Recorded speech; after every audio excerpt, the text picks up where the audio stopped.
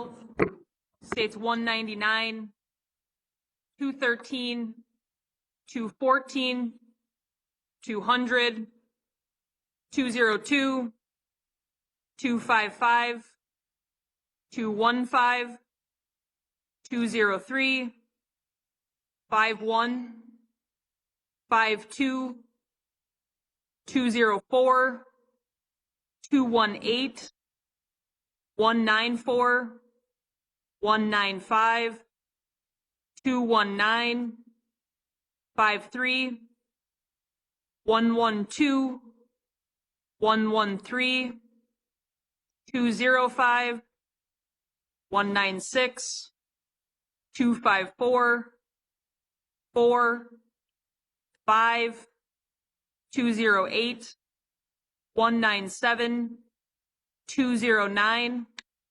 210, 221, 42, 211, 193. Thank you. Objection?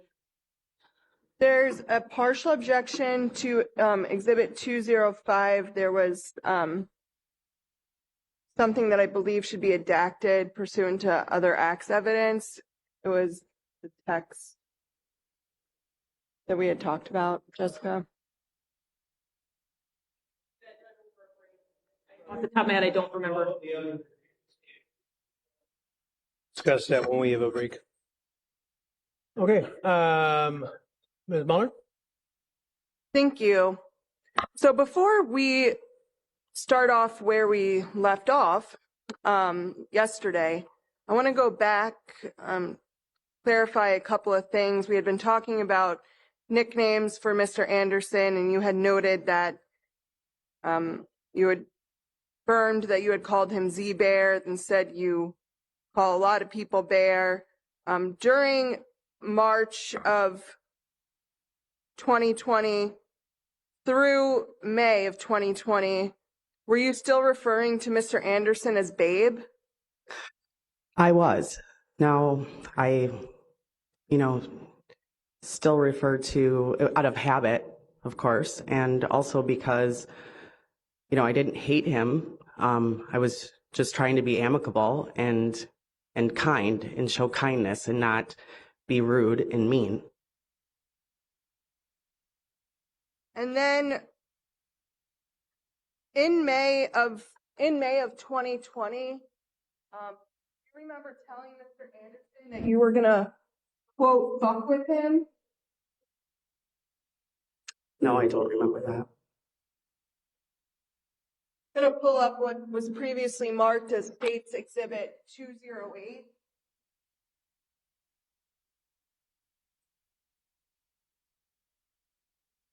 These nice highlighted ones. And then there was this one in between where on May 10th, 2020, you sent Mr. Anderson a text that says, "You are stupid for trying to fuck with me, so you get fucked with back." I think it says either me. Well, then you correct yourself saying with, correct? I can't hear you. It says either. It doesn't say trying to fuck with me. Okay, so literally, but it's just banter. I mean, there's nothing I'm doing. I'm literally trying to get him off of my back. Literally just trying to appease things and literally just trying to get him to stop. So I don't, if you want to take all of that language out of context, you're more than welcome. But Just answer the question, please. It's just banter. So I want to go back to you saying that it says either, not with.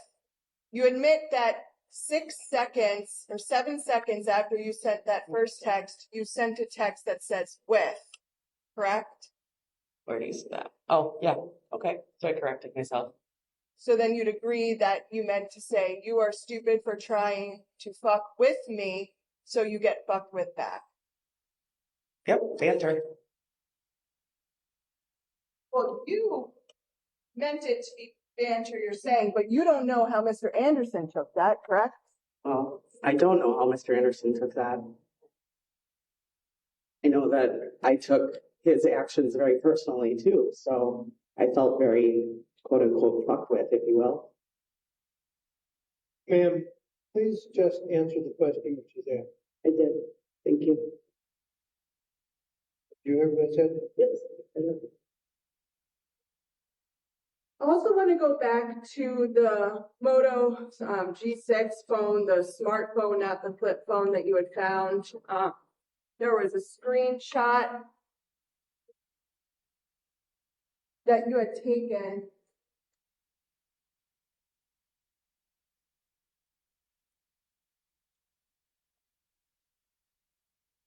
I'm going to show you what was previously marked as States Exhibit 254.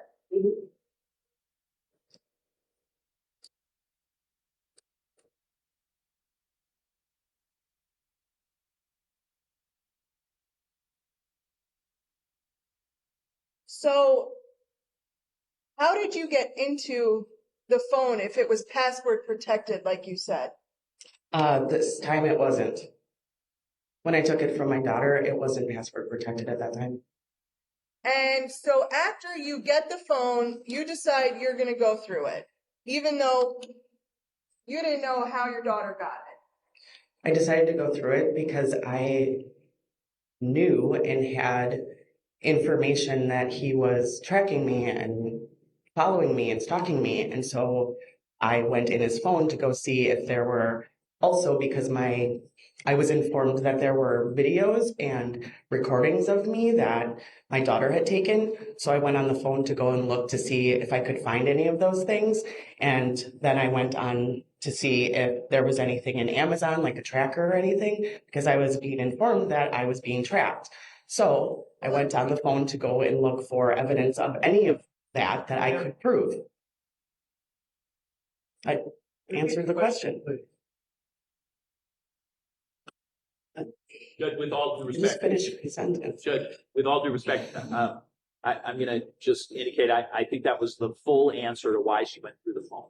So the question was, why did you go through the phone? And it's not unique to this witness. Some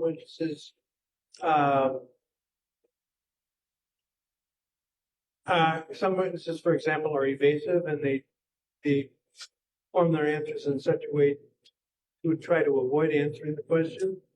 And some try to take command of the situation and expand beyond the actual question which is asked. And I don't want to give the impression that he's doing something wrong. It's just the way people talk. I don't know. Do you have people that you would rather they just not stay on the phone with you as long as they do? And that's the basic concept. Sure. So I think I understand what the court is saying. It was an open-ended question. It had a long answer because there's a lot of reasons she went in that phone, and she described those. And I apologize, Judge, but that, if it's a more narrow question, then I certainly understand. If this is the only time that it had happened, I wouldn't have said a word.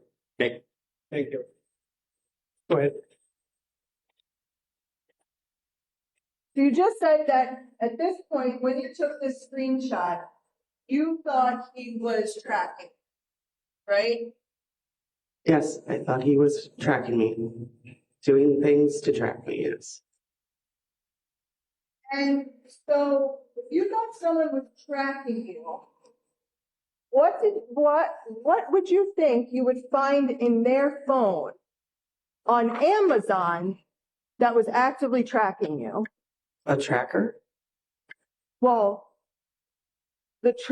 so you went into Amazon. How did you log into his Amazon account? I just opened the app. It was already logged in. So you had access to his Amazon Prime account then, his full account. I guess that phone did. Well, let's walk through that again. You went into his phone, you opened his account, you said you could open it and access his Amazon account, correct? I didn't access it. Yes, I could access it. I could see it. It was open and the app was already logged in, so I could see what he last purchased. And that's correct.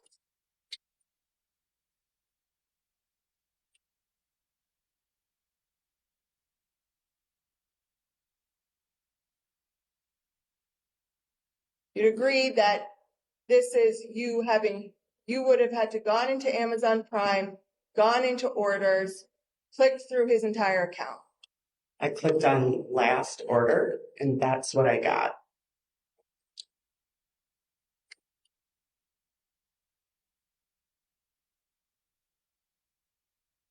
Anything else in his phone? I looked at any videos or audio. Did you find anything in there? I did. Take screenshots of that? I did not. It was audio.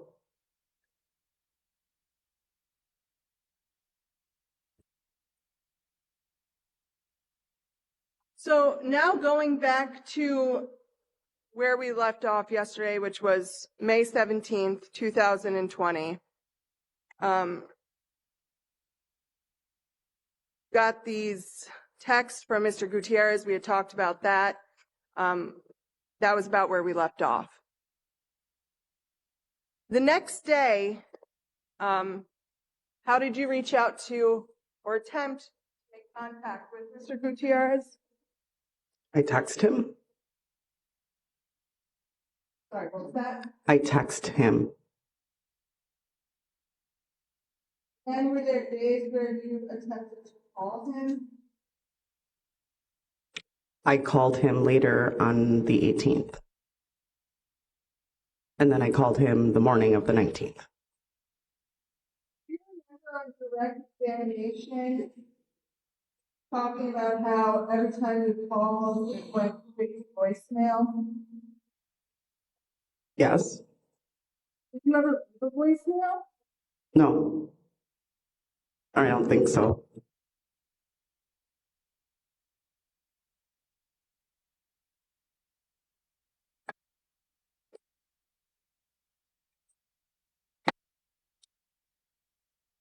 So each time it was the same thing. You called, immediately went to voicemail, and you never left voicemail. Objection, she's already, hold on, she's already answered that.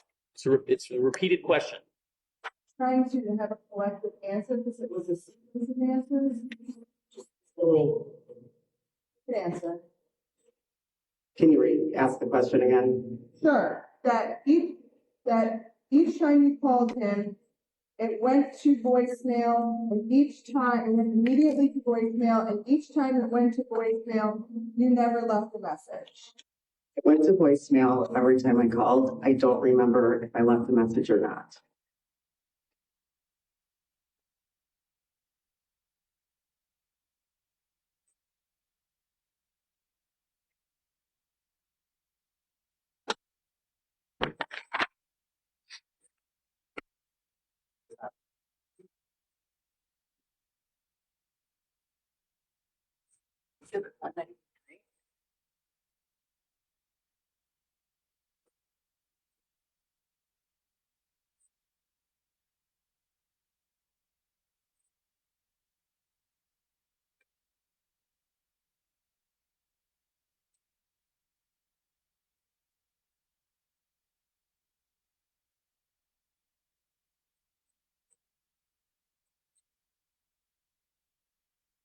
But yeah.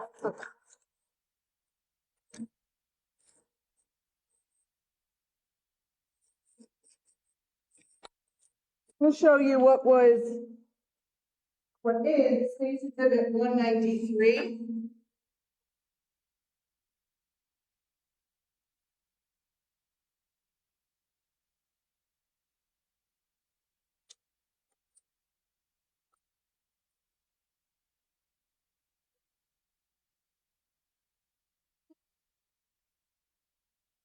Zooming here. The first one we'll look at, put it at the bottom, is on May 18th, 2020 at 5:21 p.m. You call Mr. Gutierrez, correct? Yes. And that call lasts 5 seconds, correct? Yep. And so this is you calling and it immediately going to voicemail and you not leaving a voicemail. 5 seconds. Possibly. Then I want to go to 5:18 at 7 p.m. You called Junior. That call lasts 20 seconds. Maybe the voicemail is long. I don't know. Maybe I listened to it. I don't know. I don't know. Maybe I didn't hang up right, but I'm not sure. 20 seconds. You'd agree it's 15 seconds longer than the first one, which you said went straight to voicemail. You hung up. Yes. And then this was Facebook Messenger attempted phone call through Facebook, correct? At 5:18 at 7:42. Yes. That was 0 seconds, correct? Yes.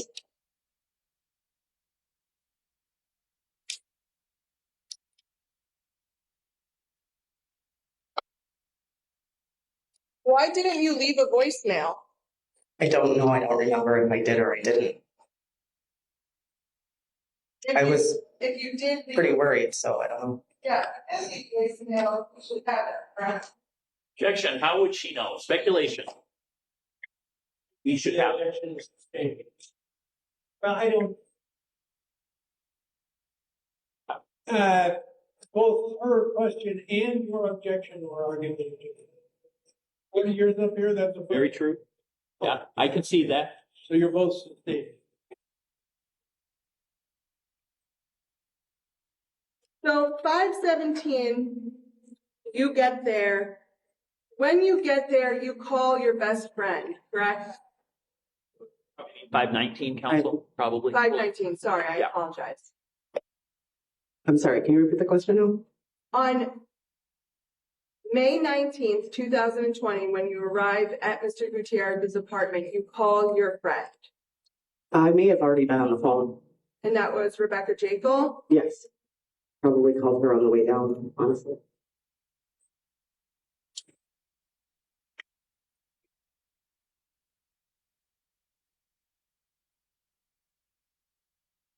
Do you remember the day prior on May 18th telling Miss Jekyll that you needed to go by her house to grab a phone?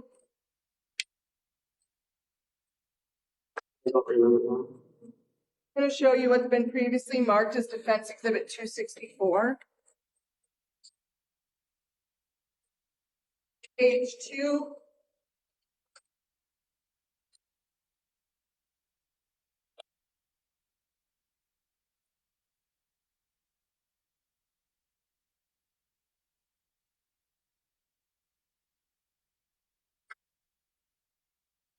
Judge, I didn't object to this. We've had some pretrial discussion about this. We also had discussion as the case began. I think we have ruled on whether this type of discussion can be had with individuals.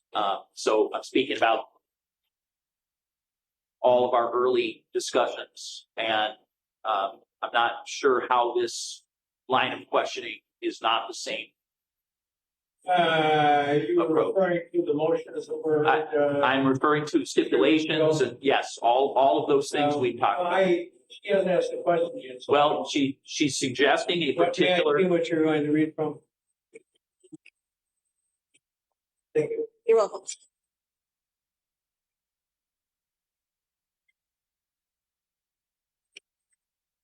Just the highlighted.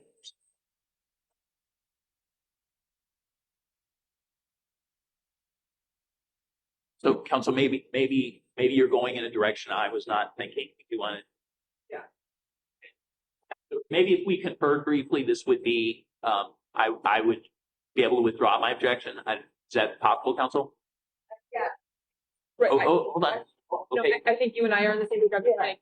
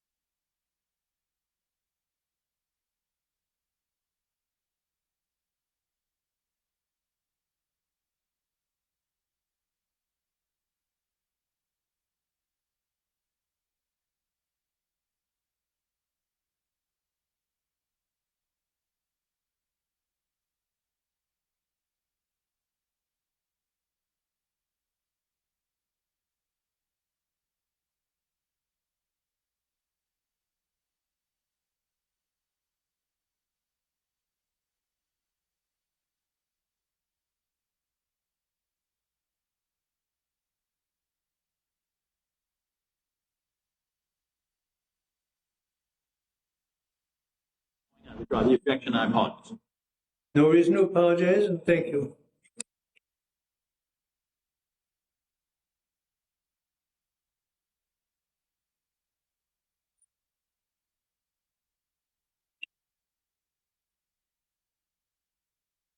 We need to hand it to you just because of how the Elmo looks. Let me know. I did not hear you. Oh, sorry. I was telling the witness that if she needs me to hand her the exhibit because that was that. But you know what? I do think that is there a mic? Isn't that extra mic around there somewhere? No. Okay. I'll just project. That helps. Well, it usually does. But, Yeah. I just don't want to be Go ahead. screaming at Miss Ketchum. Can you hear me better? Yes. On May 18th, 2020, you had texted your friend Becky, and Becky is Rebecca Jekyll, Yes. and you asked her, hey, you at home, gotta grab the phone, ... Correct? Yes. Yes. What were you referring to? I don't remember.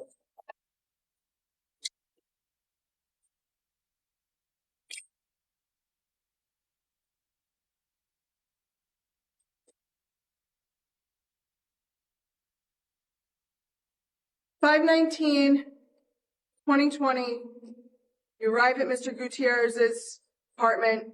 You're on the phone with Becky. And you notice that the screen door was it the screen door or glass door that was open? It was the screen door. So the glass door was closed? The glass door was open all the way. The screen door was closed. And when you notice this, are you still on the phone with Becky? Yes, probably. Yes, I was. Then I just want to walk through some of the things that you noticed that were, after you had looked in, that were misplaced. You said that there was a gray rug that was missing. Yes. You notice anything else missing?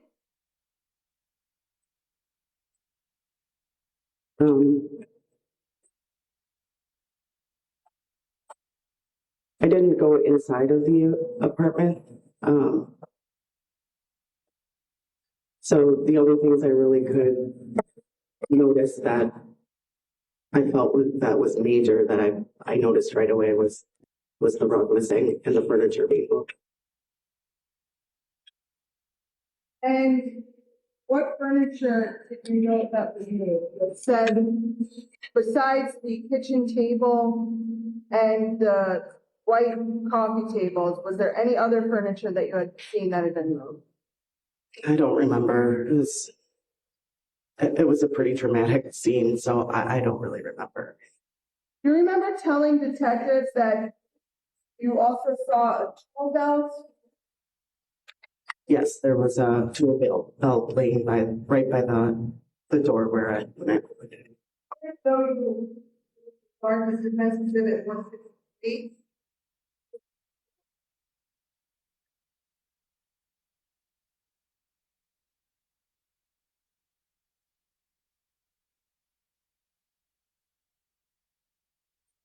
Was this the tool belt that you saw? Yes. And did you think was that out of place to you? Yes. Why was that out of place to you? Because it just wasn't there before, and that's not a normal place. I don't think where someone would leave a tool belt scattered. In your time knowing Mr. Gutierrez, would he leave his tool belt there? No, not that I ever saw. You tell law enforcement that? I believe I said something about the tool belt or something missing or tools. I don't remember.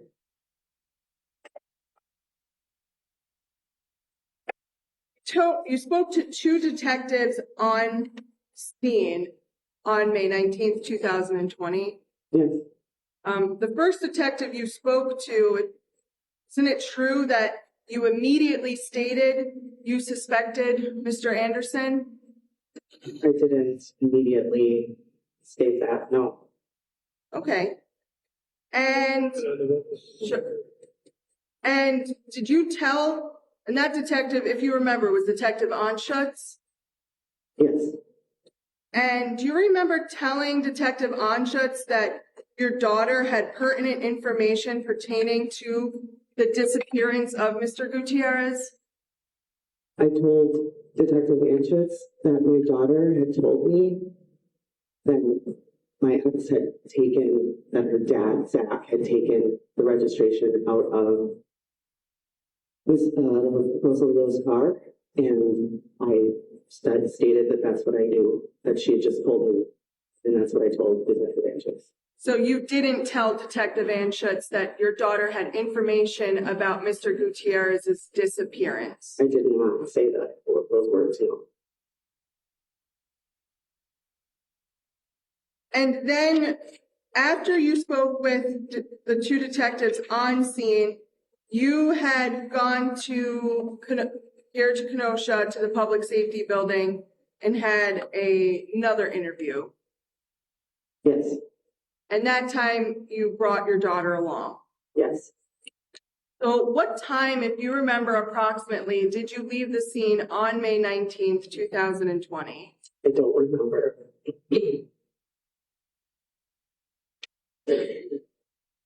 Do you remember how long you approximately were there for? It was before probably 4 because I had to get the kids, and so it would have been somewhere before school ended. So when you went to the public safety building for your interview with your daughter, how did you and your daughter drive together? We did it, actually. Mom drove us. And on direct, you had testified that you told your daughter that you had concerns about your friend that was missing, correct? Yes. When did you have that conversation with your daughter? On the 18th, when I couldn't get a hold of him all that day and night, I had mentioned something to her, and that it was just a brief mention. And then the 19th, when I came back home, I again just reminded her, like, hey, remember mom was really worried? And she said, yeah, and went from there. On May 18th, 2020, why did you tell your daughter that your friend was missing? Because she could visibly see me crying and upset, and so she asked me what was wrong, and I told her that I was worried about my friend missing. But you didn't know if he was missing on May 18th, 2020. Objection, argumentative. She's answered the question.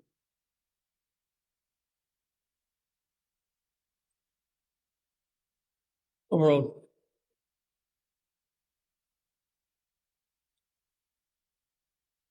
I couldn't get a hold of him, and so in my eyes, he was missing. So, again, you had only been dating this man for about 3 months. Objection, again, argumentative. This has been asked and answered. Did you know Mr. Gutierrez's work schedule? Sort of. I mean, he worked for himself, and then he also worked with some other folks. So, to my understanding and from what he told me, he kind of made his own schedule. So on Tuesday, May 19th, 2020, you went to Kenosha to Mr. Gutierrez's apartment around 11 a.m. Yes, somewhere around there. And you knew that Mr. Gutierrez kept his doors locked, correct? I don't know if I knew that or not. So, And did you know if he was working? I didn't know. I didn't know where he was or what was going on.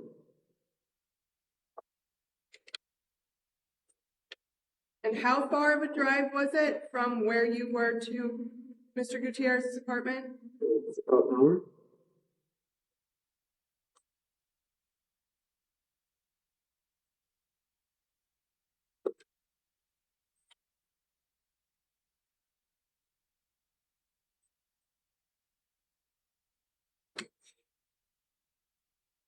Were you aware of Mr. Gutierrez's financial problems? Objection.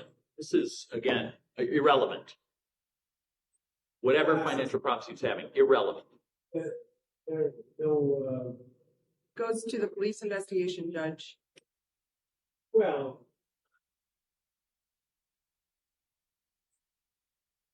first of all, it assumes material that I think would be foundational.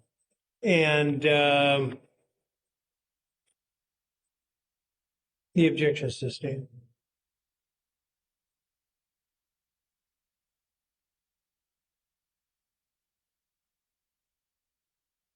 Back to the conversations you had with your daughter. Prior to May 18th, 2020, you had admitted that there were other occasions where you did talk to your daughter about Mr. Gutierrez, correct? A few.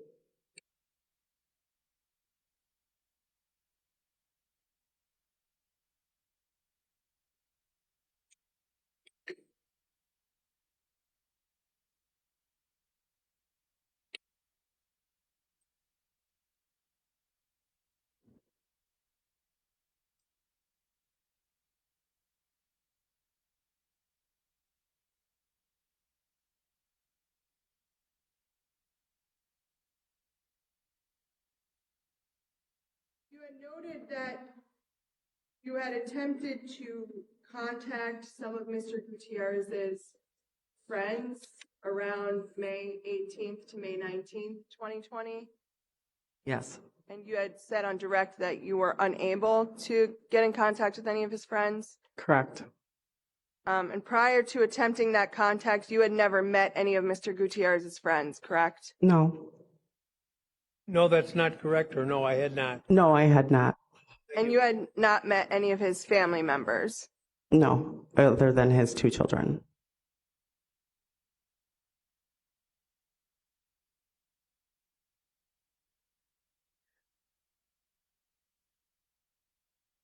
You had also mentioned on direct that when you were at the scene on May 19th, 2020,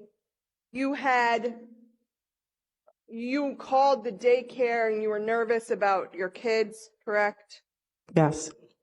Because you thought Mr. Anderson might go to the daycare. Yes.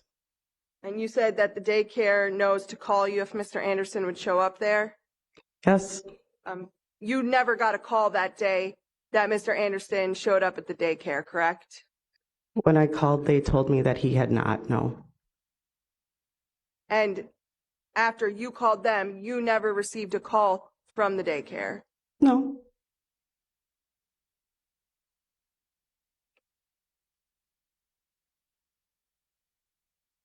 After May 19th and the couple months, do you remember asking to be present at an interview with your daughter in November of 2020?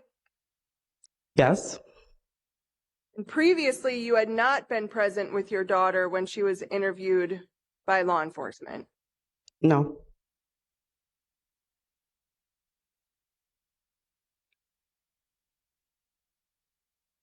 Why did you want to be present Well, on the... again, are you saying your question was previously you had not been present? Right. Previously, you had not been I think present. I think your question may have been, and previously you had indicated you had not been present? No. Oh, maybe I- I'm.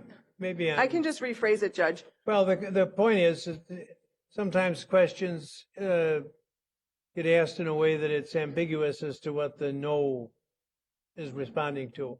Now, maybe I'm hearing things. I don't think so, but I thought this may be one of those, so it would be a favor to me if you would rephrase it. Yeah.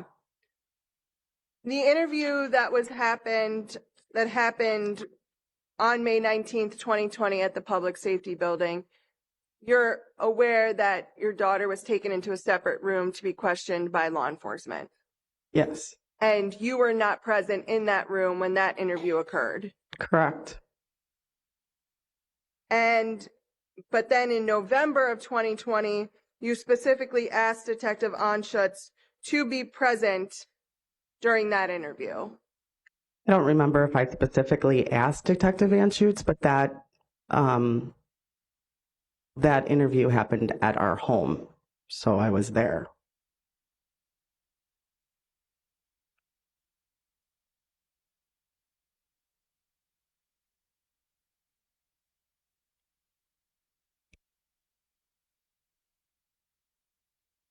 You're aware that Mr. Anderson has a burn pit on his property? Yes. And would he frequently have bonfires? I don't know, frequently? Yes. He'd have bonfires there. And you were aware that that weekend, Mr. Anderson was planning on the weekend of May 19th, around that time, Mr. Anderson was inviting or had invited you and the kids over for a bonfire? Objection. May 19th. Okay. What weekend do you mean the one before or after?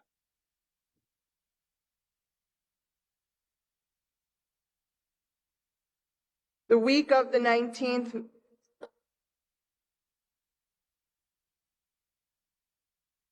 so Friday, May 22nd through Sunday, May 24th. Objection whether she was invited to a bonfire that never happened because it's post the 19th. I'm going to Oh, refresh her recollection. If she remembers, I think she can at least answer the question. I'm not hearing you.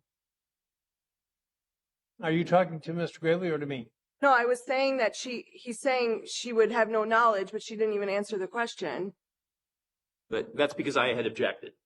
So why would she answer the question? I've objected. Well, What grounds? no, stop. I have to say, I didn't. Let me start over.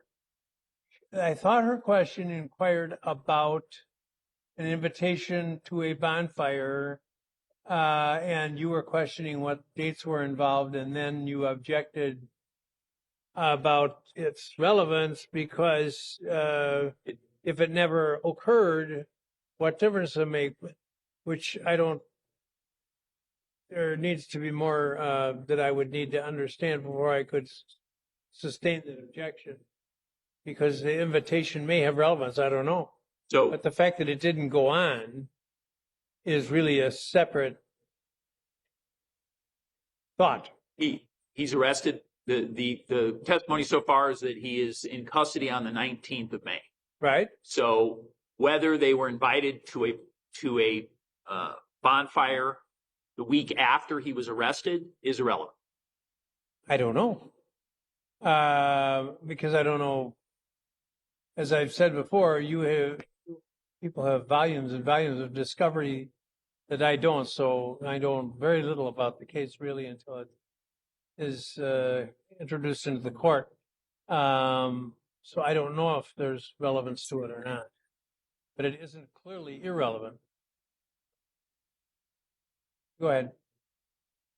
Would you need to see something? Do you remember writing? Sure. Yes, I would. Remember receiving or sending Mr. Anderson an email around May 18th, 2020? I don't recall. If I was to show you a copy of an email, would that help refresh your recollection? Yes. Might be getting.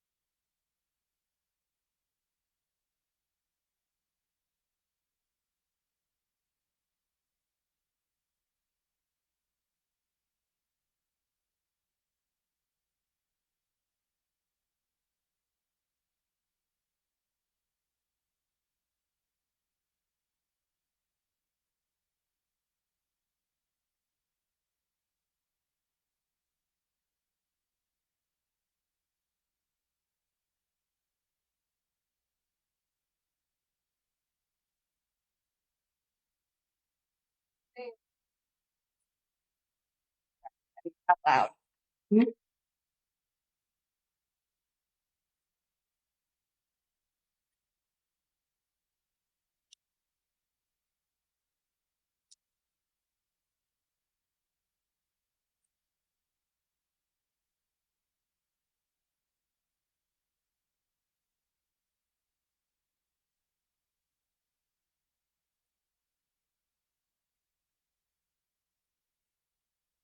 Okay. So were you aware that Mr. Anderson is planning on having a bonfire that week? My daughter told me that that was the plan she knew of and expressed that to me. So in that email, I just mentioned that.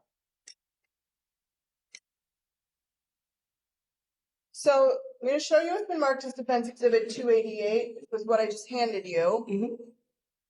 And this is an email that you sent to Mr. Anderson, correct? Yes. And that Yes. date, and the date on that was May 18th, 2020 at 7:24 p.m., correct? Yes. And this email is about you coordinating a schedule with Mr. Anderson for visitation and looks like a holiday schedule as well. Do you agree? Yes. So previously you had testified that on Monday, May 18th, 2020, you had told your daughter that you believe Mr. Gutierrez was missing, correct?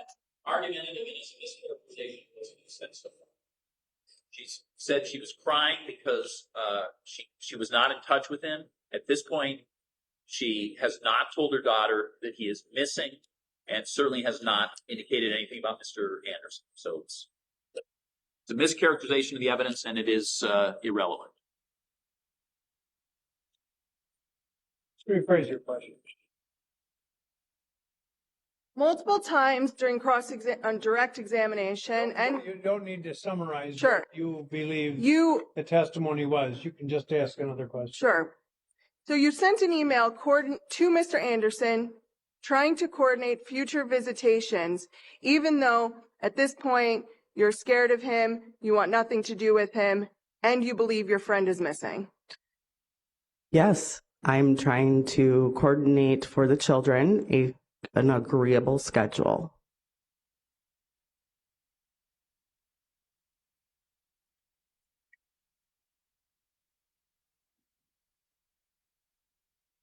Judge, I'd ask to move in Defense Exhibit 288 and Defense Exhibit 264.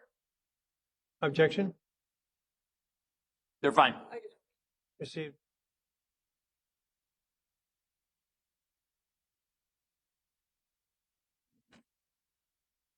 And then I have no further questions subject to recross, Judge.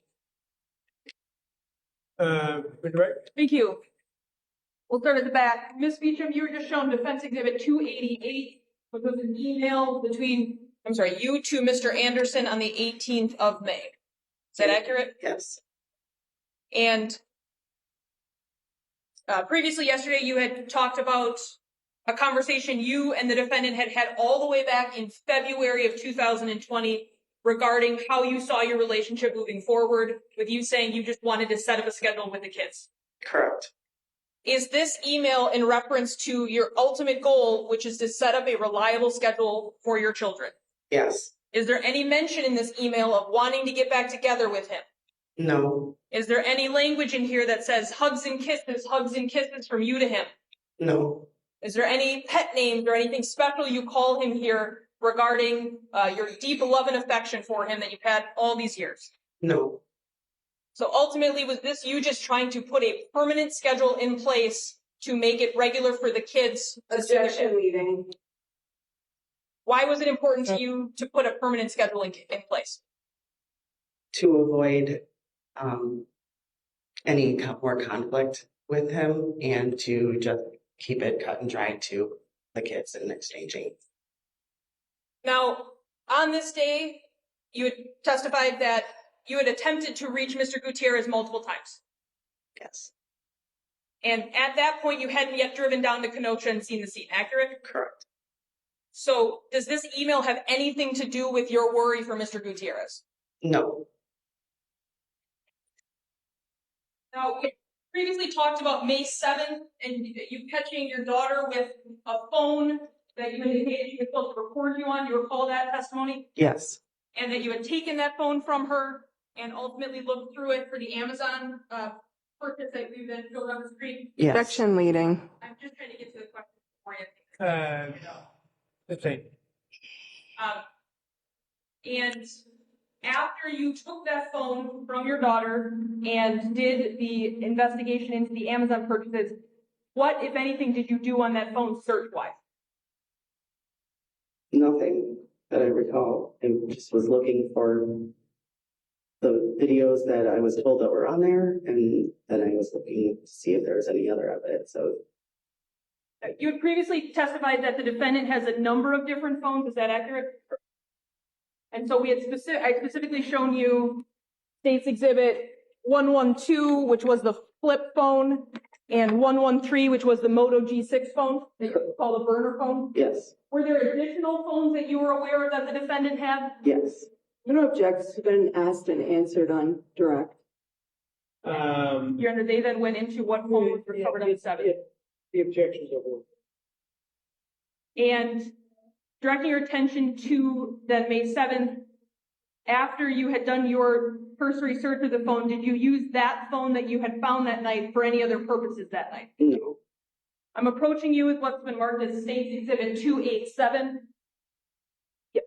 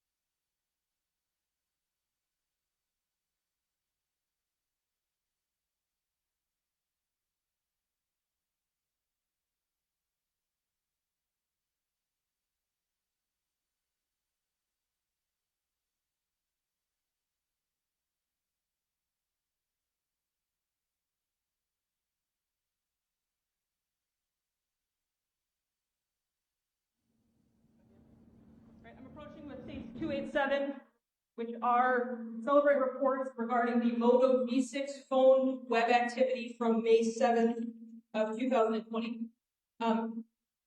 What time approximately do you remember in terms of time of day you finding this phone on your daughter that you then confiscated? I found it would have been at night. Yeah, it would have been at night. And I feel like the next day maybe I looked, or I can't remember.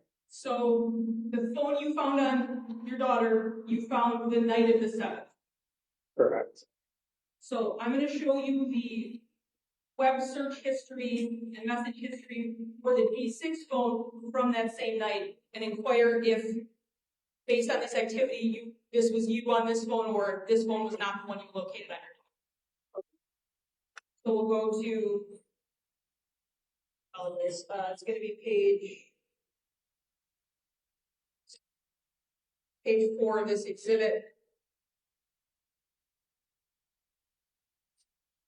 See at the right where it keeps saying web history. And then it shows time frames of 11:08.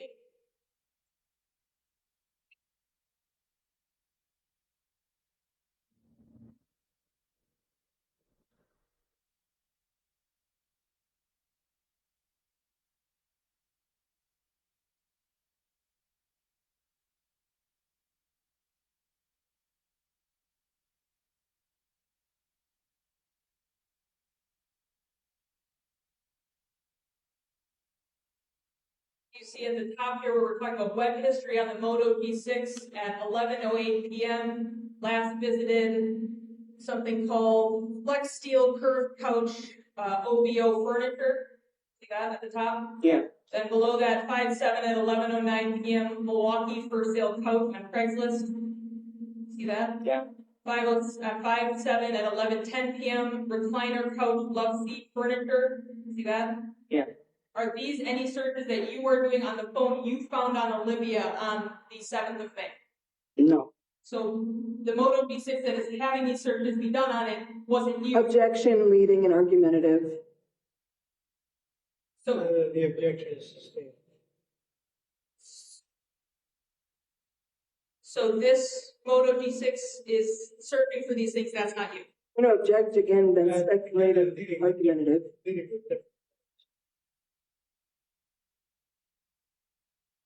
We're just going to continue on with additional searches that occur on this phone. So 5/7, we continue to look at couches. Is that accurate on this Moto G6 phone? Yeah, that's what it looks like. And are any of those you? No. 11:25, Milwaukee for sale couch. Is that you? No. I'm just going to skip some pages here.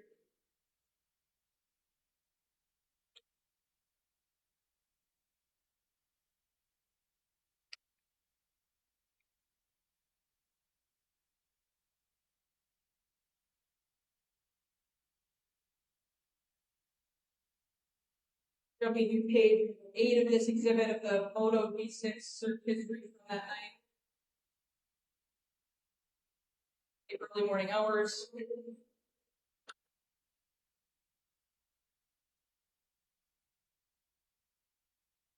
Now we're at actually 5/8 at 4:50 a.m. Back on Craigslist for jobs for a couch. Do you see all those? Yes.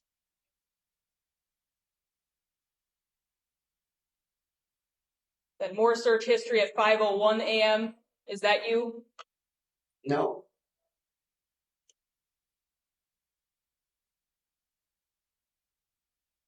Now, you had previously talked about other phones that the defendant had had. Are you familiar with those phones as well? Yes.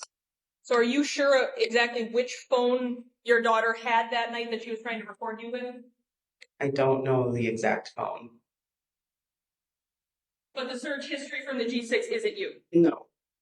There were 3 Moto G6 or 3 of those. When you say there were 3 of those, who owned 3 of these?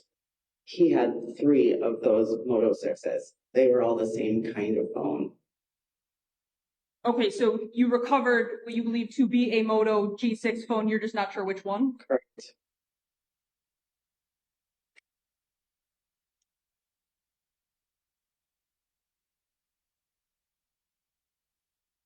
You were shown some texts regarding language about the defendant, and excuse the terminology, fucking with you and you fucking back with the defendant. You remember that? Yes. What was your emotional mindset at that time regarding what the defendant was doing? Well, I was upset. I was scared. I was frustrated.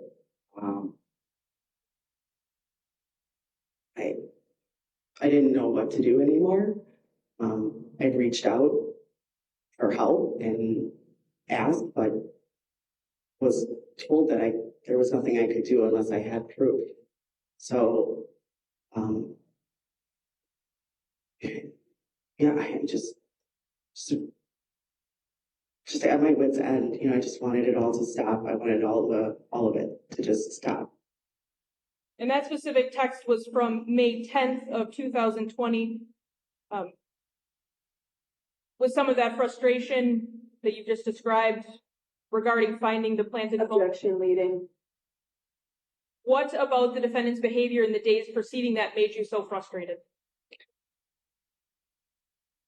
Yeah, finding the phone was definitely a big deal. And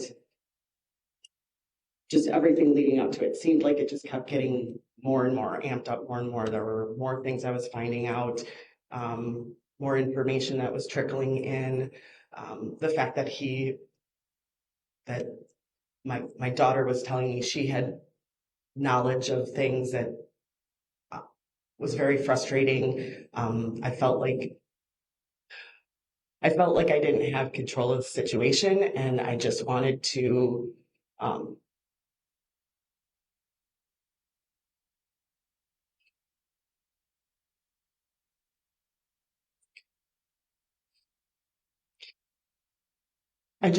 try to be as amicable as possible, and he wasn't allowing us to do that.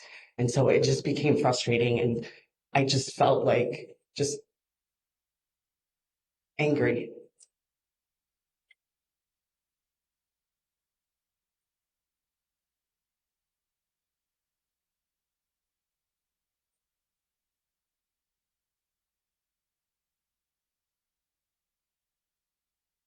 Previously been shown some text messages between yourself and Mr. Gutierrez regarding Mr. Gutierrez talking about wanting to beat his ass. Do you remember those? Yeah. What were the emotions going on in your life regarding the defendant's behavior that led to you having those feelings at that point? I guess I'm going to object to the form of the question. She was talking about the text messages Mr. Gutierrez sent. I'll rephrase. During that text exchange, your frustration, I guess, were you frustrated during that text exchange between you and Rosalio? We were both frustrated. I think, I was trying to explain to him what was going on and inform him what was going on, that I was frustrated. We were only together for a few months, but we talked a lot, and we really had a good connection, and I really trusted him, and it felt like he really wanted to protect me from that, and genuinely. And so I think he was just trying to make me feel better and just trying to be a nice person and, just making me feel protected. I think that's all that really was.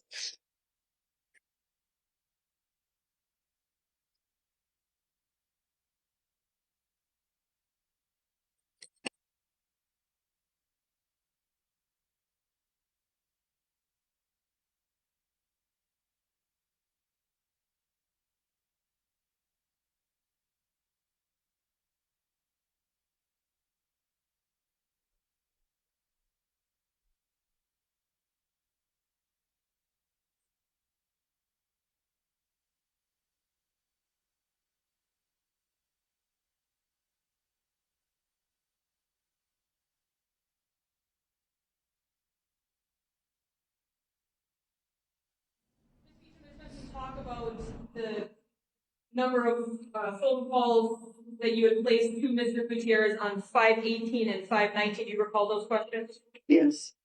And you were asked whether or not you remembered leaving a voicemail. Do you recall that question? Yes. If you wouldn't have left a voicemail, why would that have been? Objection, relevance, and speculation.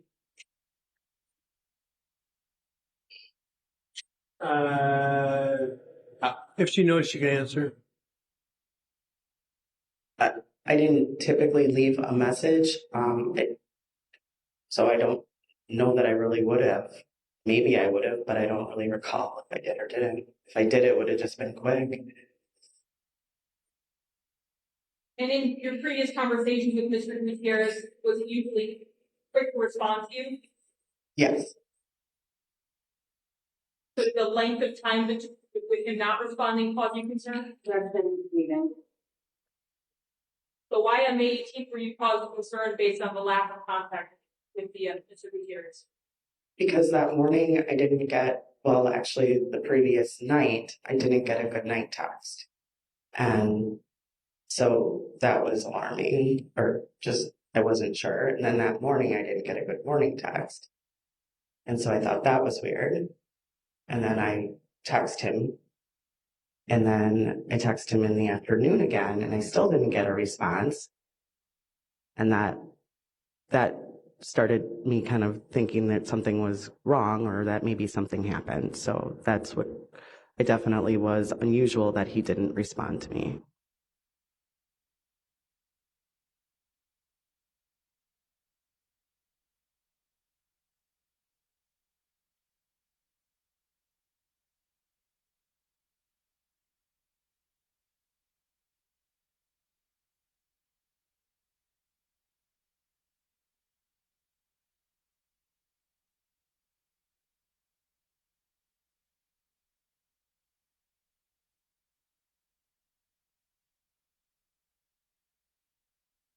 Thank you.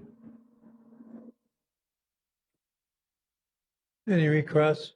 Yes, limited. Thank you.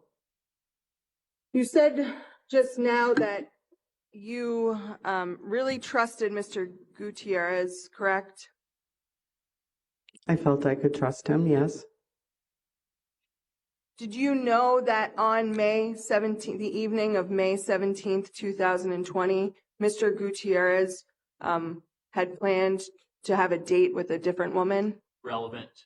Objection. What's the relevance of The that? relevance is if she trusted, she's saying she trusted him, and also she's saying that she hadn't heard from him in the morning or evening of May 17th, morning of May 18th. If she knows if he was with another woman, then that could have provided an explanation to why he wasn't texting her.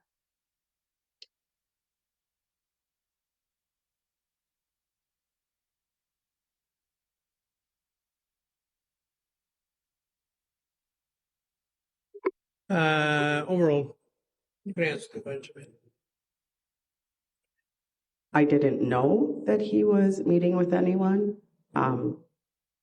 Per our conversations and our interactions, I didn't have any reason to feel like he was interested in anybody else. Also, I understand that new relationships are difficult. So, I didn't know anything about it, but I didn't have any reason to feel like he was lying to me or that he was looking elsewhere. So, No further questions. Any redirect? No, thank you. You may step down, man.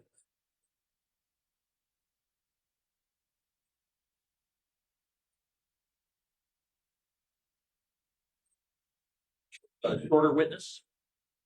What would be your preference? Well, probably somebody about, Judge, before I do that, I would just move the states 287 into evidence. No objection. all right. I don't know about a shorter witness, brief, short, Taking a short 5:10. I don't know. I'll leave it in your hands. Okay. Although we will be taking a break, probably within 10 to 15 minutes. Okay. Do a brief witness. Yeah. A brief witness. Not short. Although No. most people are short. No witness has been either brief or short in this case. Yeah. So we have the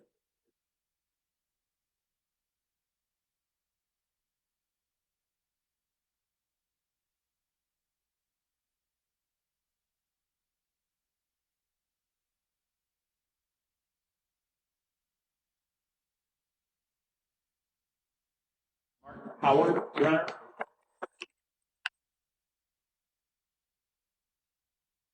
And you solemnly swear the testimony you're about to give in this matter will be the truth, the whole truth, and nothing but the truth, so help you God. Yeah. Please be seated. Detective Howard, Howard employed, With the City of Kenosha Police Department. and your names are Marty or Martin Howard. Can you spell Howard, please, for the record? His mic's not working. All right. Yeah. HOWARD. And Detective Howard, how long have you been employed with the Kenosha Police Department? For 11 years. How long have you been a detective? For 4 years. As part of your duties, were you on duty as a detective on May 21st, 2020? Apologize. Yes. Okay. And on that date, were you assigned a task to see if you could figure out the details of a Walmart receipt? Yes, I was provided a photo of a Walmart receipt that was partially legible. I'm going to show you what's been marked as State Exhibit 115. I'm going to have you take that out. And what my question is this document or is whatever is in State Exhibit 115, is it what was depicted in the picture that was sent to you? Okay.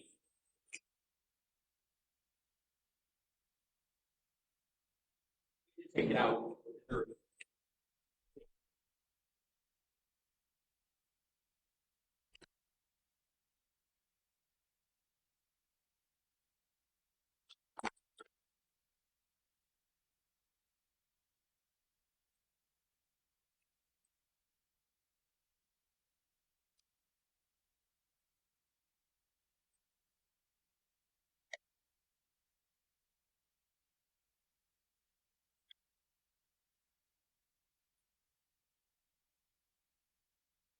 Yes. Does that appear to be the same document that you received a picture of? Yes. And how are you able to tell that? So in other words, what are the details of that you recall so that you know it's the same document? When I received the photo, I recalled that Walmart was just barely legible at the top of the receipt. The entire middle portion of the receipt was illegible. There was a barcode at the bottom of the receipt, which was almost complete. And then there was what appeared to be 12 digits of a transaction code that were at the bottom of that receipt, with some digits missing at the end. And all that matches with this. And as to 115, can you see a date on there of the transaction? Yes, there's also the date of May 18th, 2020 at 8:36 a.m. All right. So those two things are legible on 115 as well? On Exhibit 115? Yes. Okay. So the picture you had appears to be a true and accurate copy of what you see in Exhibit 115 then? Yes, absolutely. The picture does not appear to be changed or altered in any way from what you're seeing in 115? Correct. Okay. So if I understand correctly, then you had a date of a transaction, a time, a store, and part of a barcode. Did I have that? Do I have that summary correct? Only Walmart. I don't know what. What did I say? Yeah. Walmart. You said a store. Oh, yeah. yes. I just know that it's a Walmart receipt at that time. And date, time, and a large portion of a barcode, correct? Correct. All right. And what did you decide to do with the document that you had a picture of? I went to the Kenosha Walmart at 3500 Brumback Boulevard, and my plan was I felt the best option to get clarity on the receipt was approach a manager and see if a manager would be able to scan that barcode at the bottom of the receipt. Ultimately, in that effort, did you speak to a person named Paul Webb at Walmart? Yes. Right. And was that also on May 21st? Correct. And without you knowing exactly what Mr. Webb did you then leave that task with a document in hand? Yes, I was with Paul Webb. He first tried to scan the barcode and that did not work. And then I was with him for approximately 30 minutes as he attempted to put different numbers at the end to complete a transaction code. And approximately 30 minutes later, he was able to produce a transaction code. And then did he generate a document based on those efforts? Yes. Without you knowing the details of those efforts, through his efforts, he generated a document for you? Correct. I'm going to show you now what's been I'm going marked. to object to this coming in at this point. But he's going to ask questions. I didn't hear anything about coming in. Yeah, I'm not introducing it at this point. Obviously, there are still foundational witnesses. I'm just asking his testimony on these exhibits before they can be exhibits that would be. Yeah, go ahead. Okay. So Well, Judge, I guess I'm going to object to if he's going to have the witness read what the contents of that are. He didn't ask that. Okay. I don't think he requested that the witness read it. read it to himself, to review it, but not read it, not public. Oh, you did say that? Well, he's going to look at it himself, but not publish it in any way to the group. That's what I understood was Yeah. going to be the question. Okay. Can I proceed? Good. Yeah. State, I'm going to show you now what's been marked State Exhibit 5-6. Ask you to take a look at this document. Is that a document that you received from the manager at Walmart during the stuff that you talked about? Yes. So I'm going to ask you to take a look at that document and just indicate In terms of the document you were provided, is it a true and accurate copy of the document you were provided by Paul Webb, a manager at Walmart? Yes. Okay. And does it appear to be changed or altered in any way? No. Okay. And then, so what, if anything, did you do with this exhibit? So after you received it from the Walmart employee, what did you do next? I observed it, and I observed that the date and time at the bottom of this document matched the photo of the receipt that I had obtained. And then there was more information on this document, including a location for the Walmart and 12 items that were purchased, and also the total. So without talking any more about the details, thank you. What did you physically do with the document next? Did you share it with someone? Did you drive somewhere? In general, what did you do next with the document? At this time, Detective Brightshaft and Detective Antaramian were driving to the Mequon area to do canvassing of surveillance footage. And I notified them immediately and told them that they should respond to the Saukville Walmart to look at surveillance footage there. And did you provide him a copy of this exhibit? Yes. And can you just one more time say what the number of that exhibit is? 256. Okay. So you provided a copy of 256 to Detectives Antaramian and Brightshaft, who were proceeding up in the area of the Saukville Walmart. Is that correct? Yes. After I notified them of this, they rerouted from Mequon to the Saukville Walmart.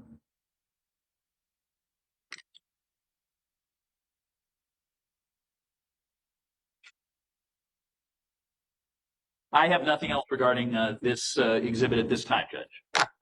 Cross-examine?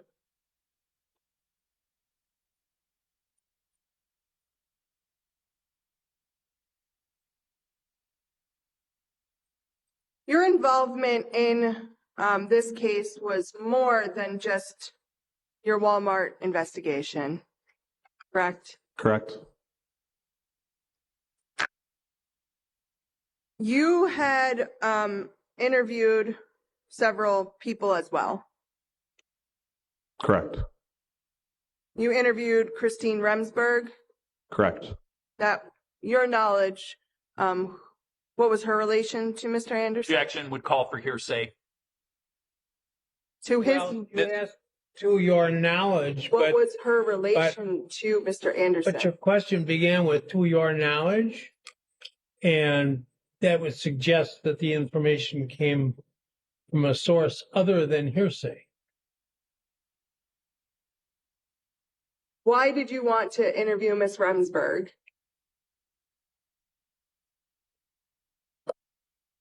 Because I was advised that she had a relationship with Mr. Anderson. And you also interviewed Joshua Anderson. Yes. Why did you interview him? He is the brother to Zachariah Anderson. In this investigation, you also were tasked with reviewing and listening to reports, 911 calls, things of that sort. I did not review reports. That's usually delegated to the lead detective, but you say 911 calls? Yeah. I listened to a 911 call once while at Mequon PD, and then I obtained a copy of a 911 call to bring back to Kenosha PD and turn evidence. What 911 call did you review? It was a 911 call from Zachariah Anderson to Mequon PD, I believe from his residence. Do you remember the summary or the essence of what that 911 call was? Objection, that's hearsay. Um, Not asking for specific statements, just a summary. the question was whether he remembered. She asked for a summary. She asked for a summary of the hearsay 911 call. That was the question. And I'd also talk about business records if we want to go down that road. Man, how did I miss so much of that question? Just to excuse myself.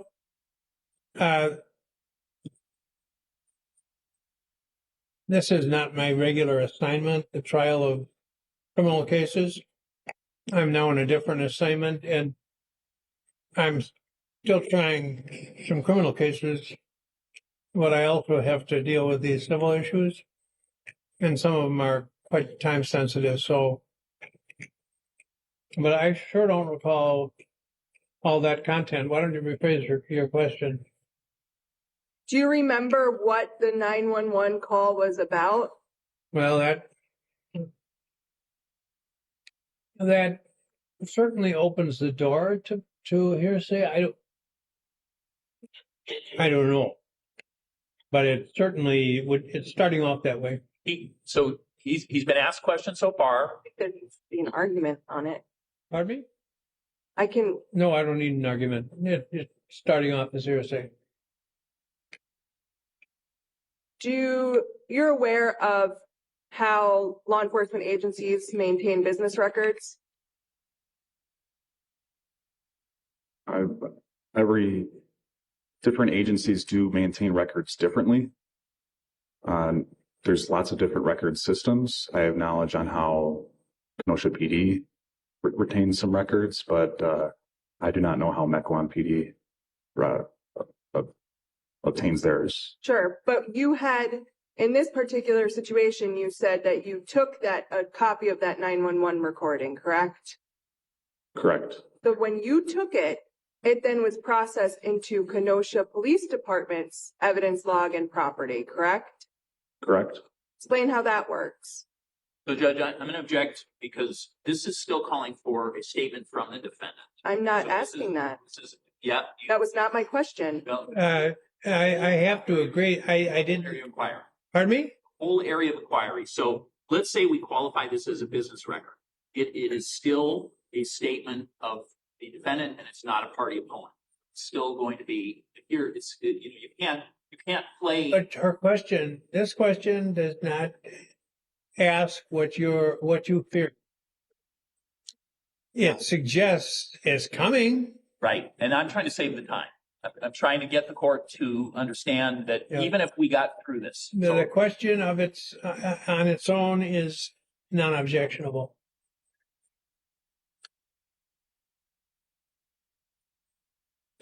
Do you need me to repeat the question? Yes. I don't remember it verbatim, but it was to the point of if you could explain to the jury when something's received into evidence, what that means, how that whole process works. When you say received into evidence, that's a term we use around here all the time. That's why I'm asking. You're talking about it at the police department. That's why I'm asking him to You're not explain talking that to the jury. Correct. Okay. As it relates to the 911 call. If you could explain the process of logging it, processing it to the jury. I believe it was copied onto a CD or a DVD from Mequon PD, which was then brought to Kenosha PD and entered into our evidence. And when you said entered into your evidence, who maintains control of that? There's an evidence department of Kenosha Joint Services, and that's an entity that assists Kenosha Police Department and Kenosha County Sheriff's Department. Right. So related to law enforcement. Yes. And a copy of that disc still exists to your knowledge? Yes.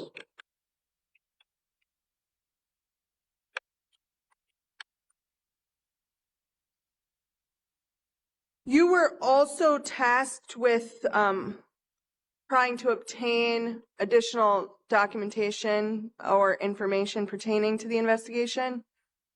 Yes. One of those things was Mr. Gutierrez's rental agreement. Yes. And had you been in correspondence with the manager of Wood Creek Apartments, Caitlin Ryan?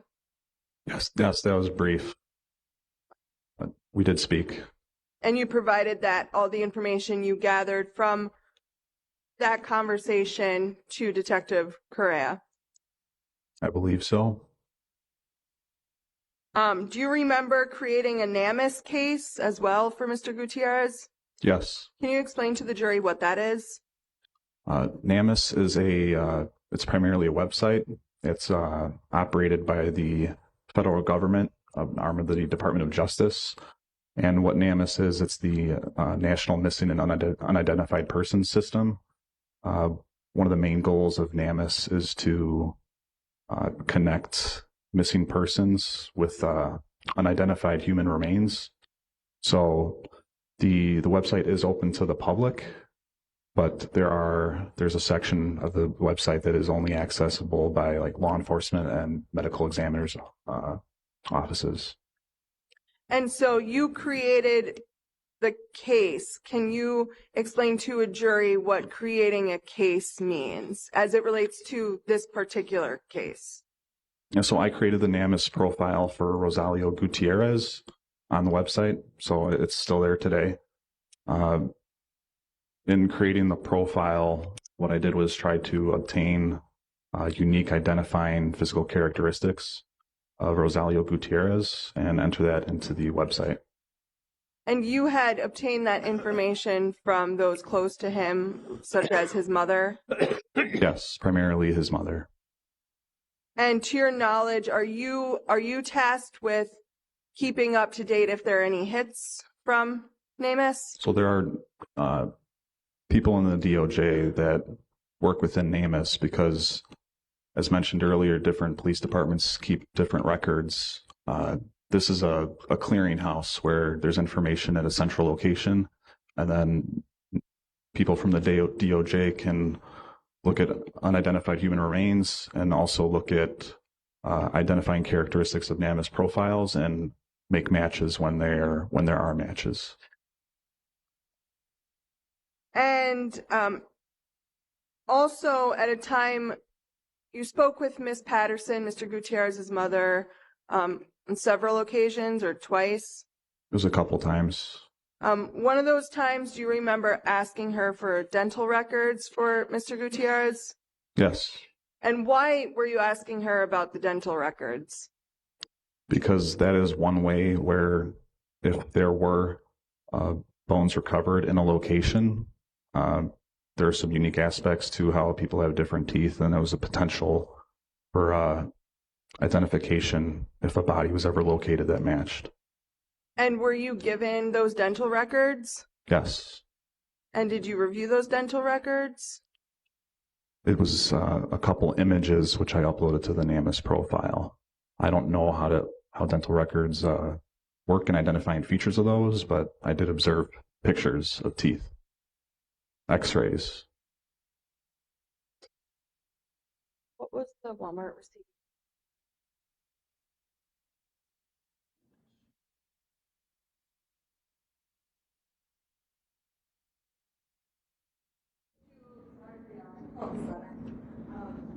Exhibit 115, which was, the Walmart exhibit. You just reviewed that right now, correct? Correct. You hadn't reviewed this particular exhibit in person before today, or had you? I've not seen this in person until today. I saw a picture of it on May 21st, 2020. And when you saw a picture of it, where was it? Was it where it was originally found, or was it in the evidence room? I don't know exactly where it was. I believe there was a manila envelope in the background and a pair of latex gloves holding the receipt up in front of the camera. Okay. The picture being taken. Okay. So on the back, so I'm just going to show it up here on the Elmo. So this is the front of it, correct? Yes. Then I'm going to flip it around. The back is fine. You can fully read it, correct? Correct. I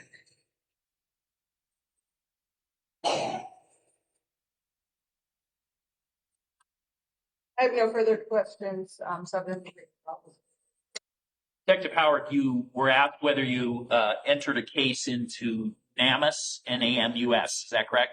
Correct. Did that case get entered by you on May 22nd, 2020? That sounds right. So that was 3 days after the crime scene that we over at Wood Creek? Yes. Nothing else. Any question? You may step down. Speak. Please don't talk about the case during the break. Read, watch, or listen to any count of the trial. 10 to 15 minutes. Any question? Okay.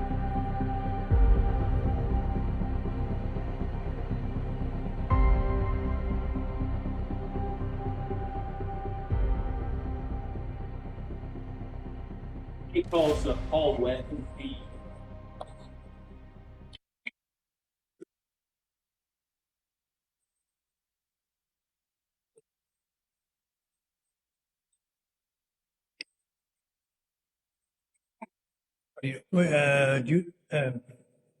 Would you do so much for the testimony you're about to give in this matter will be the truth, the whole truth, and nothing but the truth, so help you God. Please be seated.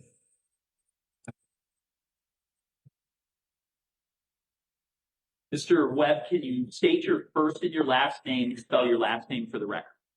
First name is Paul, last name is Webb, W-E-B-B, the third. Back in the time period of May 21st of 2020, were you employed? Yes. And what was your employment back on May 21st of 2020? I'm a front-end coach at Walmart. And what does a front-end coach mean? Basically the overall manager on that front end. Okay. Yeah. And I'm sorry, go ahead. Just in that area, but the total store, but that was my specific area.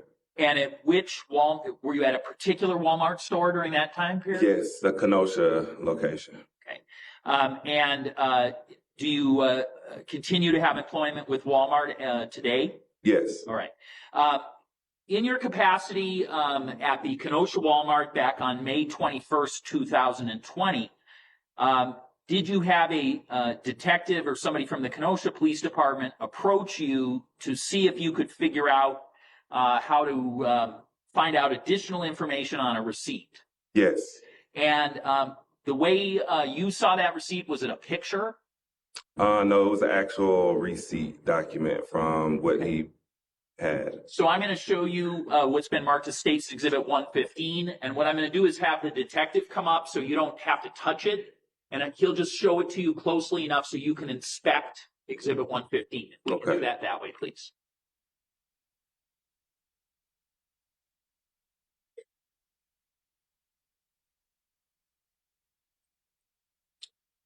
Yes, Okay. That was the exact receipt that he gave me. So you feel confident that is the receipt? Yes. Okay.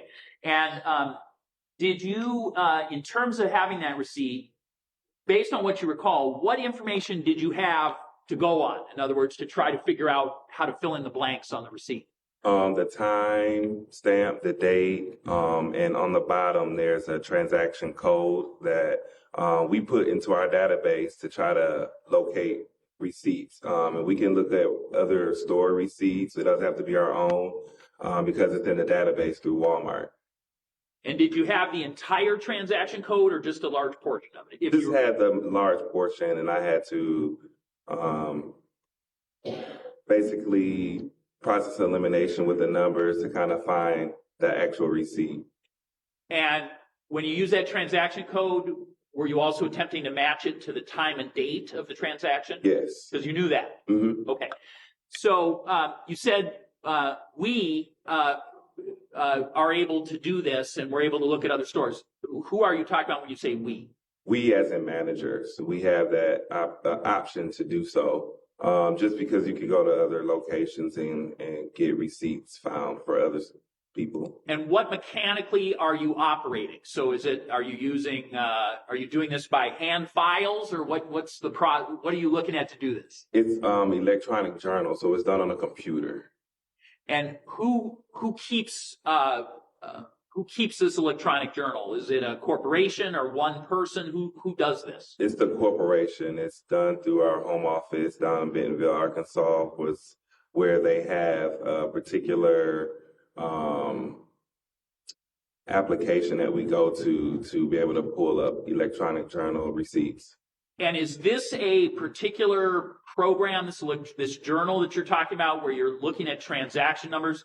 Is that something that you commonly use for other purposes at Walmart? Yes. Okay, so describe what would be the most common purpose by which you would use this exact same process. What sort of thing happens at Walmart that would cause you to need this? Well, There are customers that come in our store that have receipts that are faded like that we have to try to find for them if they're trying to do a return or trying to get like warranty information. They would need to get the actual document. So that's something that we get for them. Okay, so on May 21st, utilizing what you've been shown, Exhibit 115, did you go to a particular laptop or computer and attempt to do this process you've described? Yes. Okay. And was the machinery you were using in working order? In other words, did you see any signs that things weren't working? Yes, it was in working order. Okay. And did you have to do anything other than the typical process you do at Walmart to take a faded receipt and figure out, what the rest of the details are? No, it was just getting that information on there and finding it. Pretty standard for you. Yes. Okay. So ultimately, were you able, with the numbers that you had, to find a transaction that matched that date of May 18th, 2020 at 8:36 a.m.? Were you able to find a transaction number that did match that? Yes. And was that your Walmart store where that transaction had happened, or some other one, if you remember? It was another store. Okay. And when you had that data, so when you found the match, is there any kind of document that you then generate? Yes. And what's that called? What do you call it? We just call it a printout. Okay. A receipt printout. And what does that document contain, to your knowledge? It contains just like a regular receipt. It contains the store number, the store manager, time, date, the actual full transaction code, how they paid, and the items that they purchased. So it's not exactly like the receipt I would normally get when I go to Walmart. No. But it has the same information. Yes. All right. I'm going to show you what's been marked as State's Exhibit 256 and ask you if, again, in the context of 115, one we just showed you, is 256 an exhibit you recognize? Yep. Yes, it is. Okay. So what is Exhibit 256 then, again, in the context of what we've talked about? It's just like right up top. It's an item history. It's not an actual receipt, but it shows every item information that customer purchased. Is this the document that you provided when a detective came to you with Exhibit 115? Is this the actual document that you provided? Yes. Okay. Or a photocopy. It's the same document in terms of content? Yes. Okay. Is this exhibit I've just shown you changed or altered in any way from what you generated on May 21st to try to assist the Kenosha Police Department? No. Does it appear, other than the sticker that's on it, does it have any changes or alterations from the document you provided? No. Judge, I'd move admission of this exhibit now based on his testimony. Is there objection? No. Received. And after you provided it to the detective, did you do anything else in this case? No. Okay. And again, this exhibit is what number? If you could say the sticker number. S256. So as to 256, it tells the store, correct? Yes. All right. It gives you the date and time of the transaction, whether it's paid for in cash. Yes or no? Yes. Whether it's paid for in cash, Yes. and it itemizes what items were purchased in that transaction. Yes. Okay.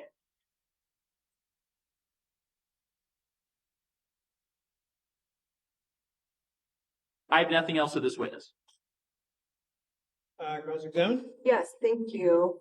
Good afternoon yet? No, good morning, Mr. Webb. Morning. So you were a manager at Walmart around May 21st, 2020, during COVID. Yes. Interesting time to run a store. Were there times where your store, was closed because of COVID or had limited hours? Objection as to the Kenosha store, irrelevant. Well, if he knows he can answer. Yes. And what were those changes? It depends on the store. Our store usually, during COVID, it was a protocol that had to be market level to tell the store, hey, we need to close down. But it was very seldom. And of course, we used to be a 24-hour store, but when COVID hit, we closed at 11 p.m. And that was store specific? In our market, yes. What do you mean in our market? Because there's different markets in a location where there's market 435, which is our market, and there's 444. So there's different market with different locations Okay. within Walmart. Okay. And so, the corporate office though, would they allow the markets to make the decisions themselves, or was that something that corporate would decide for a specific Well, market? they have to reach out. Their objection irrelevant. What corporation is doing? Go ahead. Sorry, you can answer it. So they will have to reach out to corporate and see if it's feasible. There's numbers that we have to call if we have to, close down for a certain reason. And then during COVID, as a manager, were you aware of quantity limitations that were placed on certain products? Yes. Okay, and could you explain that a little bit for the jury? Just certain like toilet paper, paper towels. We limited customers getting large quantities because people were trying to buy everything on the shelf. So it was a limited quantity that you could purchase. And was that decided by the specific market as well? No, it was actually company-wide. Company-wide, okay. So as far as some other items that were restricted, how about like Lysol wipes?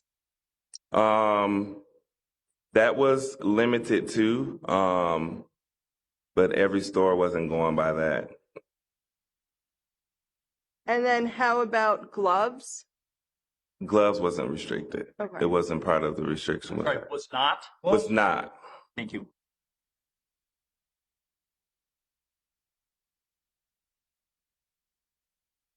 And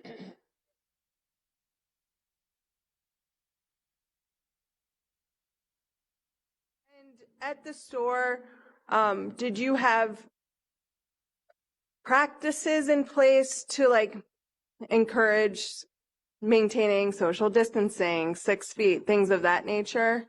Yes. Okay. What were some of those things? We had. Same objection, irrelevant. We're getting close to the edge of relevance. This was going to be my last line of questioning, Judge. I can't complain. You can answer it. Yes, there were protocols that we had to abide by during COVID. There were aisle decals that we had to put on the floor to state the distance, and arrows throughout the aisles to know the pathway to actually go in the store. Again, working at the store, customers didn't always go by that, but there was protocol that we had to put out in place for that. Thank you. I have nothing further for the witness. Any redirect? Were garbage bags ever restricted, like 13-gallon garbage bags? No.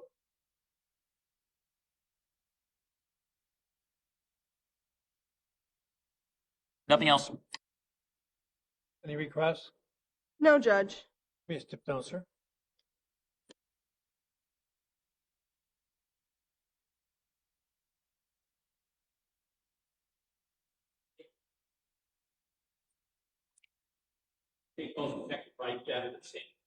Judge, just while he's making his entrance, the state would just move exhibits 207, 220, and 222 into evidence. Is there objection? As it would speak more of the records for this morning. No objection. Received.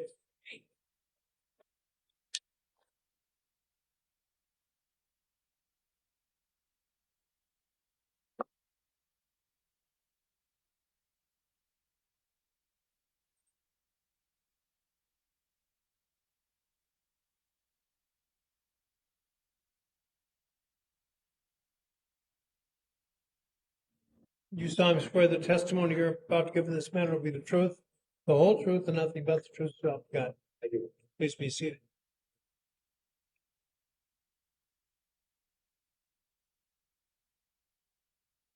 Detective Brightchef, can you state your first and last name and spell your names for the record? Certainly. My first name is Philip, Phillip. My last name is Brightshaft, Brietchaft. How are you employed? I'm employed as a detective with the City of Kenosha Police Department. How long have you been so employed? Since 2006. How long have you been a detective? Since June of 2017. And I want to turn your attention now to May 21st of 2020. At that time, were you provided information that you should proceed to the Saukville Walmart? That's correct. Who were you with? I was with, at the time, Detective Antaramian, but now he's Sergeant Antaramian. And were you provided a document that you were asked to present to an employee at the Saukville Walmart to see if they could match it to any video surveillance they had at that location? That's correct. That was your task? Yes. Okay. And so I'm going to show you State's Exhibit 256. And I'm going to simply ask you, in the context of what we talked about, is this a document that you recognize in terms of receiving it and then passing it on? Yes, it is. So you did not create that document itself, right? The document you have in front of you? No, sir. What is that document as best you understood as you started your task? Absolutely. It is a receipt for several purchases from a Saukville area Walmart. And so is that a document then that you presented to another individual at Saukville? That is correct. Okay. And did you meet an individual there whose name is Peter Werchnig? Yes. Okay. And when you did that, did you show him Exhibit 256? Yes, at some point in time. Okay. And then what were you present for, or what did you observe happen when you presented 256 to this individual at the Saukville Walmart? We advised Mr. Vershnig that we're looking for a video, including arrival and activity within the store, as well as departure that would surround this purchase. And were you present as he either looked by hand or manipulated a machine or did whatever he did to try to take the document 256 and match it to video? I'm going to object as far as the form of the question's testimony. We objection to the rule. Were you present for any process that Mr. Werchig was involved? Yes, sir. What did you observe him doing? He was going through the Walmart video surveillance system at that location, and he was applying the date and the time of this purchase into their software. And ultimately, did this individual, Mr. Werchnig, provide you an opportunity to observe video surveillance from the Walmart store? That's correct. Okay. So, and then ultimately, did you observe that video and did he make you a copy? Yes. And did you bring that copy then back from Saukville in some fashion? Yes, sir. How did you get it? Physically, what was it that you were given? Forgive me, I don't recall if it was a flash drive or a disk. I believe we had, in canvassing, we had pockets full of flash drives or USB drives. I don't recall if it was a disk at that time or if it was one of these USB drives. And when that was provided to you, did you have an opportunity to review then what was on the flash drive? Yes, sir. Okay. And was that flash drive a true and accurate copy of the documents of what you saw depicted in the video system when that flash drive was being created? I'm going to object as a mischaracterization of prior testimony. This witness said he couldn't remember if it was a flash drive or a disk. Rephrase your question. Sure. Whatever document, whatever you brought back, either a flash drive or a disk, did you have an opportunity to review that? The video from the Walmart that Strongley's purchased, yes, sir, I did. Okay. And when you looked at the flash drive or disk, did it, what if anything can you say about whether it accurately depicted what you had seen on the video screens as developed by Mr. Werchnick? What I saw at Walmart with Mr. Verchnig and in reviewing said video matched up. And so, and then after you found that that matched up, did you transport that back and provide it to the Kenosha Police Department in some fashion? Yes. And how did you do that? Did you give it to the detective? Did you put it in evidence? What do you recall about what you did, if you know? In some combination or form, Detective Antreman or Sergeant Antreman, however you wish to refer to him. Between the two of us, we provided a copy for the rest of the investigative team, and then put the original into evidence, be it a disc. Judge, I asked for an opportunity to recall Detective Breitschaft after calling Mr. Werchnig. I want him to have an opportunity to observe the video when it's published, and then to finally indicate, is this the same video that he provided? So it's at this point, it's State's Exhibit 322. State's Exhibit 1, number. I'm sorry, State's Exhibit 1322. It's on our large flash drive. It's located. Any objection? No objection. Okay. But I guess I would object to him being present during the other witness's testimony. I think he can review the document on his own. So what I was proposing is when that, say, I was going to have the other testify, and then I'm going to have Breitschaft come in.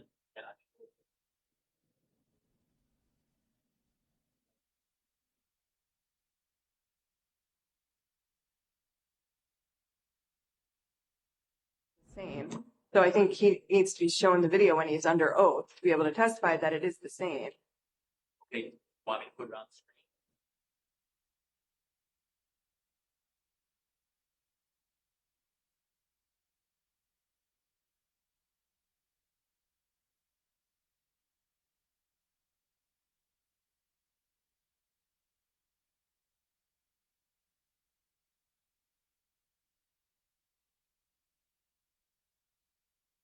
Impression that even if further questioning was going to be generally limited to his confirming that they're talking about the same video. That's correct. So, Yeah. so what we have No, is that's we have okay. Exhibit 1, 3, That's 2, okay. 2. Okay, so can we just show it now, or how do you wish to do it? Well, I didn't think she was in agreement with that, but if that's what was provided, yeah, I would say yes. Okay, It's going to require the further sponsorship of the provider. right. Who's in the hall? Yeah, Okay. but you can go ahead and play it now. Okay, so Detective, we're going to show you now what's been marked as State's Exhibit 1, number 322, and it has a number of clips. So we're going to show you the clips, and then we're going to ask you, do you recognize this document as the true and accurate document that you saw generated at the Saukville Walmart, and that you then proceeded back to put it down? Starting.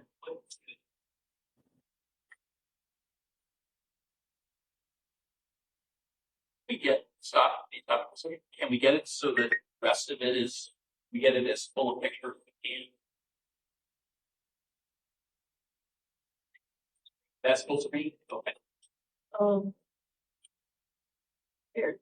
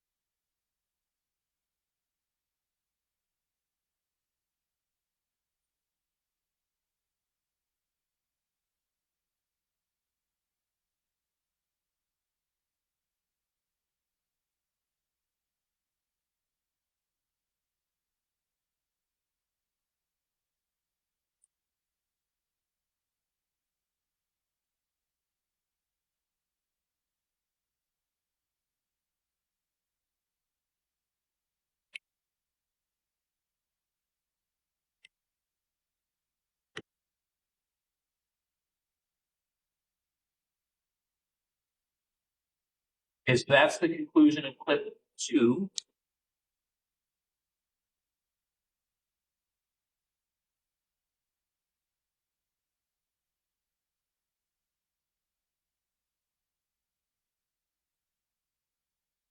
I just asked that after a clip's shown that a question be asked about the witness, before we just play consistent videos. So as to clips 2 and 3, are those true and accurate copies of what you saw generated by Saukville Walmart employee and what you then brought back? Yes. Now I'm going to show clip 4, ask you the same question.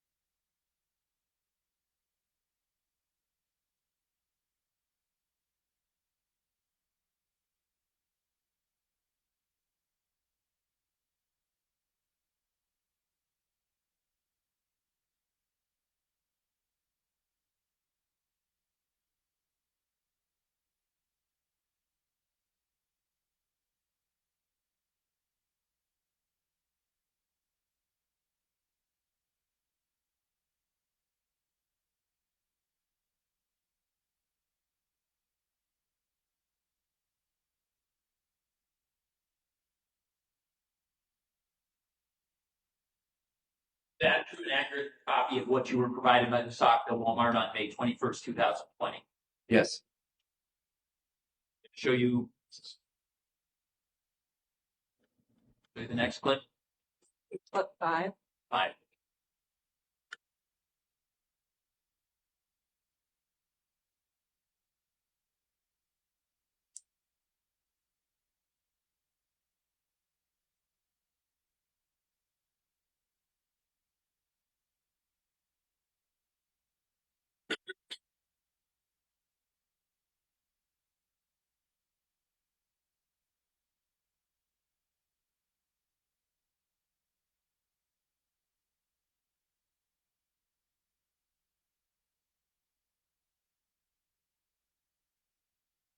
That's the end of clip 5. Again, is that a true and accurate copy of what you received from Saukville Walmart 5/21/2020? Yes, sir. This is 6.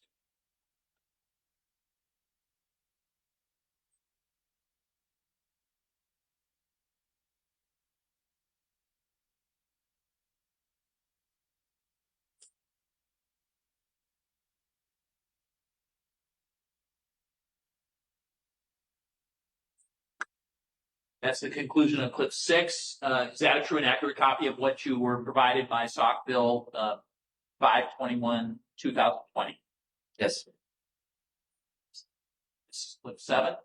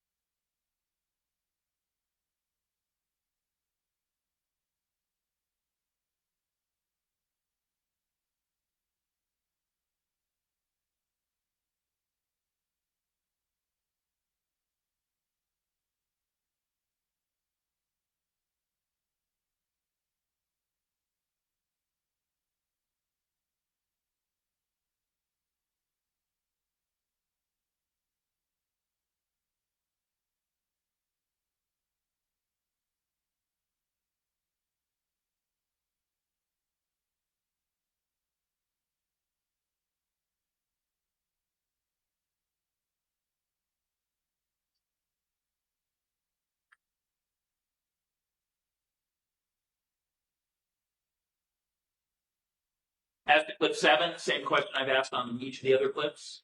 Yes. This is clip 8.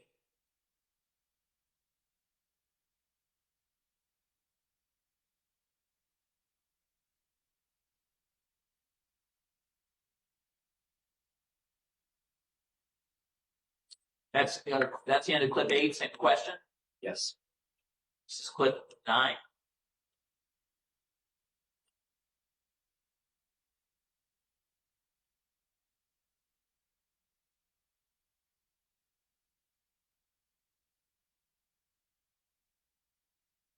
That's the end of 9. Same question. Yes. This is now clip 10.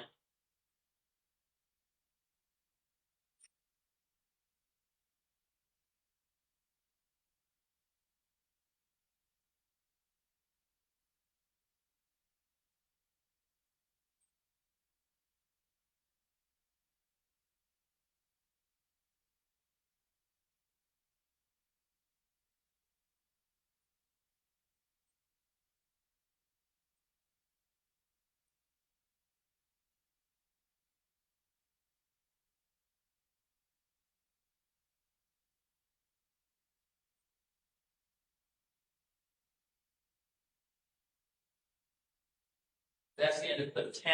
Again, is that true and accurate depiction of what you saw generated on May 21st, 2020? Yes. This is clip 11.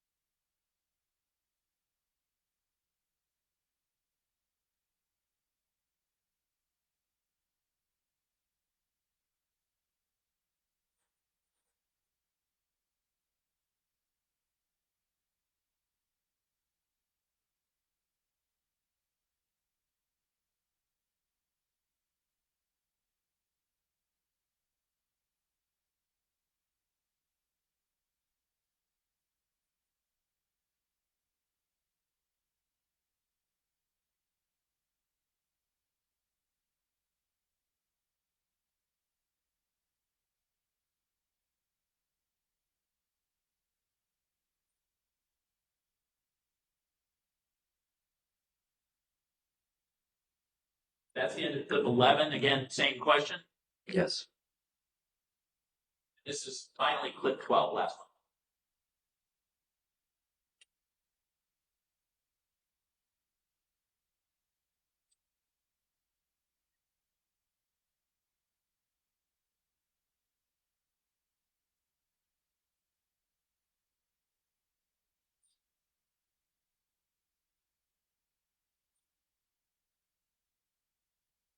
So that's the end of 12. So again, is that an accurate copy of what you saw produced by the Saukville Walmart employee and also that you brought back to the Kenosha Police Department? Yes.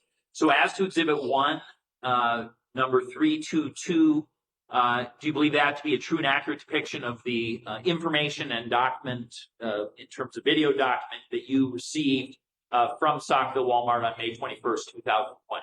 Yes. Judge, I move admission again, subject to the foundation of the Walmart employee. Objection. No objection on the conditional admitted. Yes, here. Is there a date and time stamp on this video? Can you make out what the date and time is of this final video? Yeah. It was clip 12, I believe. It's May 18th, 2020 at about 8:38 in the morning, Central Standard Time.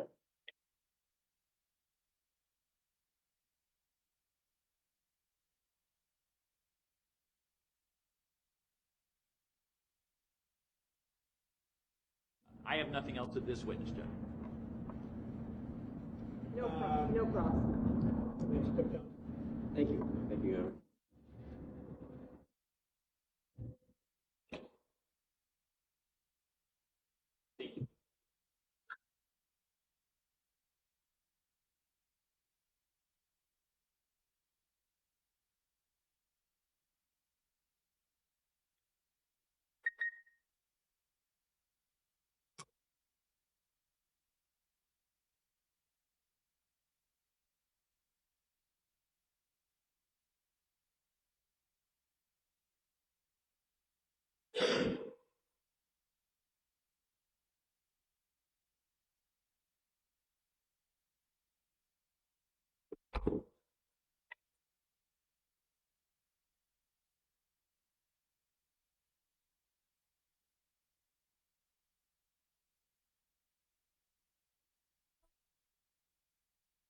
State calls Peter Werchnig to the stand.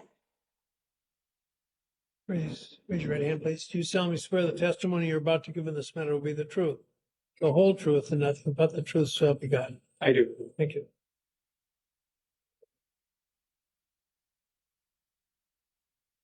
And spell your last name for the record. Peter Werchnig, Wertschnig. Mr. Werchnig, how are you currently employed? I am a manager at Walmart Hartford. And back in the time period of May 21st, 2020, how were you employed? I was a manager at the Walmart Saukville. That's in Wisconsin? Correct. And on May 21st, 2020, did you have Kenosha Police Department detectives come to you with a item history document from the Walmart Corporation? Yes. And was that a document you're familiar with in your employment? Yes, it was. All right. And was there a request that you attempt to figure out whether you had video surveillance based on the information on that item history document? Yes, there was. I'm going to show you what's been marked as State's Exhibit 256. Is this a document that you reviewed in the context of this case? Yes. And when you reviewed that document, what were you able to learn from it that was going to assist you in being able to look at any video surveillance you would have available? The copy of the receipt actually has a transaction number, a register number, and a timestamp for where the purchase took place. So I was able to use that to backtrack through the store. So describe a little bit for the jury how this works. So you have a date and a time, correct? Correct. Okay. And then you said there was an additional item that meant something to you. And what was that? The transaction? Transaction number. Okay. And what does the transaction number tell you? So I assume you have video of a whole store at a date and time, right? So how does the transaction number then assist you? The transaction number will dial in the exact time that purchase took place at that register. So it'll tell you what register and what time? Correct. So that'll pop up automatically in the system. Okay. So what was the date and time that you were focused on based on Exhibit 256? It was May 18th, 2020 at 8:36 a.m. Okay. And based on the transaction number then, you were able to narrow down which register it was at? Correct. Okay. And tell us a little bit about the system that you're utilizing to be able to use the information you talked about and figure out the video. So describe what kind of system you're utilizing. Sure. The camera system allows us to sync the multiple different cameras in the store to the same time. So we can use that to move from camera to camera and show the individual moving from one frame into the next frame. And in this situation, you're being asked to take a look at something that happened a little more than 3 days before, correct? Correct. All right. Is that any problem in terms of this system? No. And mechanically, what are we looking at? Is this a laptop that you're using, and is it a particular software that you're operating? So give us a description of mechanically what are you doing to access this system? It actually was a desktop CPU unit with a TV monitor. Okay. And is this a particular system that you have experience with taking a receipt or a item transaction number and then having to work back and figure out the video? Is this something you've had to do before? Yes, we use this system for various different managerial items in the store. So give us an example of, other than detectives coming to visit you, so what would be the very typical way you might use this system? You have a transaction number, a receipt, and you are needing to look at video. What would be an example? Correct. A lot of other time too, it could be for any internal investigations with associate dishonesty, associate incident or accidents, productivity. Okay. So would you describe yourself as moderately familiar with this system or very familiar with this system back on May 21st, 2000? Moderately. Okay. And did you then, were you able to plug the numbers in that you had and be able to get a result? Yes. Okay. Did the system that you operated do anything that caused you to believe it was not in working order? Any glitches, any problems that you remember? No. And using that system then, were you able to identify a particular at the register transaction that matched this particular case? Yes. Okay. And then from there, the jury has now seen video. Looks like it has parking lot aspects, it has entry and exit, and it has walking around in the aisles. Were you the person who generated all those camera angles as well? Yes. So how did you do that? As I mentioned previously, we can sync all the different cameras together. So when someone is in camera A, for example, we can see them walk into the frame of camera B, and we use that to try to track throughout the store. And the particular software and machinery just does that for you. You don't have to go around and look for the. I object to leading.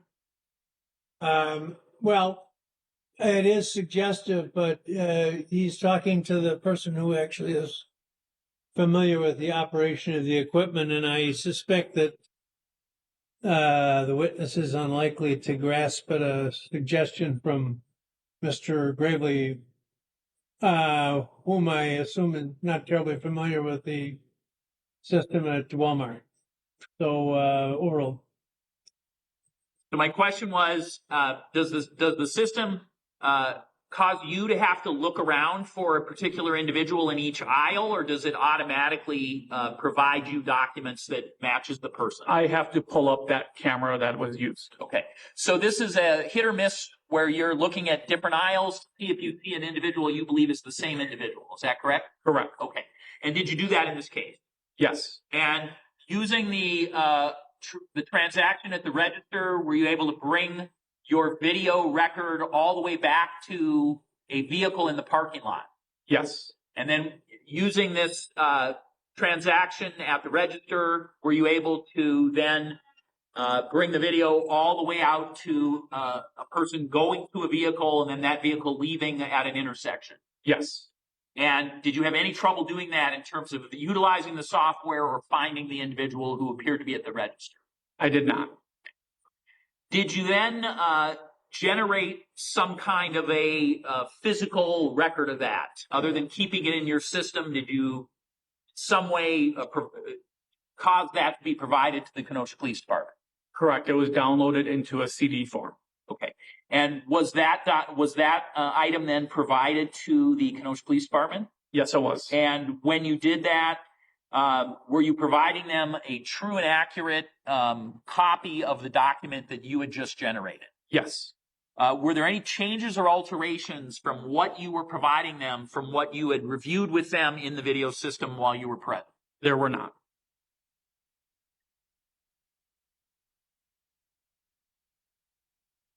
Judge, based on the testimony now, I'd ask for the admission of Exhibit 1322 based on that foundational testimony. No objection. Received.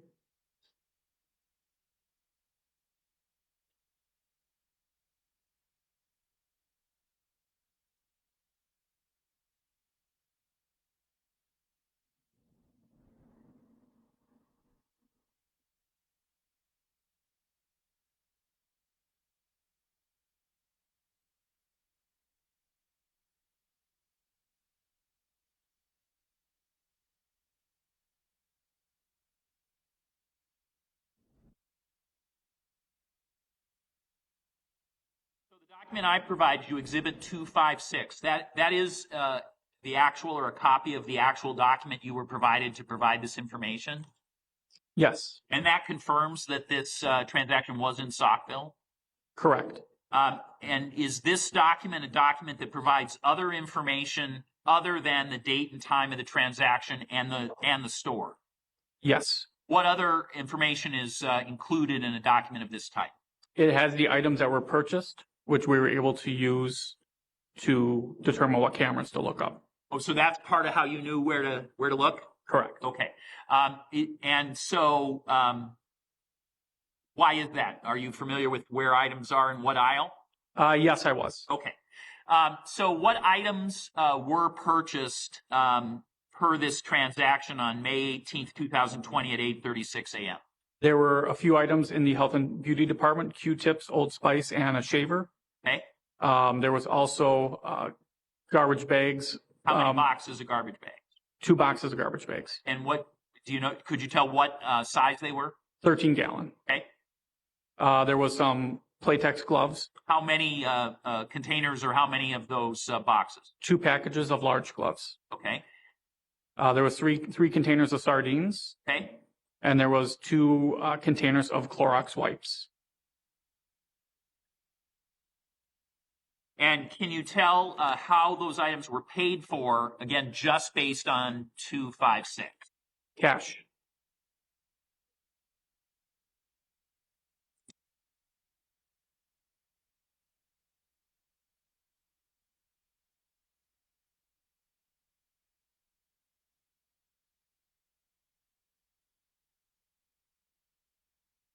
Only if you know.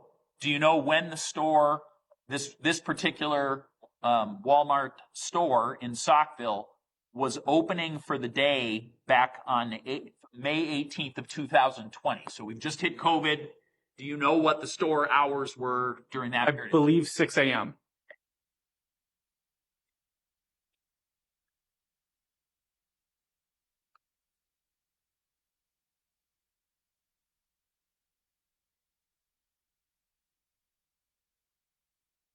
Nothing else, Judge.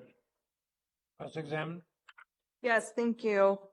You had stated that the normal hours during COVID, open hours was what? Sorry, I missed I it. believe it was 6 a.m. Was that different than your normal hours? The store used to be a 24-hour location prior to COVID.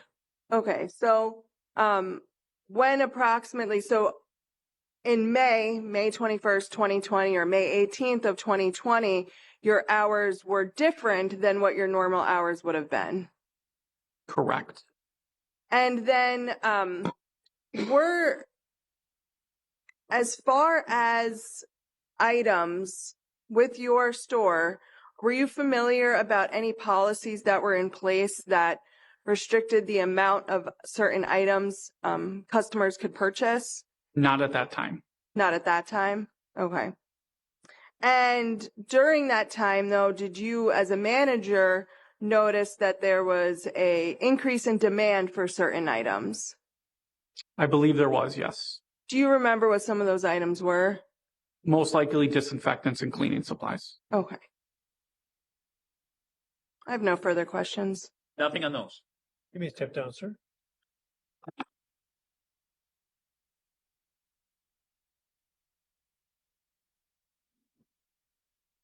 Well, what do you think? How about lunch? Let's take a break until 1:10. And please don't read, watch, or listen to any account of the trial.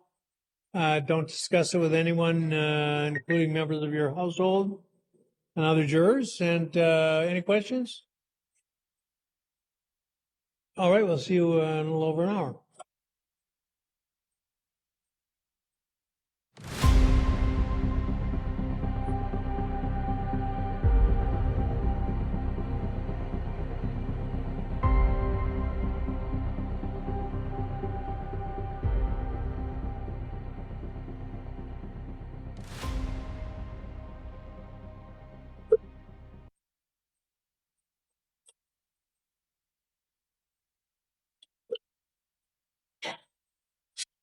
Hello. Would you come down, please?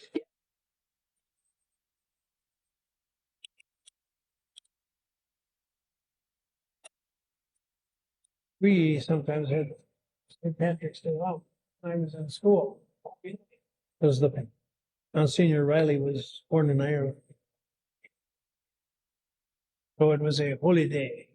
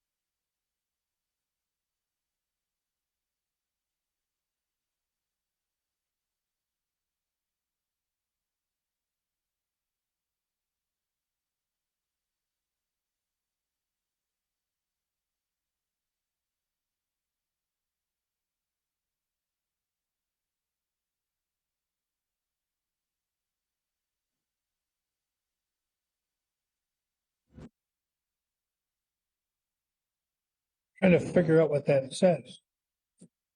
Your shirt. Brooklyn? What's that? The Nets? The Nets? Yeah.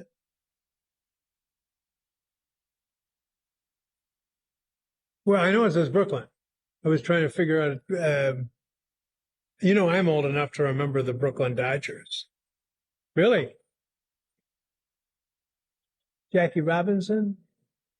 All right, let's continue. They called Rebecca Jekyll to the stand.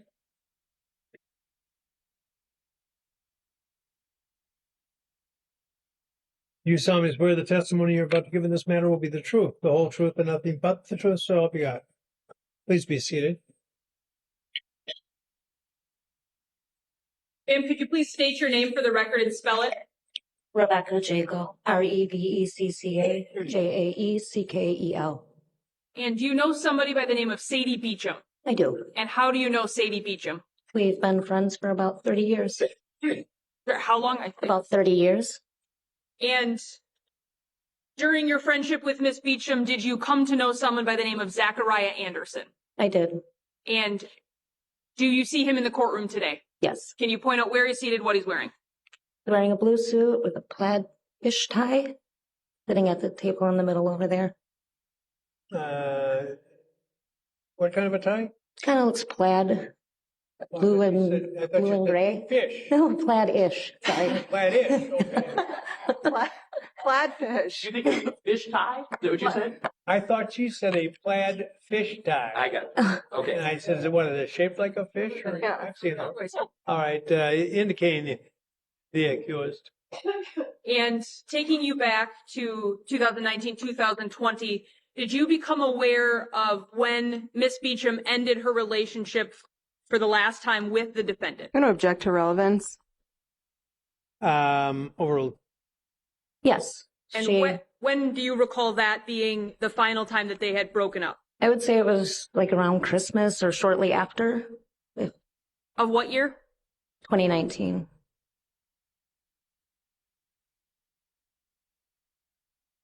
Now, fast forward a short while. Did you become aware of Miss Beecham planning a vacation? Yes, I did. And what was the nature of that vacation that you were aware of? She had let me know that other friends of hers had been looking at going on a trip down to Mexico and that she had the opportunity to go and that she was thinking about going. And what month would that have been in, if you can recall? the trip was at the beginning of March 2020. And what, if any, role were you going to be playing in her ability to go on this trip in March of 2020? She had asked me if I would be able to possibly help out with the kids for a couple of nights while she was gone. And what was the plan concerning you watching the children? Well, they were in daycare at the time. I think the boys were, and I think their daughter, it was COVID, so I don't know where they were during the day, but I was at work. And then I would be there for the kids in the evening for dinner, bedtime, and then get them off to where they needed to be in the morning before I went to work. And it was Wednesday, Thursday, and then Friday I was going to have the kids go with her stepmom and dad. And what was the plan, to your knowledge, of whether or not the defendant was supposed to be present for any of that? He was not going to be. He was actually out of state, was my understanding. So I'm going to direct your attention to the early morning hours of March 5th of 2020. Do you recall something that caused you concern on that morning? Yeah. And what was that? I had fallen asleep in the living room on the couch, and when I had woke up, the lights were off. I think the TV was in sleep mode, and I saw a dark figure at the end of the couch. And then when I don't know if I moved or made a sound or whatnot, but where my feet were, there was... Judge, I'm going to object on the grounds of relevance and other acts. And if this needs to be argued further, I'd like it to be outside the presence of the jury. Well, I'm going to, at this point, overrule the objection. Go ahead. So what happened when you saw the figure at the end of the couch? Like I said, I don't know if I moved or made a sound, but the lights went on. And The defendant was standing at the end of the couch, just smiling at me and said, "Hey there." And I didn't really even know what to say. And so then he said, "Where the fuck are my kids and their whore mother?" And he went upstairs and woke up the kids. And do you recall roughly what time of morning this was? It was about 3:45 in the morning. And where were you staying that night that the defendant was in the living room? In Sadie's home. And to your knowledge, did the defendant live there? No, he did not. To your knowledge, was he supposed to be there? No. After the defendant went upstairs to wake up the children, what do you recall happening next? He came back down with the kids and stood there and started asking me. He's actually told me that he was surprised I was there because he thought I was be down in Mexico whoring with her when he saw my Jeep in the driveway. And then he asked me again who she was with, and I told him the people who he also knows. And he told me not to lie and that he knows she's fucking somebody whose name starts with an L. Now, at this point, given your friendship with Miss Beecham, are you aware of anyone in her life at that point whose name or nickname started with an L? Yeah. And who is that? Rosaleo. We actually called him Leo because when she first told me his name, I'm kind of hard of hearing. And so I was like, I didn't understand what she said. So we started made a joke that we would call him Leo. And that's for a while, that's how she referred to him whenever she would speak to me about him. And prior to this March 5th incident you're talking about, approximately how long before that did you first hear about this Leo? I want to say maybe late January, early February, she kind of started talking about this guy that she was kind of chatting with. And I don't know for sure if that was when, but I remember like closer to Valentine's Day, she really started to talk more about him than, she had in the weeks prior. Now back to March 5th of 2020, after I think the defendant said the thing about thinking that you'd be in Mexico. What happened next? After he came back down with the kids, you mean? Yes. I remember I contacted Sadie and 911 was called. And he was in the kitchen making breakfast and telling them to hurry up and eat because Auntie Becky says I'm a bad man and the cops are coming. And was this still roughly around 4 a.m.? It was around, yeah. I mean, when I looked at the clock, it was about, for the first time that I remember looking, it was about 3:45 in the morning, according to the clock in the living room. And who had been the one to call 911? Sadie did. And why, in your understanding, was that done? Because I contacted her and I let her know. I don't object as far as speculation as to why Miss Beecham called 911. Your Honor, I believe she's saying what she stated to Miss Beecham, which I believe she will then represent is why she believes 911 was called. It's all about her statements to Miss Beecham. All what? It's all about her statements to Miss Beecham about the situation. So it's not hearsay because she's going to provide it, and Miss Beecham has testified had been crossed. Overall. So I had contacted her and I just said, what the hell, Zach is here. Like, what is he doing here? And I didn't know what to do. I was terrified. I didn't know why he was there. My understanding he wasn't supposed to be there. And she proceeded to call 911 because if she hadn't, I told her I would. I'm going to show you what's been marked as State's Exhibit 282.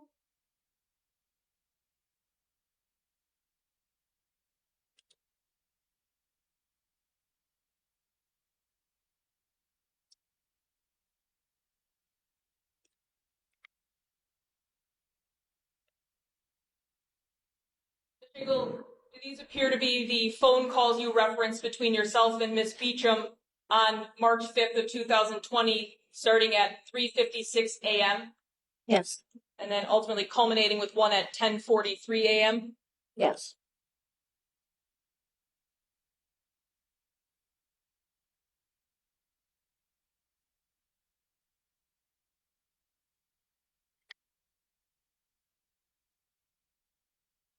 Now, in reference to Miss Beecham's relationship with someone you knew to be named Leo,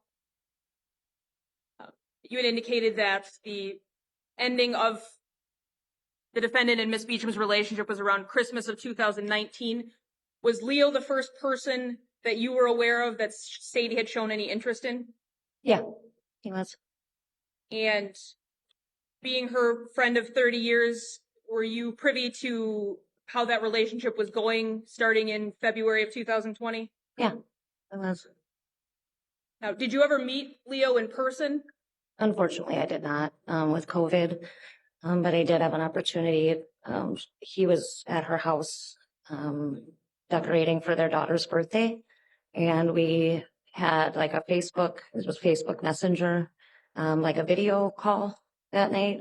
We talked with them for quite a long time and got to know him a little bit. And then a couple times, like if she had been on the phone with him and she was with me, you know, she'd put it on speaker so he could say hello, but I never actually got to meet him face to face, no.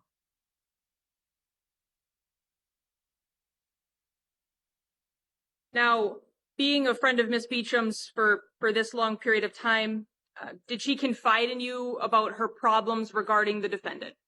She did. And what in general do you remember being complaints that she was making in April and May of 2020 regarding the defendant towards her? She was just the text messages, constant text messages and emails, showing up in places, or just kind of, sometimes he would go radio silent and then out of nowhere just send her really random messages, just very,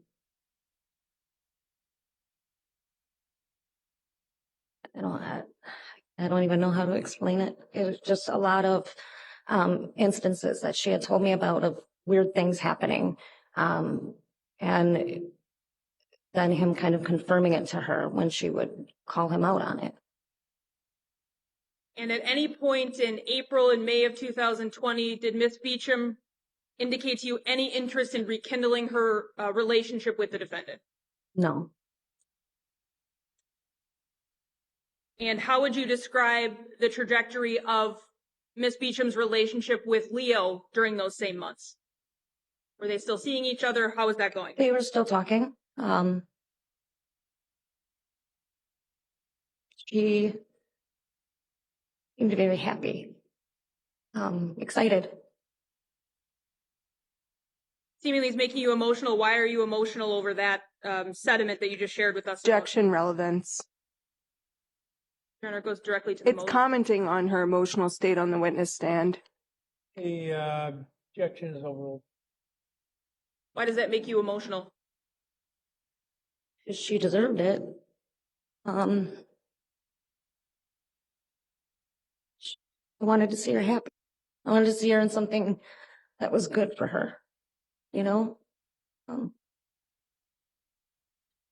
She's my best friend, and it was nice to see her truly, genuinely smile about someone who was treating her well.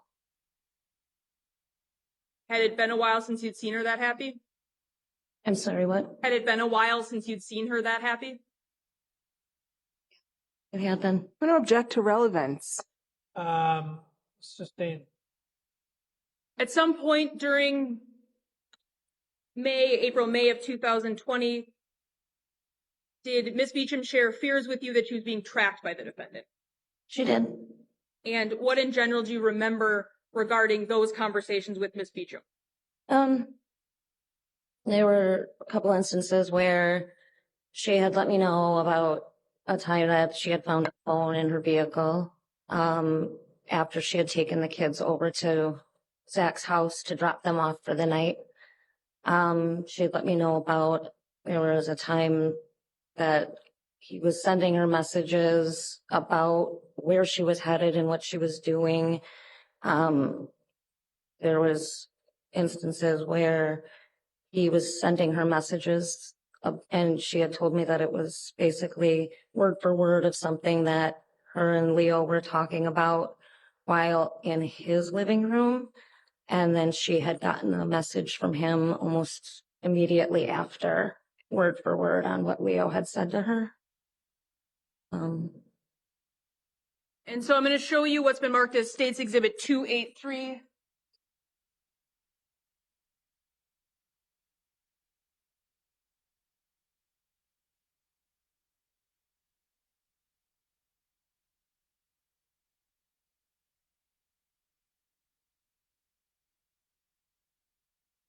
Between you and Ms. Beecham on May 14th, starting at roughly 2:33 p.m. Do you see those? And does the first one read from Ms. Beecham to you? He's hacking into my phone or something. Liv just told me he hacked into her school Chromebook. And then she says, I can't prove it is the problem. Is that accurate? Yes.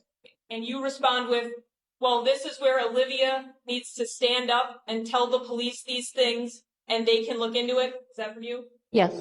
Okay, and then a minute later, is there a text from you that says, phone call has been placed? And then a text, all I was told is it will be again, and you will not know when, where, or how. Call me in 1 week. And then a minute later, it will begin. Yeah. What is that text string from you about regarding phone call has been placed? Who did you call? My son. And back in May of 2020, how old was your son? 18. And why did you call your son at that moment? Because he was 18 and he knows a lot about different applications and telephones and things like that. And I had asked him if there was anything we could put on her phone that would show that maybe that he had put something on her phone, but a way that he wouldn't know it was on her phone in order to prove that he was doing the things he was doing to her. When you say things on her phone, whose phone were you hoping to find some application for? Sadie's. And why did you think perhaps your son would be able to assist with this? Because like I said, he's, he was young and they're very privy, and a good friend of his also, they're big into the video games and the software and things like that, and just had asked if they knew of anything that they could do to prove what was happening. And ultimately, after calling your son and making that request of him, was anything able to be done in regards to helping out Ms. Beecham regarding potential software on her phone? No, because he had told me that a friend of his... I'm going to object to hearsay as to what her son said. It sounds that way. In general, was your son able to offer up any assistance in furtherance of this? I'm going to object to foundation and how this witness would have personal knowledge of that. Well, Judge, if you recall, this specific text was brought up in opening. He indicated we were going to bring a witness to talk about this specific text. So this was a ruling that the court made, and regarding this text. So we're I'm talking about the question. There's an objection that it's lacking in foundation. Even though the general subject was explored earlier, there still needs to be foundational support for the testimony. At this point, she's being asked the question, did anything come of this? So Actually, that's not the question that was asked. I can rephrase it. Bless you. Did anything come of this inquiry in terms of putting something on the phone? No.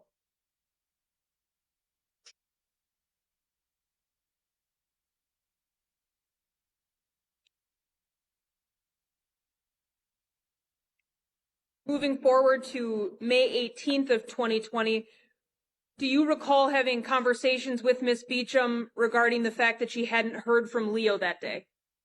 Yes, I do. And in being friends with Ms. Beecham in the way that you were and how close you were, was it unusual that there'd be large periods of time where Leo would not be in contact with her? I'm sorry, can you ask that again? Sure. In knowing Ms. Beecham as you do, in her relationship with Leo, was it unusual that Leo would not be in contact with her for a large period of time? It was unusual for him to not contact her. I'm going to show you what's been marked as State's Exhibit 284.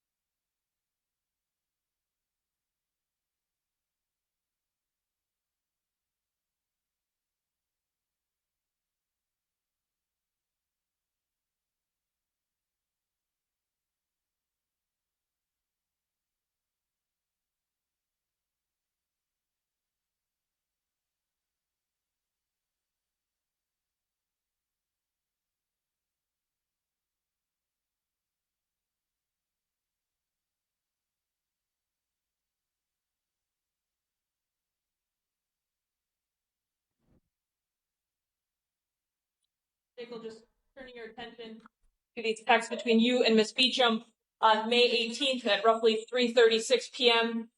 She tells you also no word from Leo today and says that's weird. Maybe he forgot his phone. And then she says, then no word from Zach either. And your response is, that scared me. Have you let Leo know that you just want him to check in? And then you also respond at 3:37, I wonder if he got his mail yet. Is that accurate? Yes. When you respond with, I wonder if he got his mail yet, what are you referring to? I don't even remember. Okay.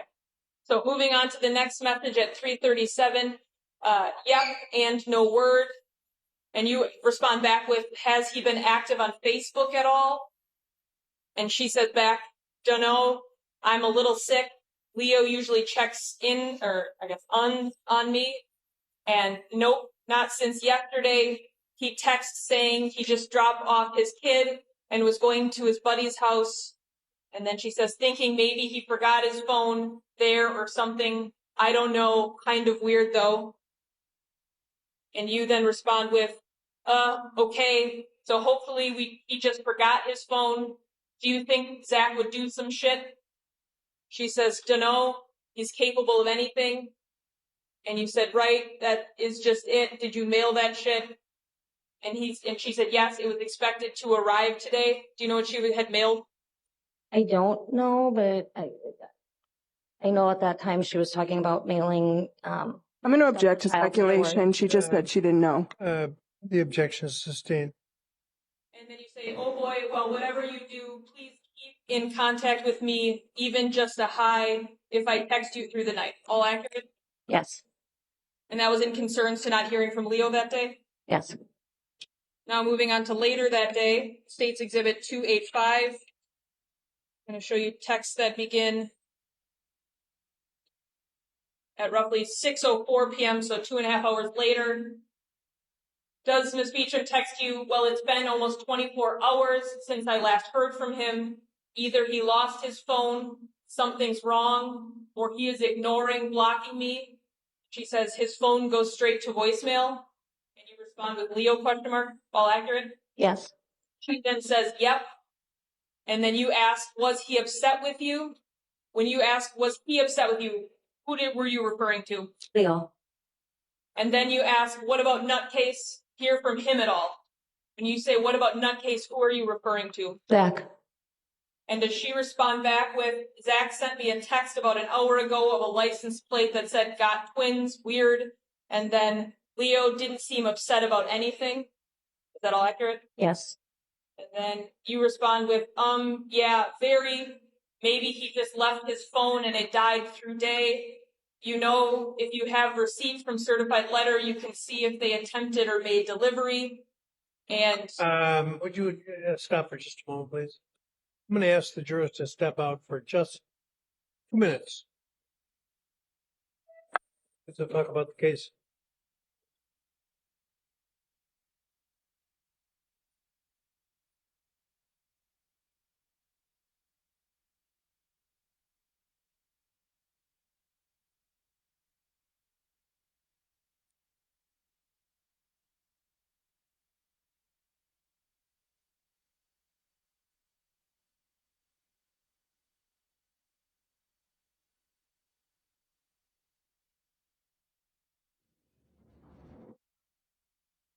Uh,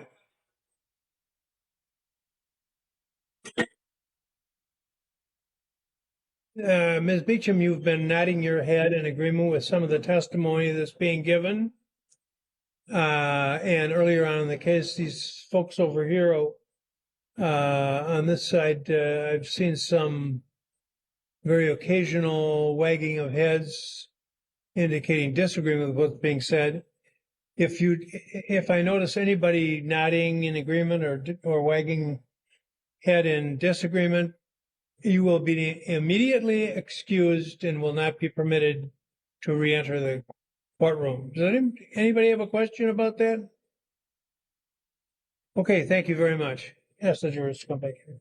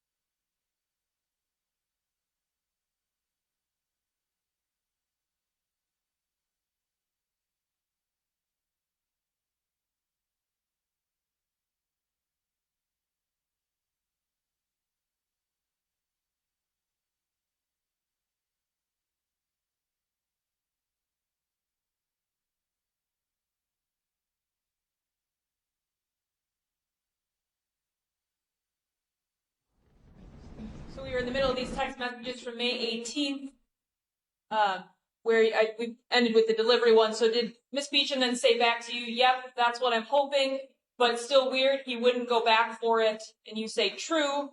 I would think if Zach contacted him in any way, he would be letting you know. I'm sure he is okay, but please let me know when you hear from him. And she says, I will. All accurate? Yes. Your message seemingly indicates you feeling like Zach may have reached out to Leo. Why did you feel that way? Object.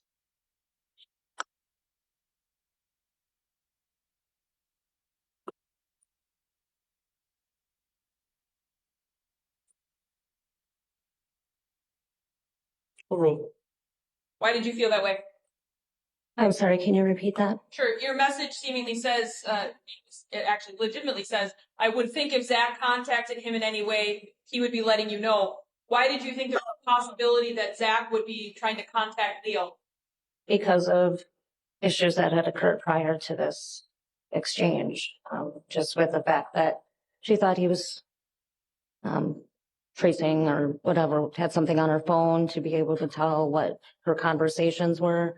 And because of the fact that there had been an incident a few weeks earlier that took place at her house that was directly affecting Leo. And then when you respond back at 6:14, you respond, I just hate the fact that because Zach is so goddamn twisted that your brain has to even go there. What did you mean by that? Judge, I'm sorry, I'm going to object to relevance. Well, There's not a charge with Miss Jekyll here. Why she felt a certain way about Mr. Anderson is completely irrelevant. what's going on? Bless you. So moving on, then do you and Ms. Beecham have a 30, almost 7-minute phone conversation? Yes. And then roughly an hour-ish after that at 8:04 p.m., does she then text you, dude, I feel sick. I have a terrible feeling. My anxiety is soaring right now. And do you respond with, maybe you should drive there? And IDK, I don't know, have you called again? All accurate? Yes.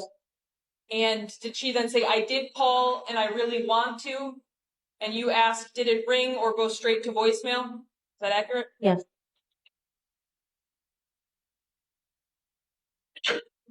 And she says, VM? Accurate? Yes. And you say, she then responds, he would gotten another phone if it was broken or lost. And then she said, I think Zach has something to do with this. Somehow it is. Judge, I'm sorry. I'm going to object at this point on the grounds that none of these text messages were covered with Miss Beecham. Why a text message string now with hearsay components with this particular witness is relevant to the case is a stretch. But we've talked about opening the door.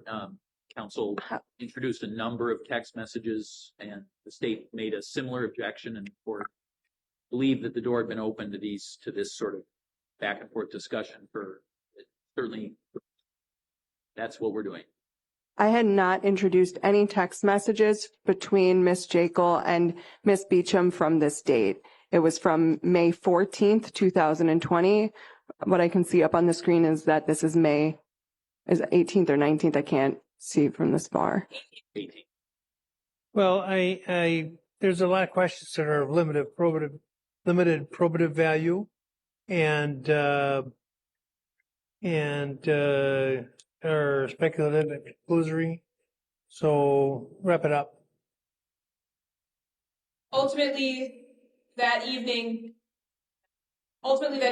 does Sadie continue to show concern that she hasn't heard from Leo on the night of the 18th? Yes. Now, moving on to the morning of the 19th.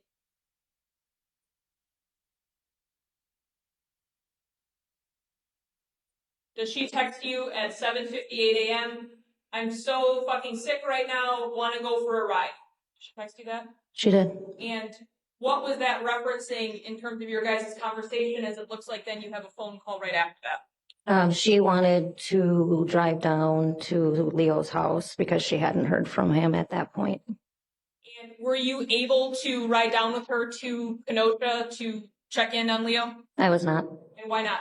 I had a meeting at work that afternoon in Brown Deer. But as the morning progresses, do you stay in phone contact with Miss Beecham? Yeah. And while you're in phone contact with her, what is she doing? Speculation as to what Miss Beecham's doing.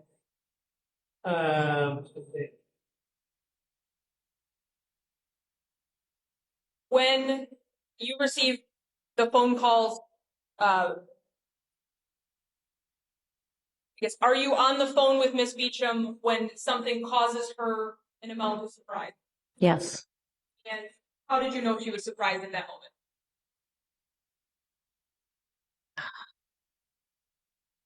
So I guess the only way I can describe that I knew there was something wrong is I heard the most guttural sound I've ever heard come from a human being. And I was talking to her, and she had said both his vehicles were in the parking lot, and she said she was going to go to the door and just see if he was there.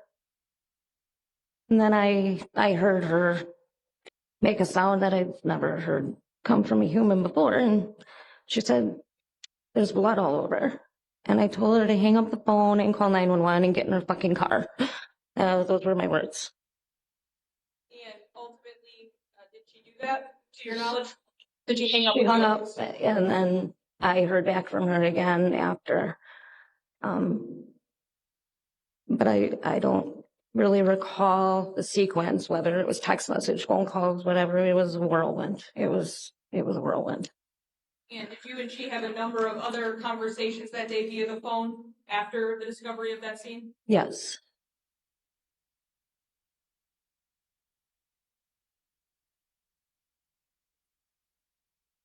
Your Honor, I would ask to move into evidence states 282, 283, 284, 285, and 286 at this time. Any objection? I guess I would object to the text message string between Miss Jekyll and Miss Beecham from 5/18 for reasons previously stated. Overall.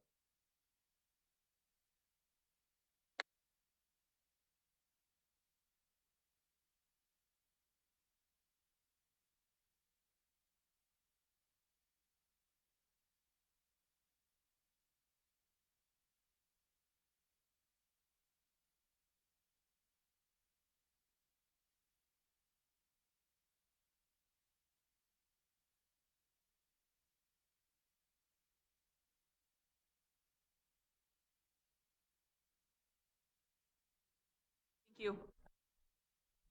Ms. Muller? Thank you, Judge. Going back to when you were watching the kids when Miss Beecham was in Mexico, had you been made aware that Mr. Anderson would be coming to the residence to do laundry?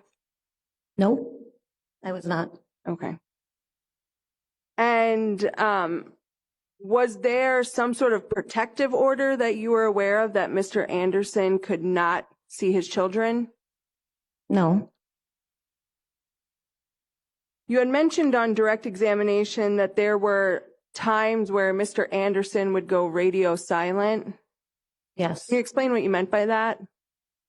It's a term like he literally would just completely not speak to her, not contact her, and then out of nowhere, turn up the volume. How frequently would that happen? It happened quite a bit, I would say, in 2019 is when it became a pretty frequent thing on and off.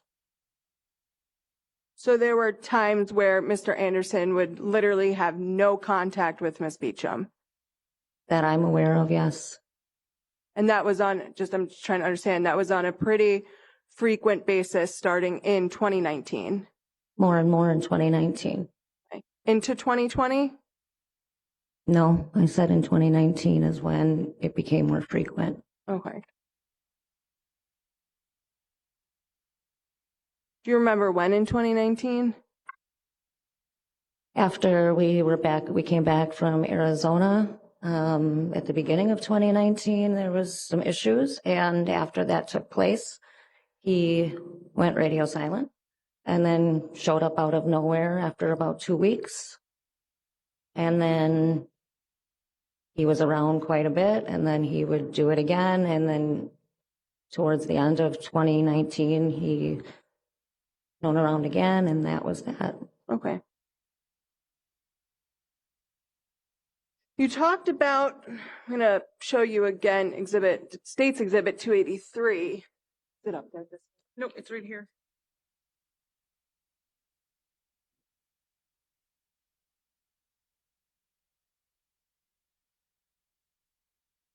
I'm going to be talking to you about this text message string about phone call has been placed. All I was told is it will be again, and you will not know when, where, or how. Call me in 1 week. Mhm. That next message you says it will begin. Are you correcting yourself for where you said it will be again? I don't know. I don't know. So you don't know if it will begin is supposed to be put in. So the text would read, all I was told is it will begin, and you will not know when, where, or how. Call me in 1 week. Objection. I don't know. Objection. She said she doesn't know. So then the question is repeated, but her answer was, I don't know. All right. So talk a little bit today about what you meant by that text. The state asked you some questions. When did you talk to law enforcement about this text? I didn't talk to them until recently. When you say recently, was this a week ago, 2 weeks ago? About 2 weeks ago. 2 weeks ago. Yeah, I think. Prior to 2 weeks ago, had law enforcement ever talked to you? Not about this, no. So 2 weeks ago, you tell law enforcement or whomever, and you testified to it today, that this message had to deal with your son, correct? It had to deal with us trying to prove that he had something on her phone and who I contacted. So you called your son, and your son then told you that it will begin. You will not know when, where, or how. Call me in 1 week. I didn't say my son said that. That was my text message to Sadie. My son had told me that if he and his friend would do it, it would be about a week. Okay, and your son was 18 at the time? Yes, You living at home? yes. So your son who's living at home, you'd have to call him in 1 week to ask him about something. No, I didn't say that. Well, I said that she can call me in a week. It doesn't say call him in a week. It says call in a week.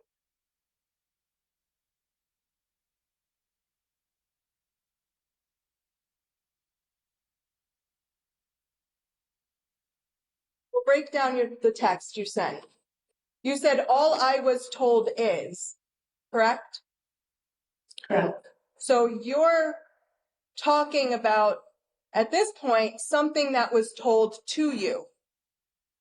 Correct.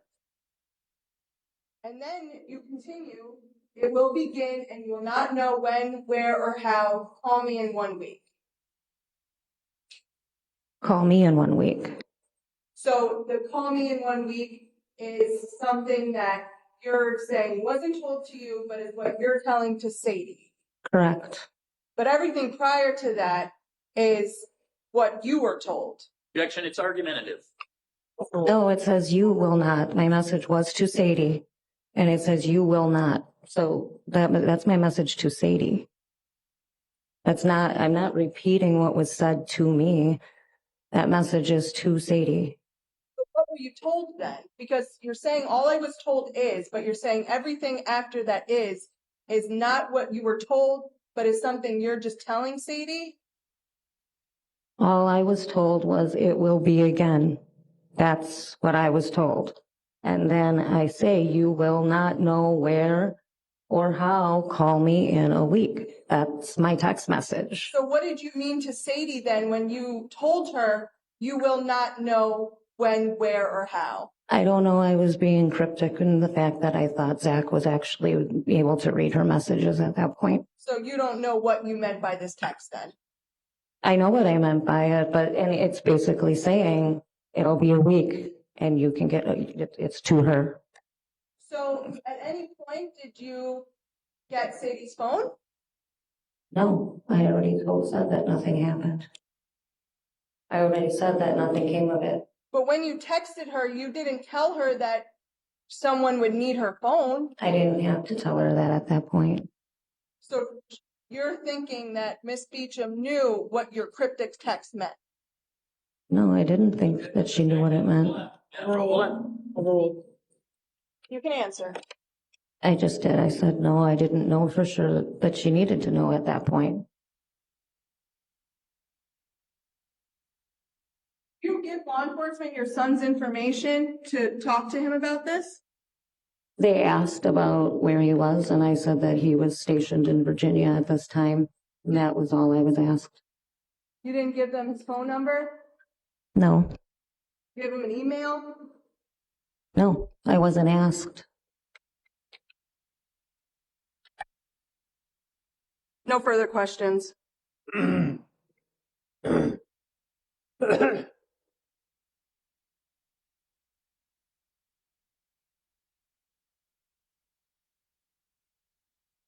that, thank you. We have no redirect. Right, so Yeah, so I guess we're done. You may step down. Thank you.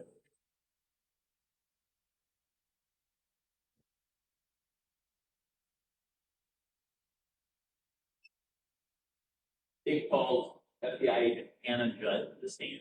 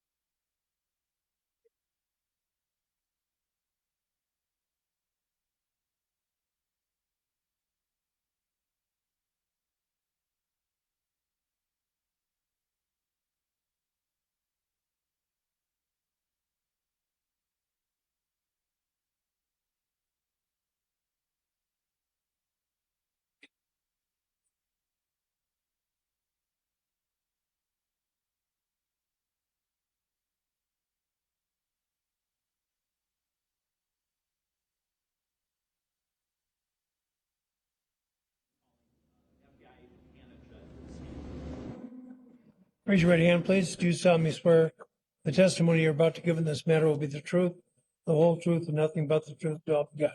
Yes, I do. Please be seated. Agent Judd, can you state your first and last name and spell both of your names for the record? Hannah Judd, HANNAHJUDD. And Agent Judd, how are you employed? I'm a special agent with the Federal Bureau of Investigation. How long have you been employed in that capacity? I started the academy in June of 2022 and graduated in October. October of last year? Correct. Okay. And so you've been an FBI agent officially out of the academy since that date? Correct. Prior to that employment, were you also employed by the FBI in a different capacity? Yes, I was a staff operations specialist. And how long were you employed as a staff operations specialist for the FBI? Since about March of 2017 and additional professional support staff positions prior to that.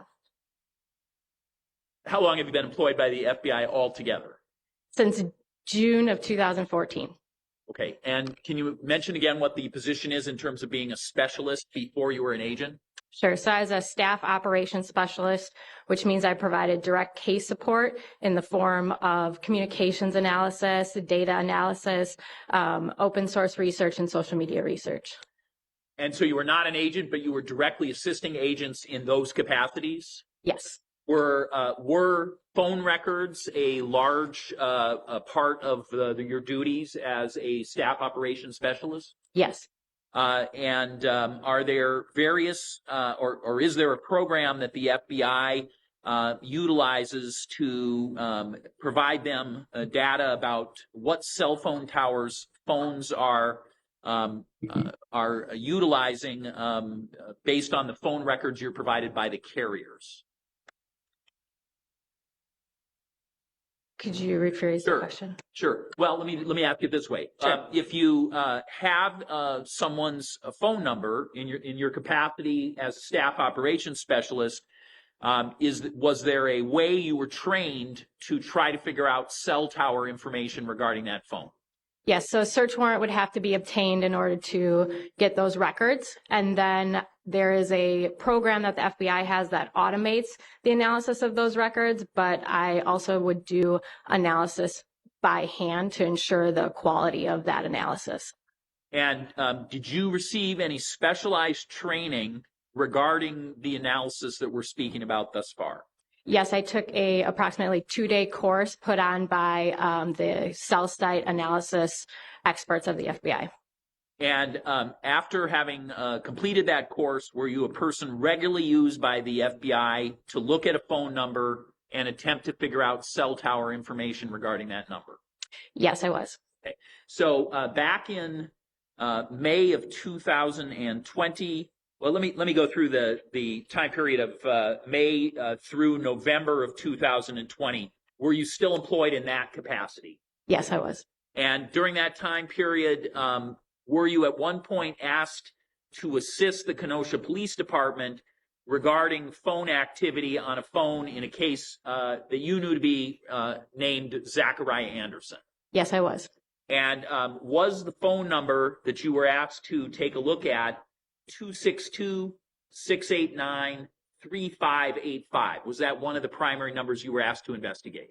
Yes, that was one of the numbers. And so based on your training, based on your duties, and having that number, were you able to figure out the carrier for that number? I was provided the search warrant records that Kenosha Police Department had obtained from a search warrant authorized by the Circuit Court in Kenosha, and those were records provided by U.S. Cellular. So at that point, you knew who the carrier was? Yes. Okay. You had a phone number, and you had records? Correct. Okay. And mechanically then, were you asked first to find out if this phone, again, 689-3585, whether that phone had been in Kenosha at any time that the records reflected? Yes. Okay. And were you able then to use the FBI program you'd been trained on to do a search to see whether that phone had been in Kenosha during any of the relevant time periods. So in this case, I did not use that program. I completed the analysis by hand. So I interpreted the cell towers that were provided in the call detail records and did a search through all of those for an instance in the Kenosha area. And had you been given ahead of time a particular date to look for in this regard, or was it a Judge, wide I'm range? going to object to this line of questioning based on the witness's own representation that she relied on data that was provided by a third-party source. The state has not provided notice as to relying on that record, whether that record's been certified. None of that evidence has even been introduced yet. Stipulated to this. No, we have not stipulated to the certification of records. This was a point in my motions in limine.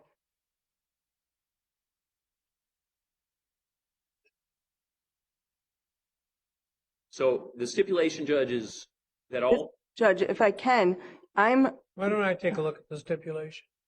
and Why don't I take a look at the stipulation?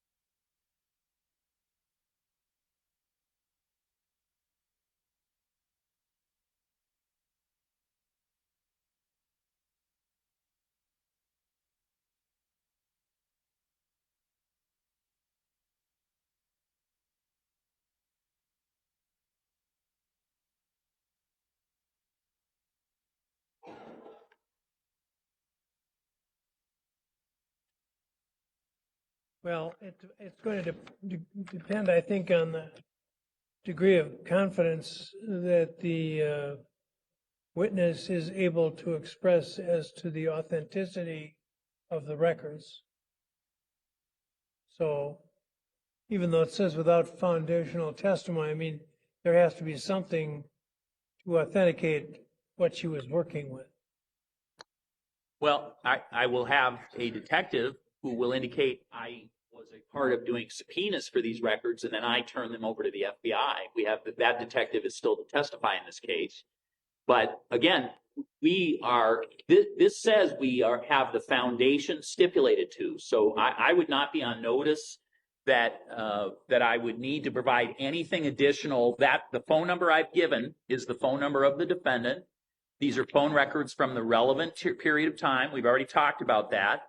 So there'd be no reason for the state to assume that this stipulation would not cover these phone records. We, in fact, Judge, have been presenting phone records of this very phone number throughout this case. As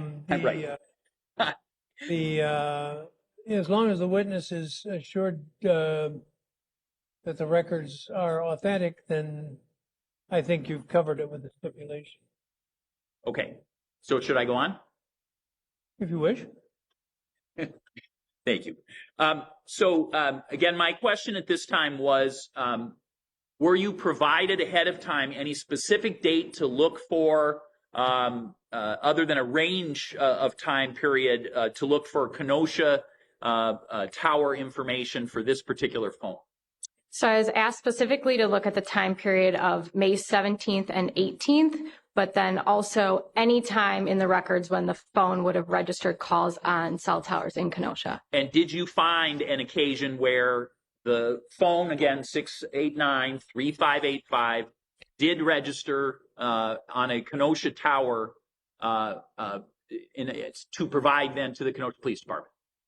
Yes, there was one instance on May 13th that a call was registered on a cell tower located in the Kenosha suburb area. And did you prepare a visual map or diagram pursuant to your review of those records for purposes of display? Yes. I'm going to show you what's been marked as State's Exhibit 289. My first question is this a document? Yes, it is. You help me, Councilor Lucas. Thanks,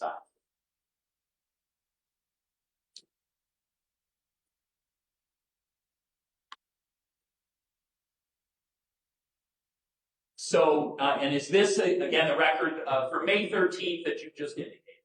Yes. Okay. And what did your review reveal in terms of May 13th on that phone number that we just talked about? There was one phone call that occurred on the U.S. Cellular site at 818 12th Street, Summer, Wisconsin, at approximately 9:34 p.m. And were you provided the address for an individual identified as Rosalio Gutierrez as well? Yes. And did you indicate that on this map? Yes. Can you just approach the diagram and with your finger, just use that? Thank you, God. Can you approach 289 up on display and indicate the pointer? Where it is you have an address that's relevant?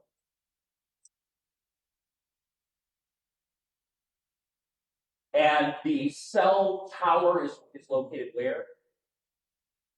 Thank you. So from your perspective, the cell tower is in the location you've mentioned, and the proximity is outlined on this map on 289 regarding where that particular address, correct? Yes. Okay. Other than this, did you ever find the phone that we've spoken about in Kenosha? Not for the time period I was provided.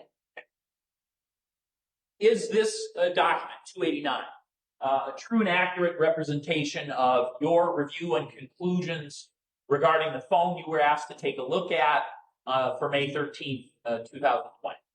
Yes, and it was also peer reviewed by an associate of mine. Has it been changed or altered in any way other than the sticker being placed on this particular exhibit? No. Judge, I move admission of State's Exhibit 289. Objection. I would ask that it be conditionally accepted or conditionally moved in with the condition being the authentication of the records by the detective. I'm going to receive it subject to your cross, and if there's an issue raised, then I'll reconsider it. So it's received at this point? Right. Okay. And other than the task of seeing if the phone number in question had been to Kenosha, were you also asked to take a look at the same phone number and see where it had been, if you could determine, during the dates of May 17th and May 18th? Yes. And did you prepare a diagram or a map that also reflected what you found regarding that? Yes, I prepared a series of maps indicating the different locations. So I'm going to first show you what's been marked as State's Exhibit 290.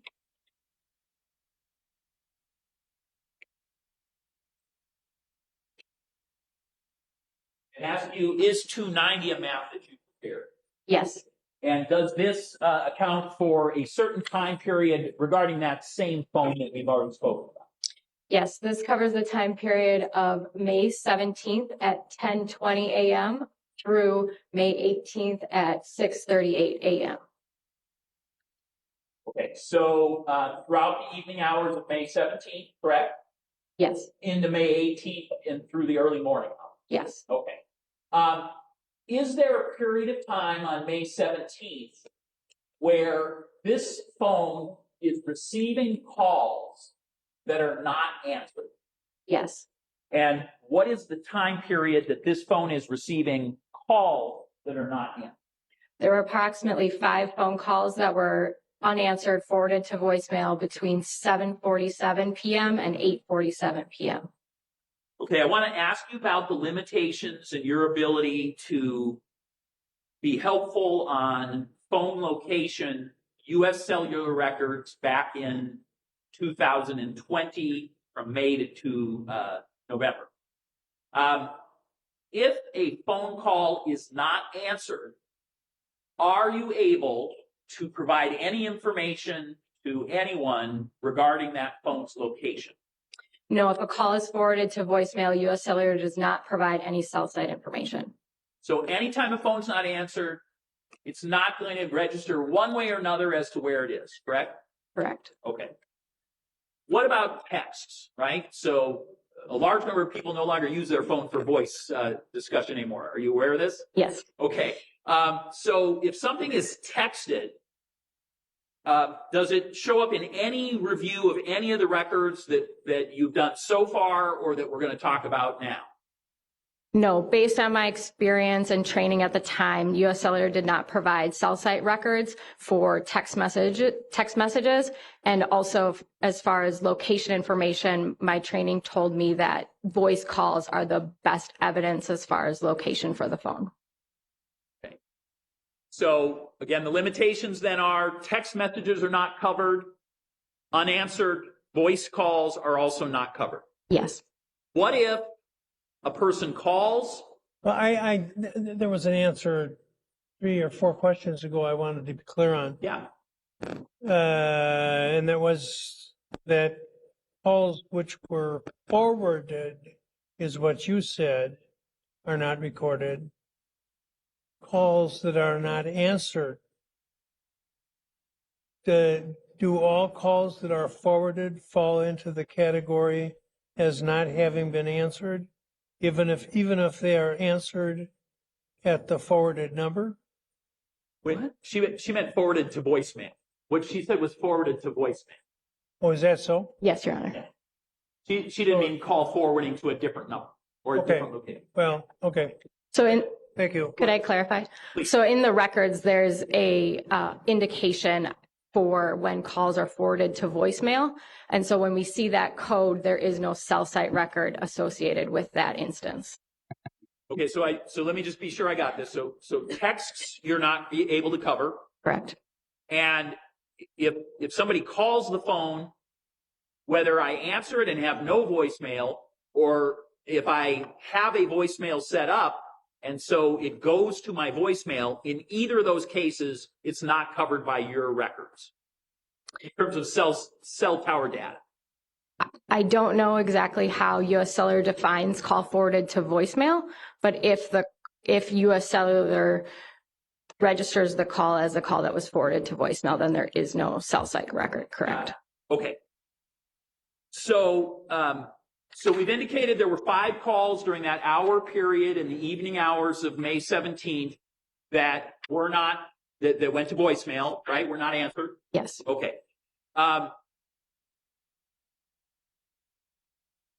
For the rest of the time period that you have talked about on this, where is the same phone that we talked about for May? It's in the Mequon area, registering calls on a cell tower in Mequon and a cell tower in Cedarburg. Okay. At what times is it doing each? Okay. And if you need to get closer or to be able to review it, feel free to do it. Yes. Yes. Do you still have the handheld mic? Well, the jury may be assisted in having the map as it is.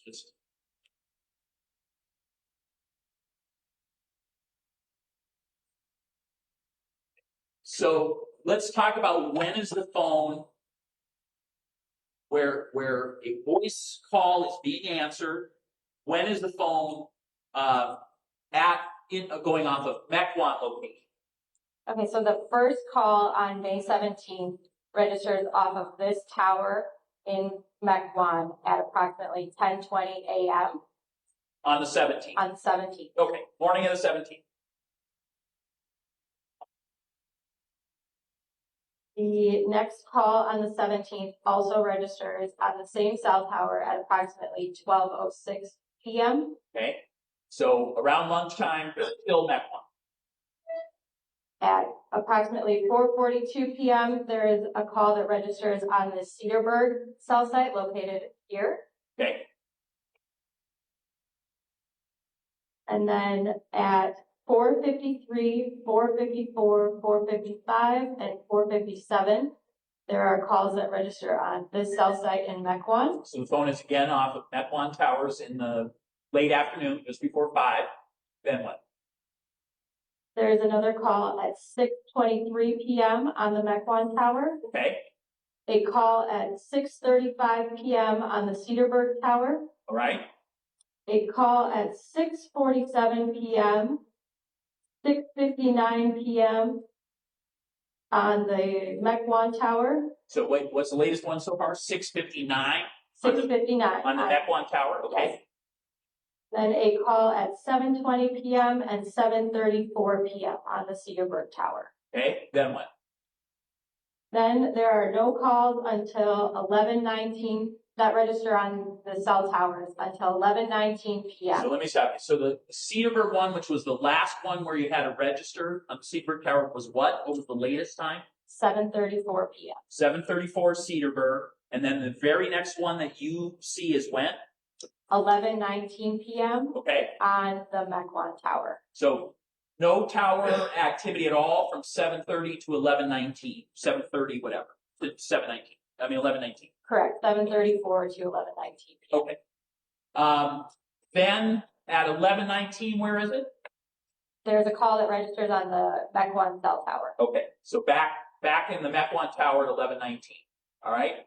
Anything else on this particular exhibit?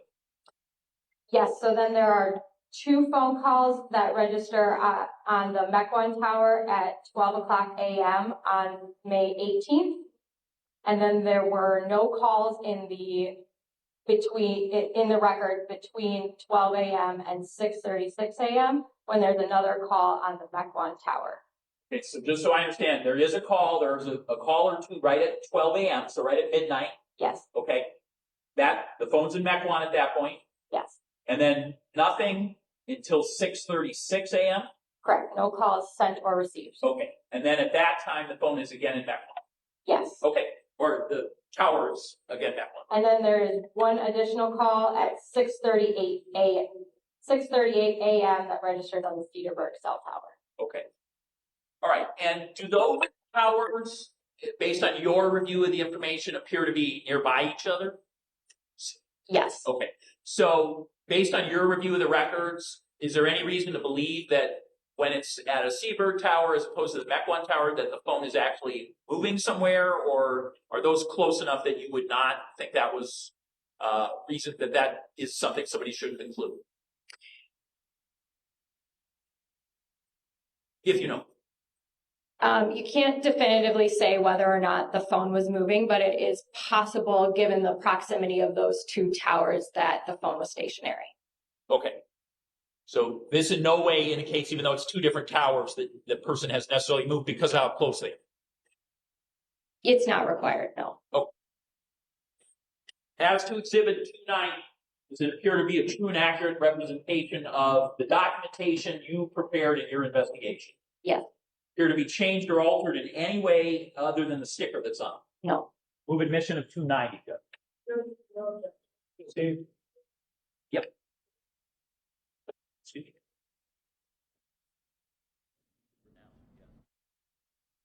Continue then to look through the phone activity again on this same phone later on May 18th. Yes. And were you able also to find some information regarding tower activity then later in the day? Yes. Now I'm going to show you what's been marked as State's Exhibit 291. And ask you, is this a document that you prepared? Yes. And does it indicate some of the phone tower activity of the same phone later on in the day on the 18th? Yes, this displays 3 phone calls that occurred in the Belgium area. Okay, and the Belgium area, what time is this phone located or coming off the towers in the Belgium area? So there's one call at approximately 8:45 a.m. and 2 calls at 11:38 a.m. and 11:41 a.m. respectively. So the time period would be the morning hours starting from around 8:30 until almost noon. That's where the phone is going off towers in those 3 calls. For those 3 calls, yes. Okay. Then did you take a look then at any activities on this phone, same phone from noon on? Yes. On May 18th. Okay. And were you able then to do some mapping or some diagramming in that regard? Yes.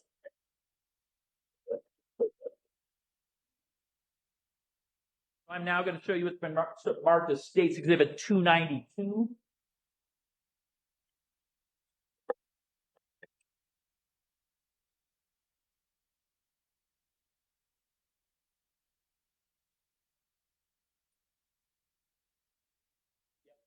So as to 292, again, is this a document you prepared pursuant to your investigation? Yes. And does this then track the activities of this same phone from noon to a certain time period? Yes. And that's from when to when? From this map shows the calls that occurred at 6:38 a.m. that I previously talked about, and then the calls that occurred from approximately 11:48 a.m. through 4:15 p.m. Okay, so we've covered some of these on the prior diagram.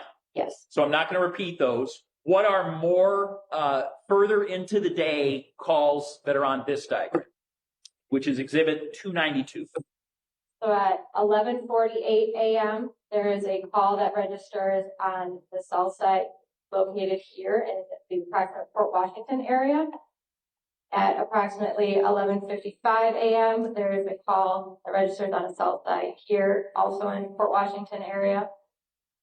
Also at 11:55 a.m., there is a call that registers on this cell tower in Grafton. At approximately 12:23 p.m., there's a call that registers on this cell site in Grafton. And then between 1:30 p.m. and 4:15 p.m., there are 6 calls that register on this cell site. That's one. And is that back in that original location where many of the other calls were? Yes. Okay. Now I'm going to, and as to Exhibit 292, does that appear to be a true and accurate representation of what you prepared in your investigation in this case? Yes. Any changes or alterations other than the sticker that's placed on that exhibit? No. Again, I'm going to ask admission then of 292, Your Honor. Objection. No. See,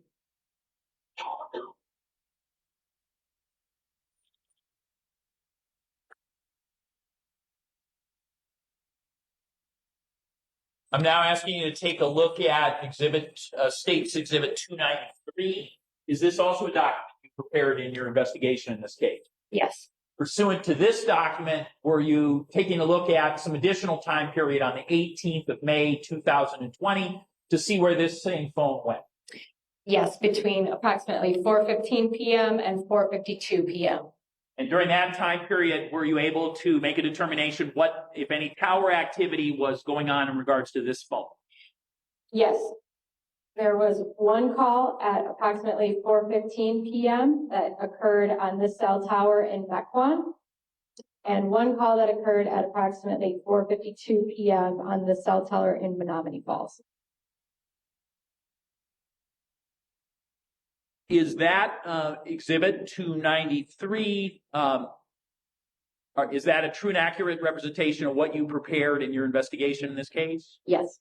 And other than the sticker, is it changed or altered in any way from the document you prepared? No. Move admission of 293. No.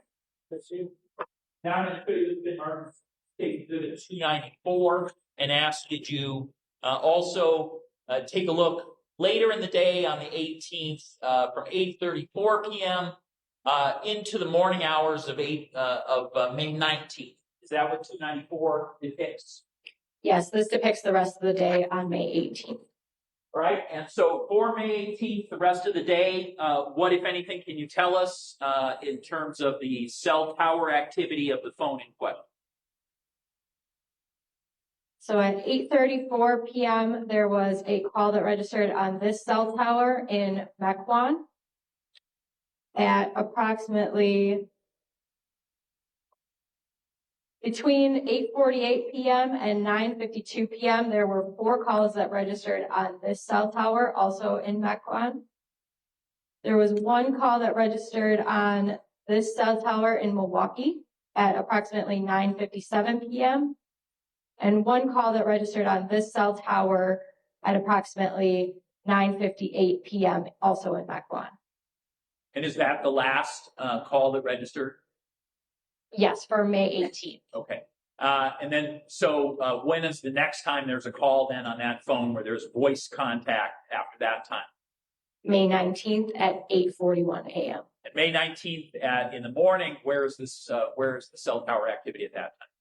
It is in Mequon, but that is not depicted on the map. Okay, because that was outside of the time period you were asked to take a look at. Is that right? Yes. So as to 294, then is that a true? I'm sorry, not this one. Yeah. As to 294, is that a true and accurate copy of your mapping activities in terms of phone tower activity of the phone in question back on the date of, in this case, May 18th, 2020? Yes.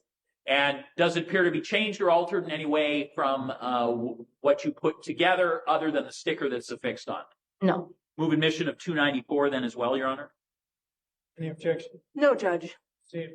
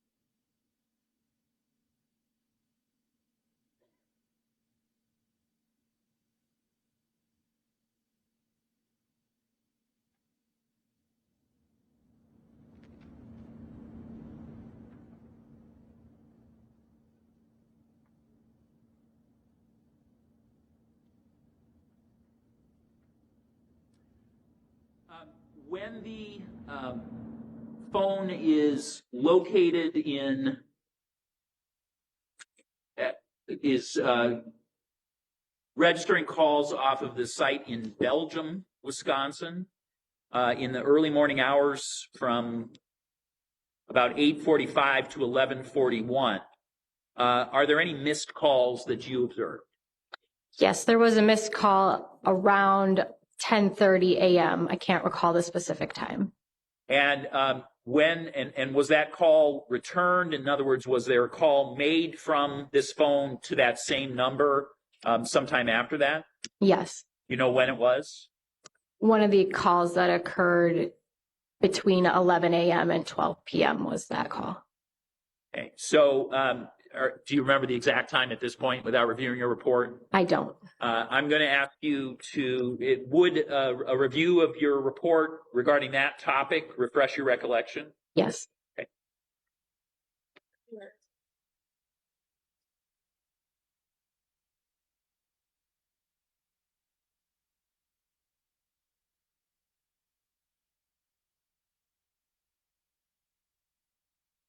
So again, my question is, as to missing a call at 10:31 a.m. From that Belgium, Wisconsin tower, when was it returned?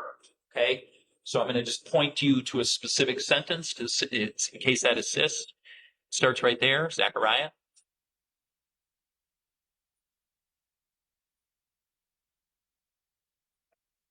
The call was returned at approximately 10:38 a.m. So about an hour later. Right. Yes, correct.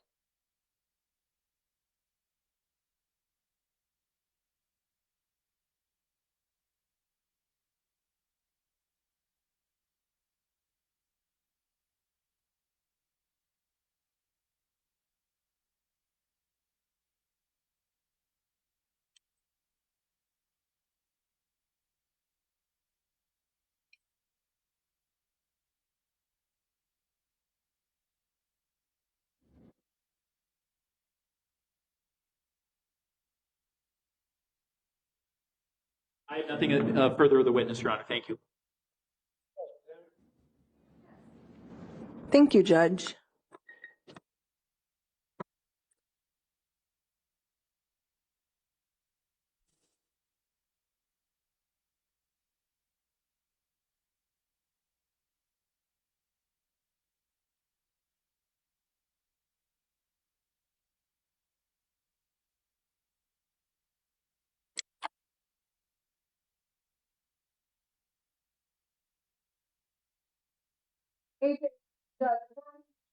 What just basically showed to you, but States Exhibit 290.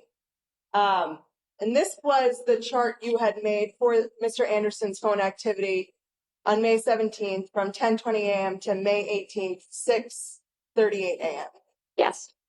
And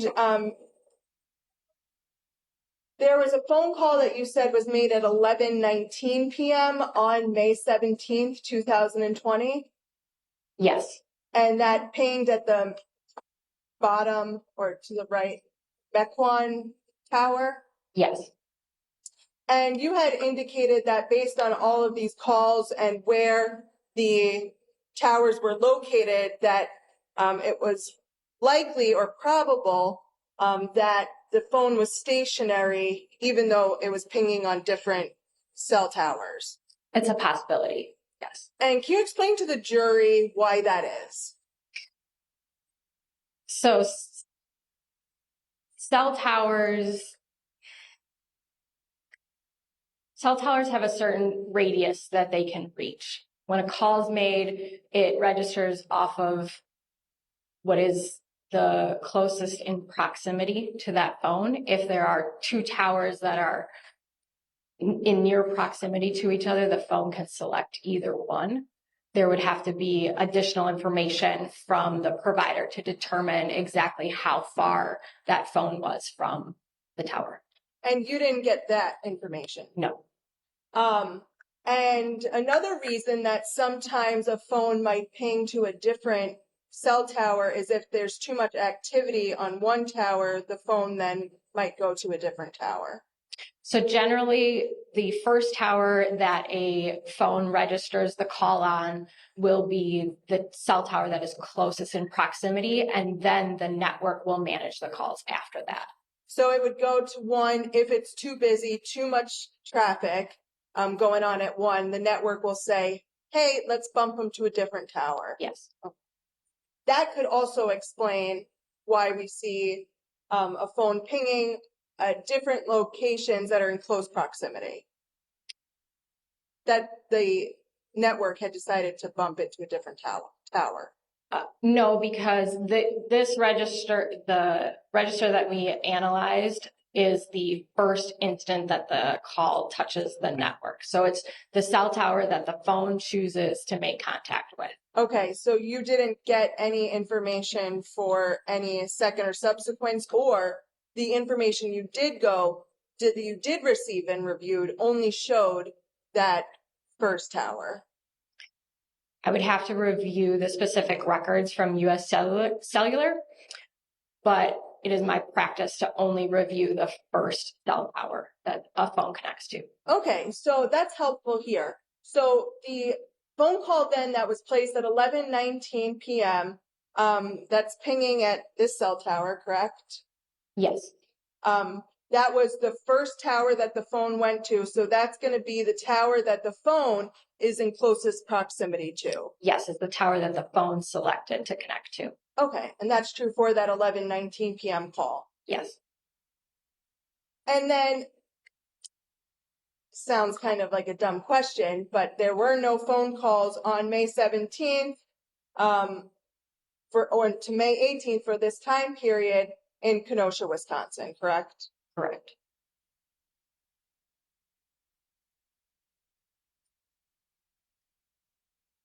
Wanted to draw your attention then to states, is the Belgian one?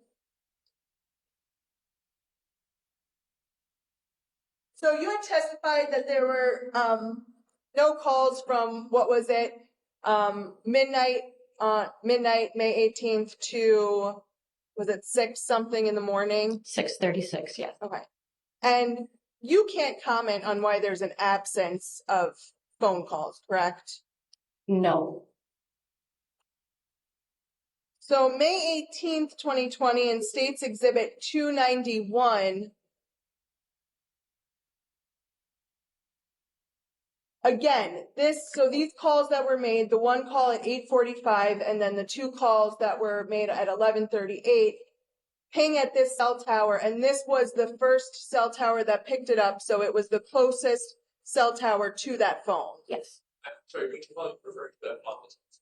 It's hard to hear because we're not. Well, you facing can it. see the. I can't read it from here, so just could you tell me the number again, please? Well, it states exhibit 291. The time of the call you're referring to was my question, because it's hard to hear you because you're facing away. So I'm just Sure. asking you to repeat it. I apologize. I'll just give you the exhibit. Hey, The same thing for those calls, right? That cell tower is where the phone is closest in proximity to. It's the cell tower the phone selects, yeah. Got it? Yeah.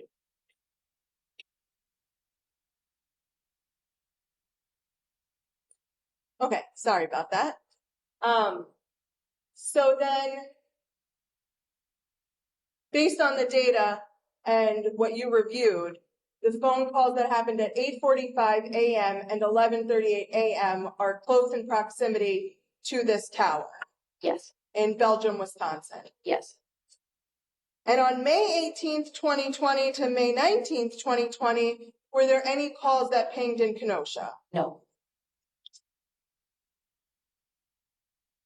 I'm going to show you what was marked as 293, but before I do that, I'm going to show it to the states. Phone calls.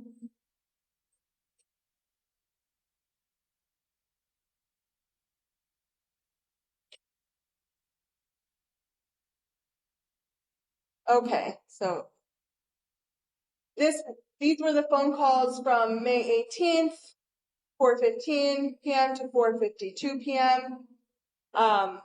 And again, sorry to be repetitive, but I just want to go through it with each of these exhibits. I'm more interested in the phone call that occurred at 4:52 p.m. in Menominee Falls. So the phone, when that call was made, pinged at the tower, and that was the tower closest to the cell phone. It would be the cell tower that the phone selected as the Closest one. Okay.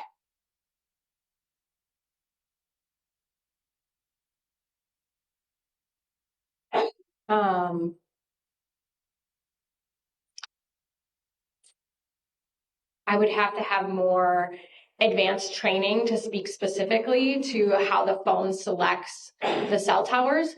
I just know that the first cell tower that appears on the records as the call registering to is the cell tower that the phone selects. So we view it as the most reliable for location information. Okay. And do you know, and if you don't, that's fine. Do you know about proximity mile-wise? How far a phone would need to be to ping off of that first? It depends on the tower. So each tower will have a radius set by the cell phone company.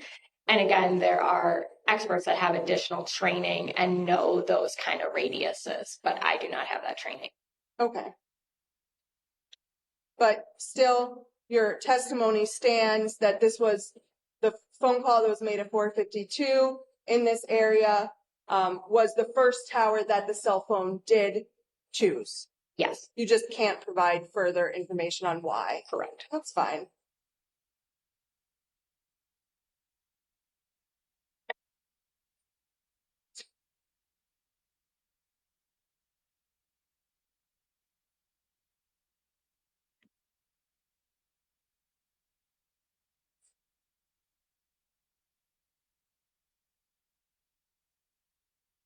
The state had asked you about a missed call that was made on May 18th, 2020.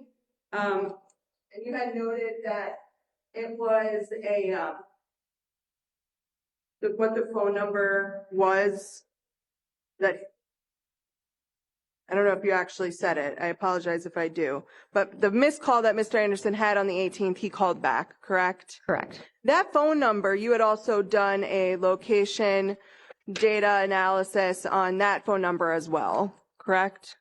I don't recall. I reviewed a number of phone records. If I prepared a report for it, I did review it.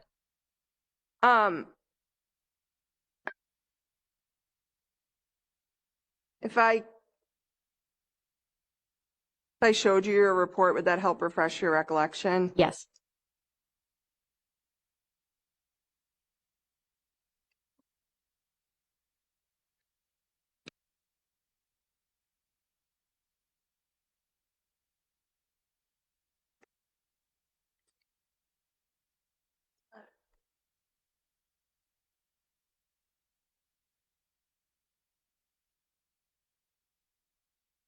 I had gotten things mixed up. There were several other phones, though, that you did do analysis as well on. Do you remember those people's names of who you did them on, or would you need to see your reports to refresh your recollection? I would need to see my reports to refresh my recollection. I don't have all of your reports printed out because there were a lot, so I'm just going to give you my computer. Okay.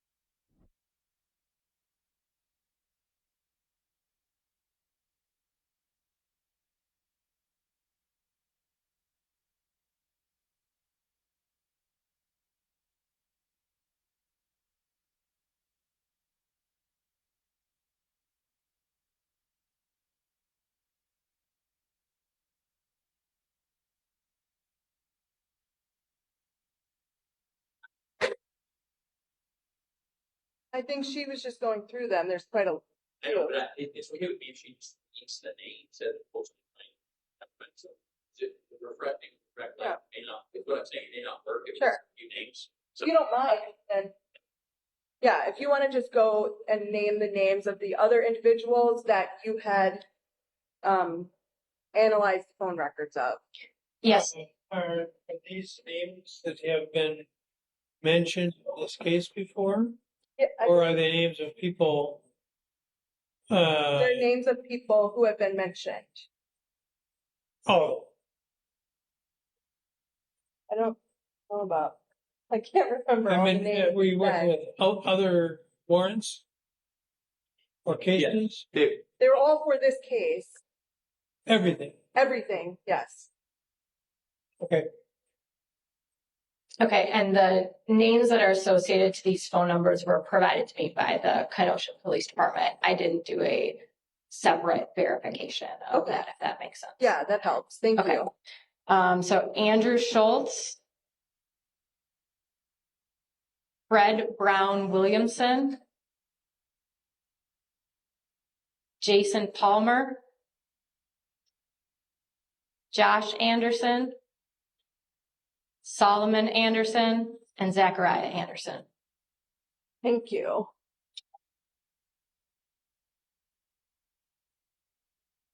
Besides the people that you just read, had you done any other analysis in this case?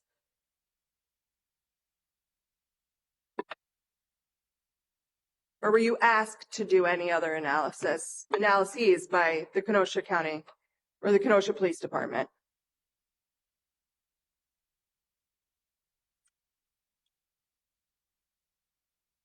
I do not recall specifically.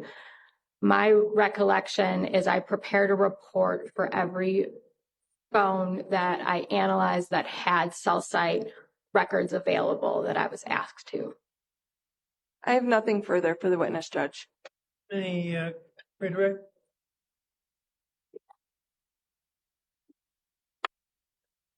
we have no further questions. Give me a step, Tom. Thank you. a lot on break since we have a new witness and new mechanic. All right, let's take a break. Please don't rewatch or listen to any account of the trial. Discuss the case with anyone, even fellow jurors. About 10 to 15 minutes.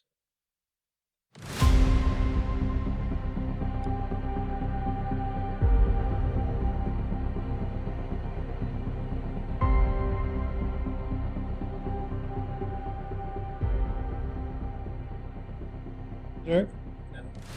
See, we call Sean Morton for the stand.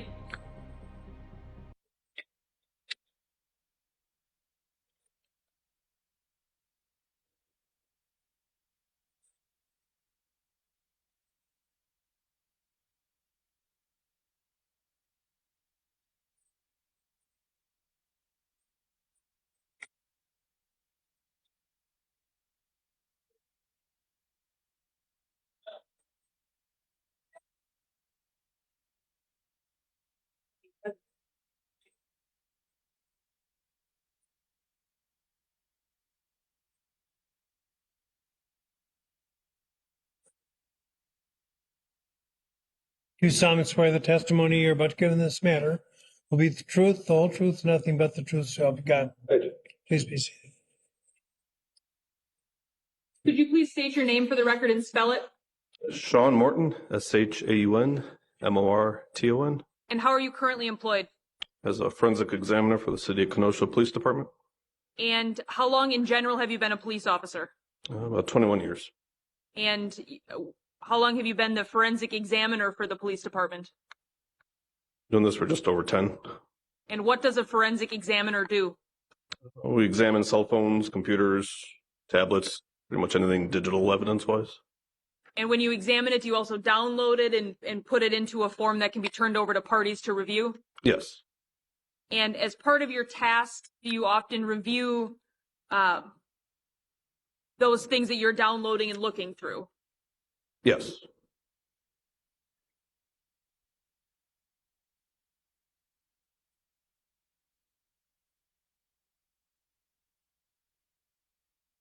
So to orient you to this case, were you brought in to do downloads of different devices concerning the disappearance of Mr. Gutierrez Jr. in May of 2020? Yes, I was. And was one of those devices that you were asked to download and look through an MSI laptop recovered at Mr. Zachariah Anderson's home? Yes. And walk me through how a download of a laptop such as this happens from your perspective. So a detective would request it to be examined. At that point, we would receive it. The hard drive would be removed from the computer. We then create what's called a forensic image of it, which is basically an exact copy of the hard drive. Then that's the data that we work with and examine. And is that what you did in this case? Yes. And initially, did you just do a full download of it and turn it back over to detectives? It was a very brief, we did a download. I did a very brief overview, tagged a few items that I thought could be of interest to them. Computer contains a lot of data and a lot of information, so I try to tag things that could be relevant. And were you asked at approximately May 26th of 2020 to do a more in-depth review of that laptop by detectives? Yes, I was. And did you perform that more in-depth exam on that laptop? Yes, I did. And prior to doing that examination, what, if anything, did you know about the circumstances of this case to orient you in what you could potentially be looking for on such a large computer?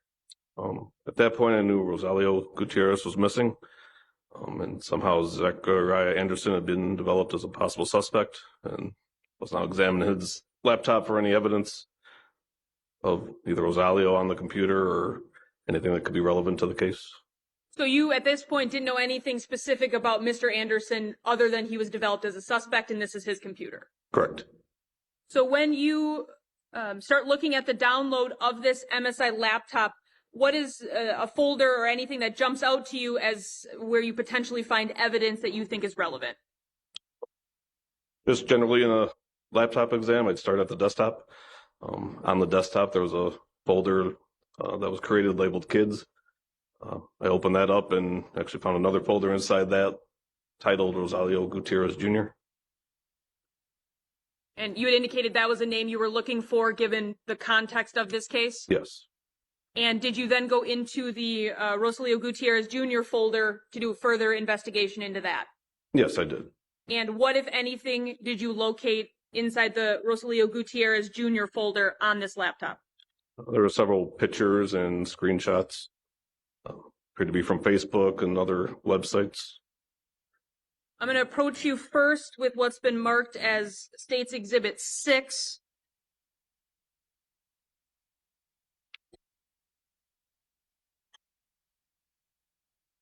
Tell me in general what this appears to be in regards to the MSI laptop download. Supposed to be a section of the report that I would generate. These are the items that I tagged as potential evidence, the title of them, what they are, when they were created on the computer, and where they reside. And for these specific items, are these all JPEGs? Yes, they are. And so would that have been some of the pictures located in that Rosalio Gutierrez folder? Yes. Now I'm going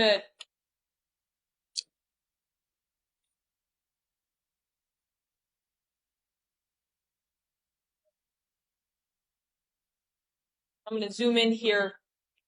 Do you see on the top there that there's essentially 3 categories: created, accessed, and modified? Yes. And so in looking at these different JPEG files, they all have slightly different times of creation. Is that accurate? Yes, it is. All roughly April 25th of 2020, somewhere in the 3:30 a.m. range. Does that sound right? Yes. Now, given the fact that these all have different times of creation, what can you say regarding the manner in which these photographs were placed onto this computer? So each one was individually saved and placed at the time indicated, placed in this folder at the time indicated on the computer. So each of these different, and I believe there are 24 items between the 2 pages, would have had to be individually placed? Due to the time differences, yes. Okay, so if they had all been select all, paste all, would we expect to see then the same time for each of those in the creation window? Yeah, within a few seconds of each other. So I'm now going to hand you directly State's Exhibits 7 through 30. Can you page through that set of documents and tell me if you recognize them as something found on that laptop?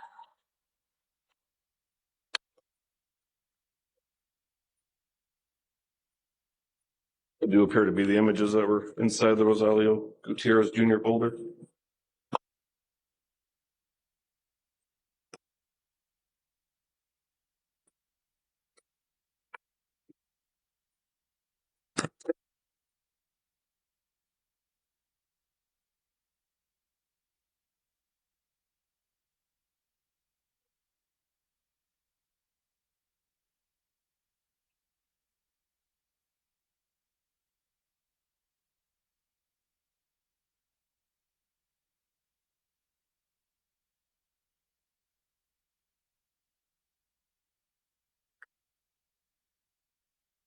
Now, in addition to those photographs in this Rosalio Gutierrez Jr. folder, did you also find some things that were clearly from Facebook? Yes, I did. I'm going to show you what's been marked as State's Exhibit 34 and 36. Can you tell me what those are? There are screenshots from Rosalio Gutierrez Jr. Facebook page. That include, when you say screenshot, what does that mean in your world? If somebody either uses a tool to take a picture of something that's on the screen, like a snippet tool. And those were located in that same Rosalio Gutierrez Jr. file? Yes, they were. Judge, I would ask for permission to publish these to the juror because of the minor. There are definitely some pictures with minors in them. I don't want to put them up on the screen, but can I pass them around to the juror? Is there objection? No. But This is just exhibits 7 through 30. 7 through 30, and then the Facebook ones he just testified. 34, 36.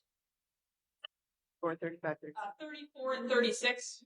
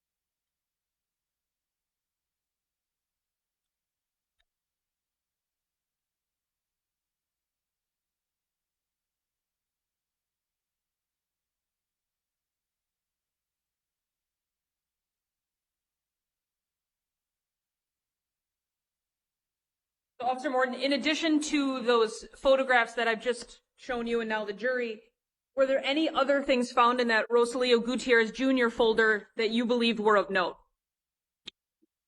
Found a screenshot of a page from the Department of Wisconsin Financial Institutions, I believe, and included Rosalio's name and address. Approaching you with what's been marked as States Exhibit 32 and 33. Can you tell me what these appear to be? Those would be those screenshots from the Wisconsin Department of Financial Institutions. Contains corporate records for North Star Renovations LLC, with the registered agent being Rosalio Gutierrez Jr. Includes his address. And when you say screenshots, what does that mean in your world? Again, somebody either used the screenshot function through Windows or used the snippet program to capture something that was on the screen. That function on Windows. You press function screenshot and then it will basically save what's on the screen, and then you can paste it to a Word document. I'm going to show the jury. So States Exhibit 33, was that one of those screenshots you just identified? Yes. And you indicated that registered agent office was Rosalio Gutierrez Jr. with 3709 15th Street 1B, Kenosha, Wisconsin 53144 as the address? Yes. And was this just another angle of that zoomed in closer? Yes, it is. And were those two separate screenshots that were located in this file folder? Yes, they were. Now, as part of this investigation, were you made aware that that was Mr. Gutierrez Jr.'s actual address at the time of May 17th of 2020? I knew there was a location, that building. I didn't know the exact address and apartment, but And do these appear to be true and accurate copies of what you recovered from that Rosalio Gutierrez file when you downloaded and reviewed the computer download? yes, they are. In addition to those documents in that file, was there anything else of note that you located in that file regarding the investigation into this case? Located several other screenshots that appeared to be from a Find My Device phone that Androids have.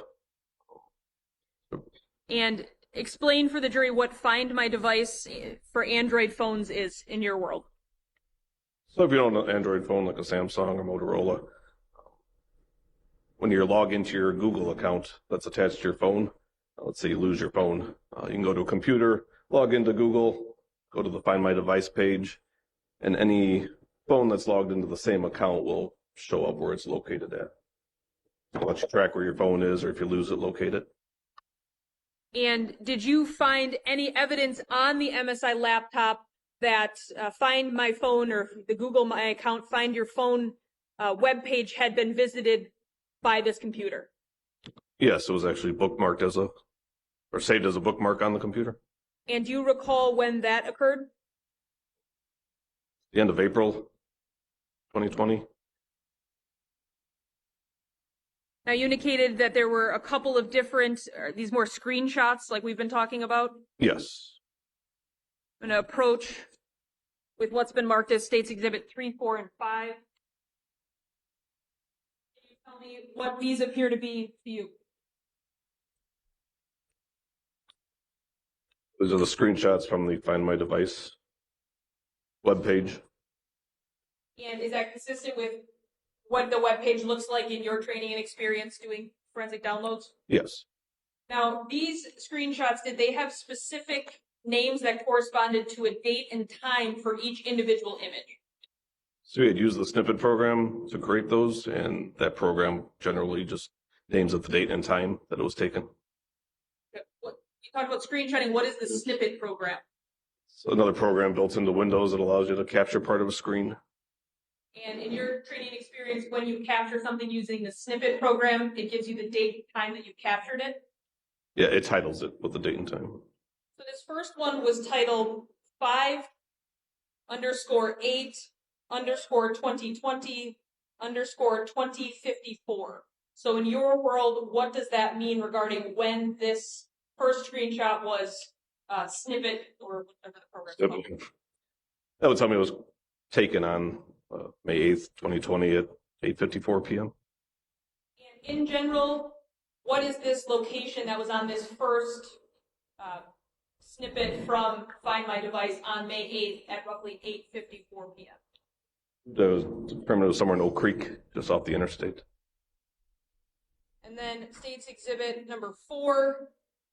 This one was titled 5_8_2020 and _2116. So in your snippet program mastery, what time, date, and time would this have been captured on this MSI laptop?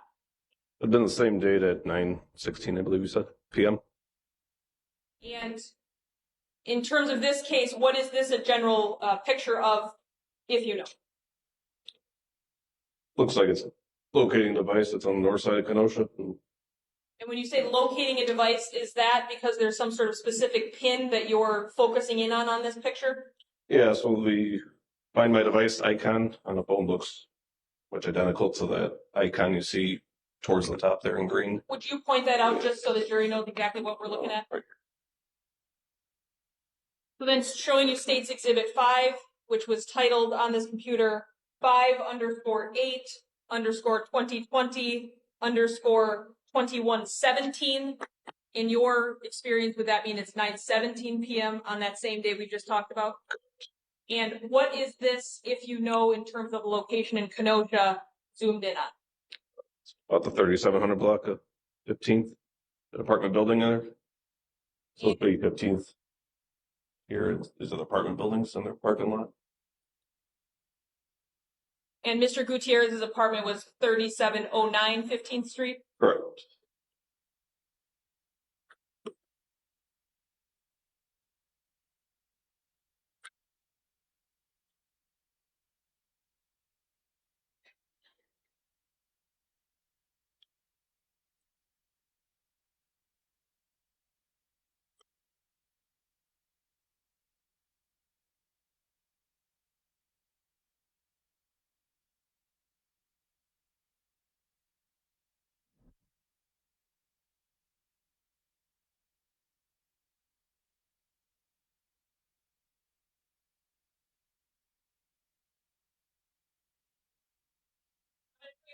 To State's Exhibit 31.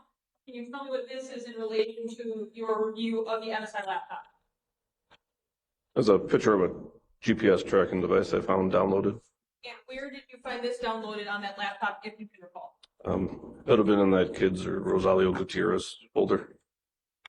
And why was this something you flagged as important in this investigation? After noticing the tracking of the phone and the GPS tracker, it seemed relevant. I'm just showing State's Exhibit 31.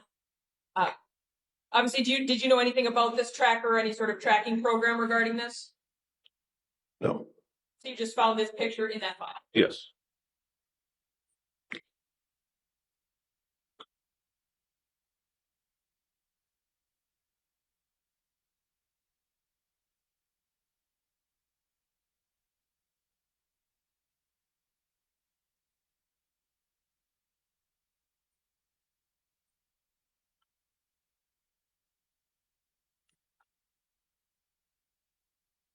In addition to the things we've talked about, did you find any recordings of any kind that you thought were relevant to your investigation?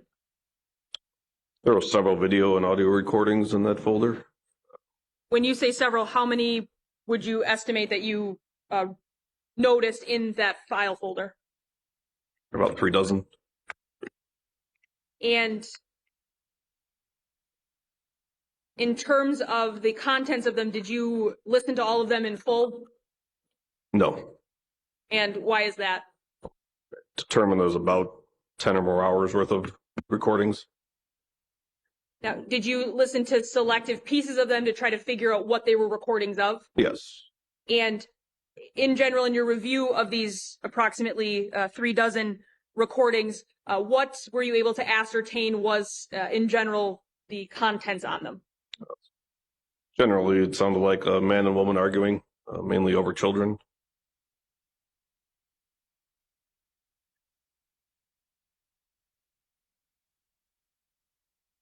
And in your review, were there any that appeared to be actually recorded by children?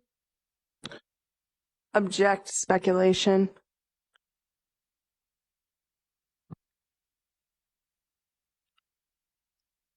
Sustained.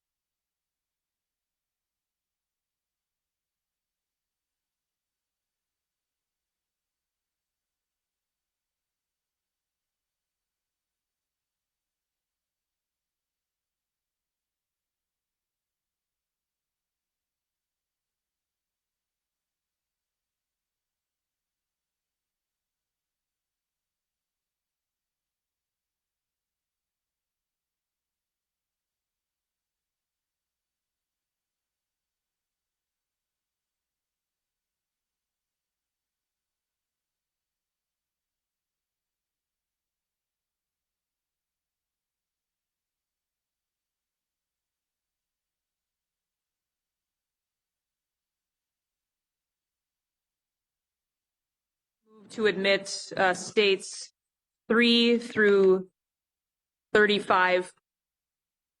Objection.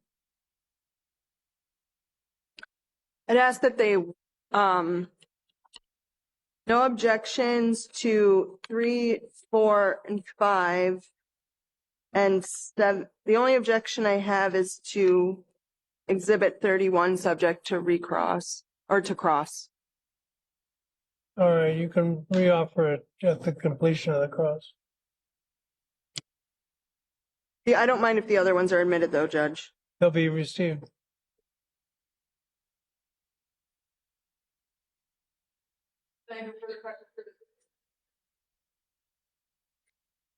Cross-examine. Thank you. Officer Morton, as it related to Exhibit 31, which I'll show you.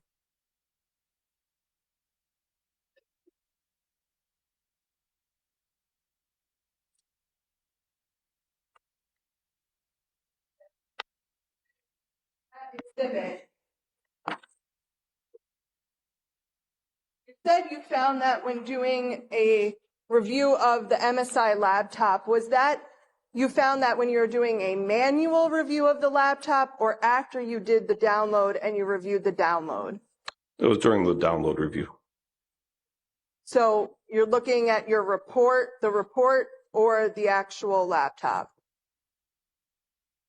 So we process the image we get from the laptop with a program, and then that breaks out pictures and messages and certain artifacts. So I'm using a program to examine the image of the hard drive. And is that program the program that the parties would have access to?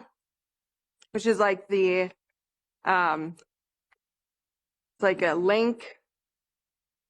I'm sorry, the parties?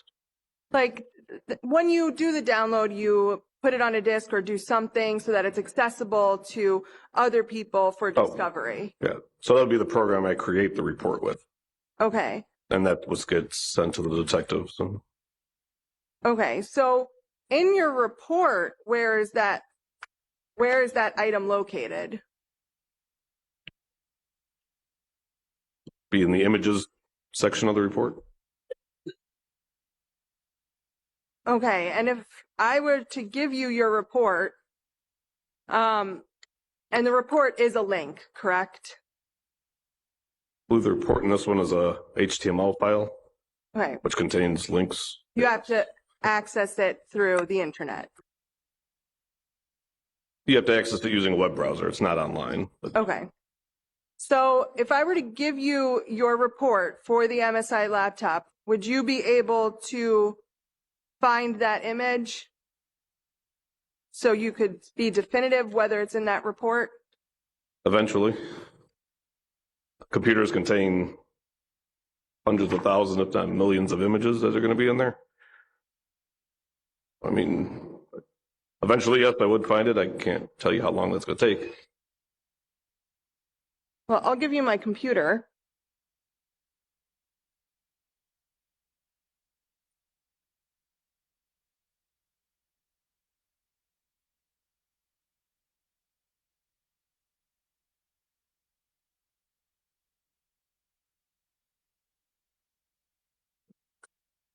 So at first, feel free to do with my computer as you wish. Yours for the time being. First, can you let the jury know whether what you're looking at right now is in fact, you don't have to show them, but that is the report? Yes.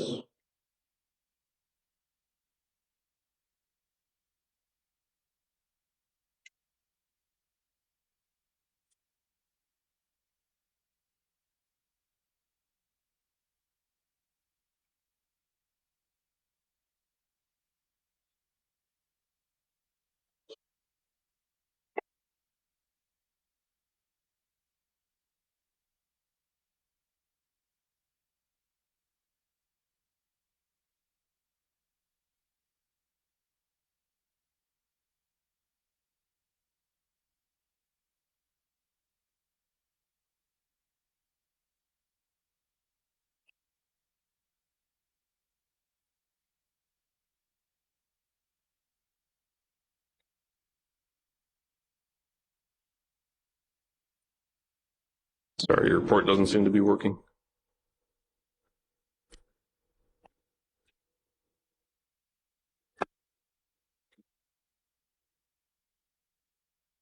Is there an easier way to access the report? No, not at this time. This is how we generated reports in what's called HTML files. They're extremely large and they run through a web browser. Yours seems to be stuck on this page. You need to refresh it. Yeah, I'm looking. It says it can't find the file anymore. Can't find the what? It can't find the report file. Just have them take the ones that need to be.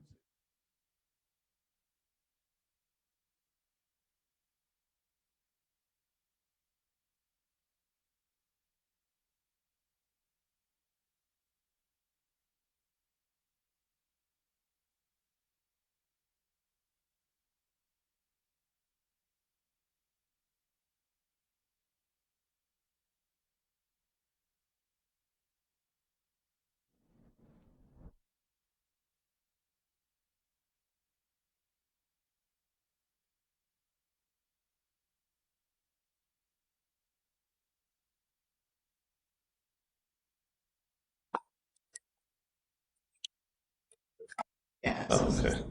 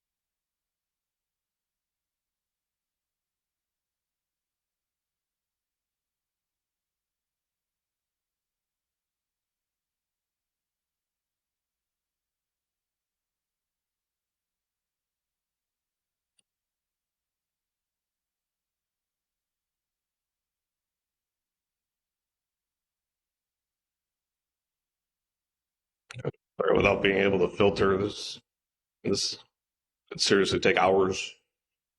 I mean, I can scroll, yeah. Seems like some of the pictures are missing. To file 3,000, it looks like. I mean, like I said, there's usually hundreds of thousands of pictures on a computer.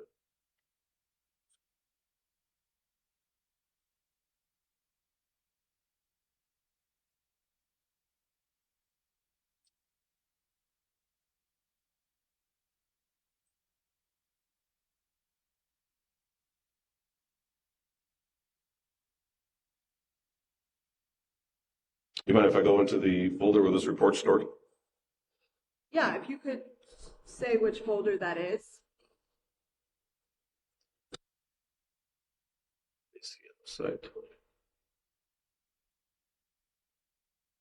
Might be quicker than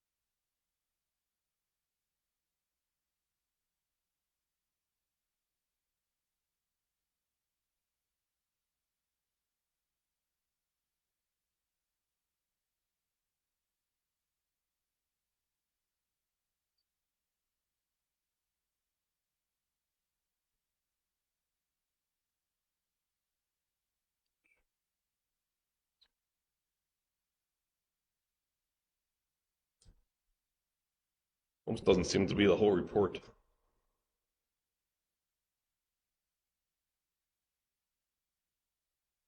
Can I have a sidebar, Judge? Necessary.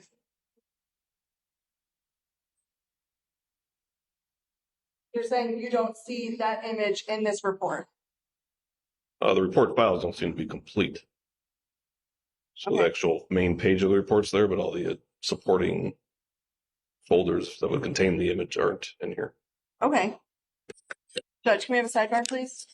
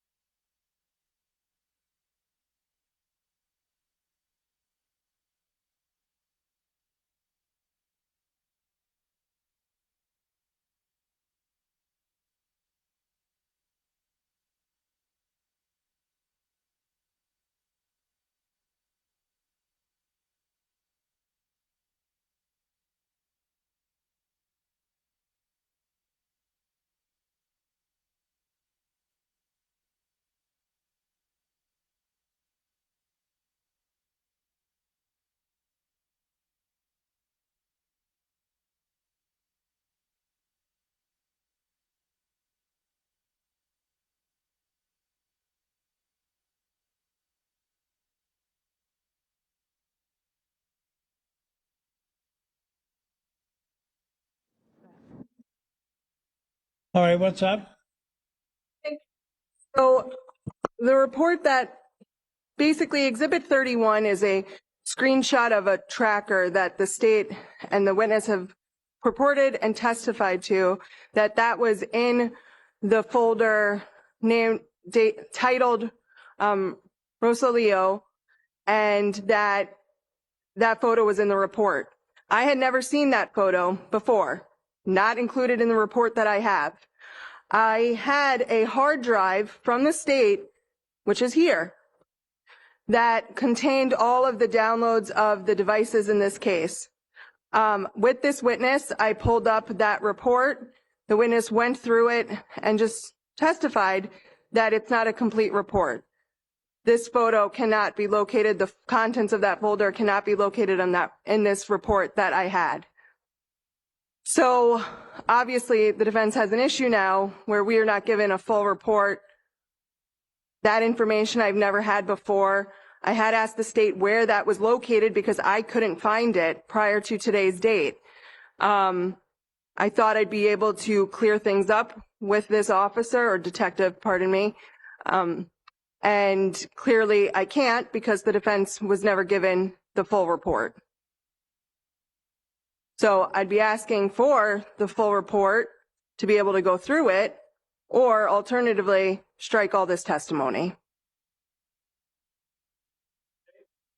I think counsel will acknowledge that on Officer Morton's report, page 2 of 3 is where I'm referring.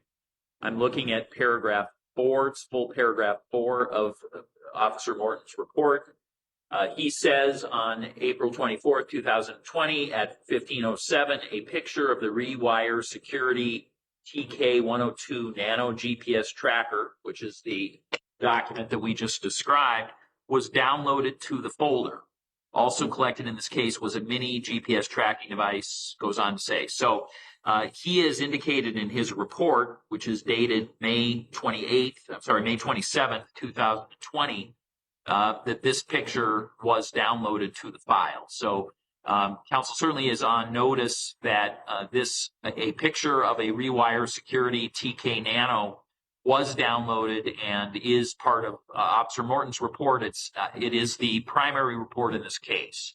I don't know if Officer Morton, who said it might take hours, is able to confidently indicate at this stage, I guess we could ask him, he's on the stand, that in fact, he has done a thorough enough look at this that he knows for sure that this document is not in the copy that we have and that the defense has. But I suggest that we either ask him further or we make sure he's had enough time to be sure that the record made, and I have no I'm not casting aspersions. If the defense attorney is saying so far the record indicates that it's not included, I don't know if Officer Morton has done a thorough enough search when he previously testified it would take hours possibly to find this picture, whether he has done enough that he is confident that it is not included.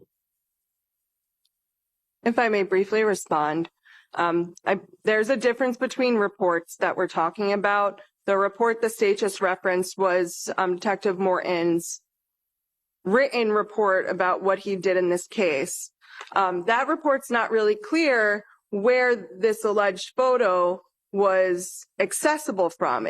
The report says that he reviewed the folders and saw this picture in there, but the actual report that I'm talking about is the forensic download report created by the detective that has all the files. That report that Attorney Gravely mentioned doesn't have the files.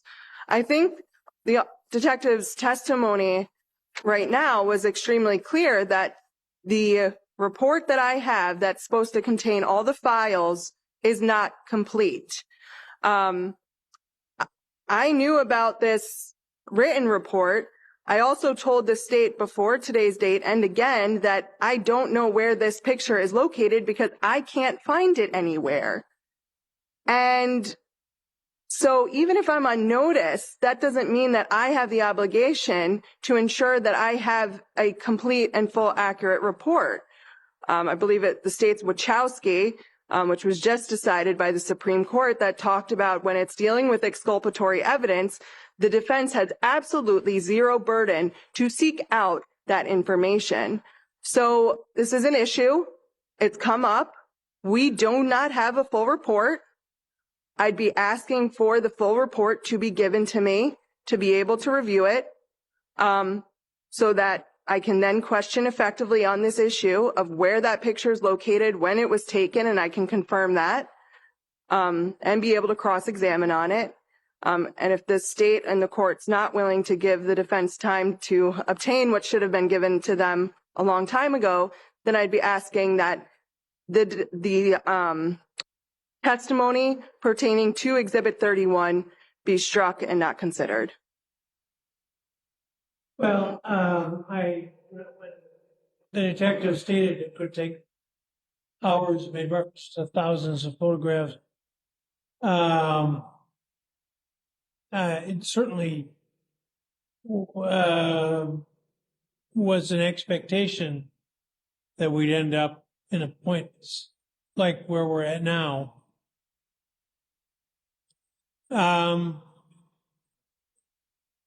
This was the day we were going to be done with the case.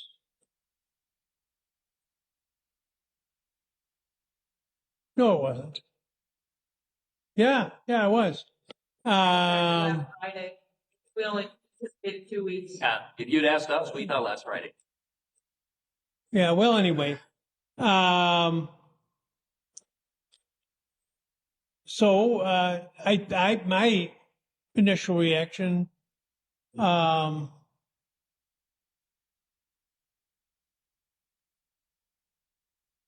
is kind of biblical. The story about a woman who has 100 coins and loses one, and she puts everything else aside, and she looks until she finds the one coin. That's usually my reaction when I've lost something of value, or better yet, better stated, when I have misplaced or can't locate something of value. It'll probably pop up. And being in the computer age, this apparently is just a mirror image of something which exists elsewhere now, and is also often traceable as to where it's been. So I'm not going to panic right now. But we're going to move on to something else, and we can come back to this. And poor Detective Morton is going to have to do like the widow and put aside everything else while you look for the coin. I can do that. All right. And I just guess, but from your review of the file that I had, it doesn't include the files that you were looking for. Right, so normally so we really don't generate reports like that anymore because it comes in so many different parts, which is edible. I mean, you could delete a folder and all of a sudden all your images are gone. Well, the folder I was looking for that contains those images wasn't in. I didn't find it when I took a brief look through there. By the way, now for the bad news. And this is routinely discussed and was discussed a couple of judges' meetings ago, about people who bring in flash drives, especially in like small claims cases, and they want the judge to put it in and look at their evidence. And I guess on several occasions, some of my colleagues, not me, of course, have corrupted the whole system with all kinds of gremlins that come in under those circumstances. So my resolution has been to tell people, well, how did you look at it? And they tell me I played it on my computer. And I said, well, bring your computer here and we'll play it on your computer here. But then I have to keep your computer. Oh, Yeah, yes. no, I'm not looking to introduce the file. I was simply just trying. Well, but you're trying to introduce its absence. Well, I mean, the people can come look at my folder. You don't It's really all the want same that. thing. You don't really want that. Don't have anything dangerous on there. I promise you, Judge. But What? You don't have anything what? dangerous. Well, I look, the bottom, I'm an optimist. I'm expecting, this will have a happy, resolution. And, so, detective can work on it. And,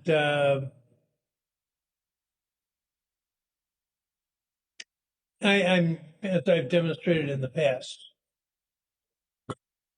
on nationwide television. I don't know much about computers, but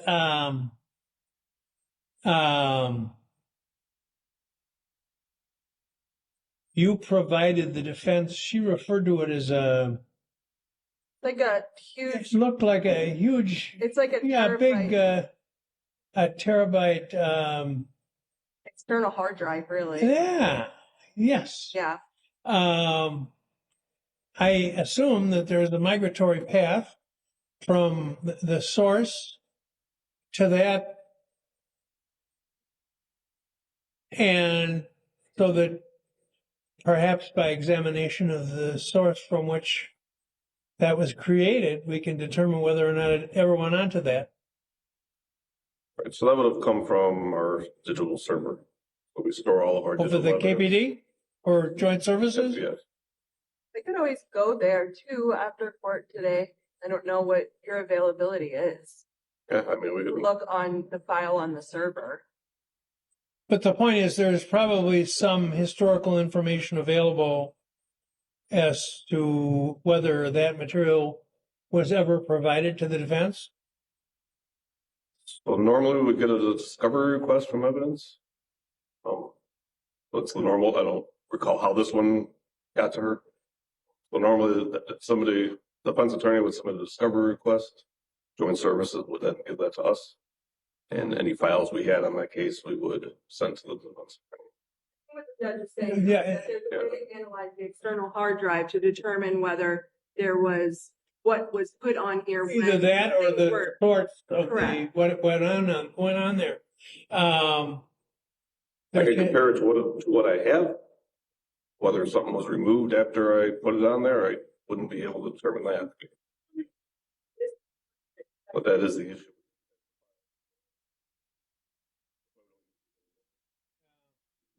They develop better ways that they can't be altered.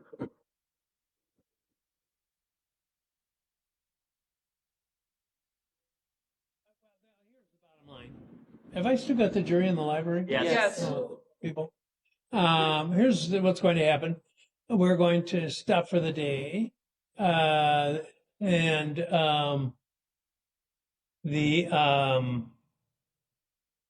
tomorrow we'll be ready with next witness. And Tomorrow, be ready, you said? you ready to start with another witness? Yep. Unless this matter has been resolved by then. And we'll just act like nothing happened until we have to answer for all of this.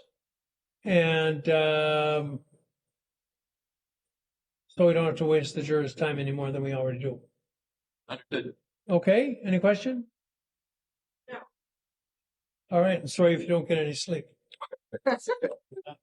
Okay, One small matter, Judge. Oh, yeah. But we can do that after the jury comes back in. Let's do that. We just have Yeah. something, but we can bring the jury in and then discuss it afterward. okay. Yeah. Well, I see that short matters have now become small matters, not brief. Come back in.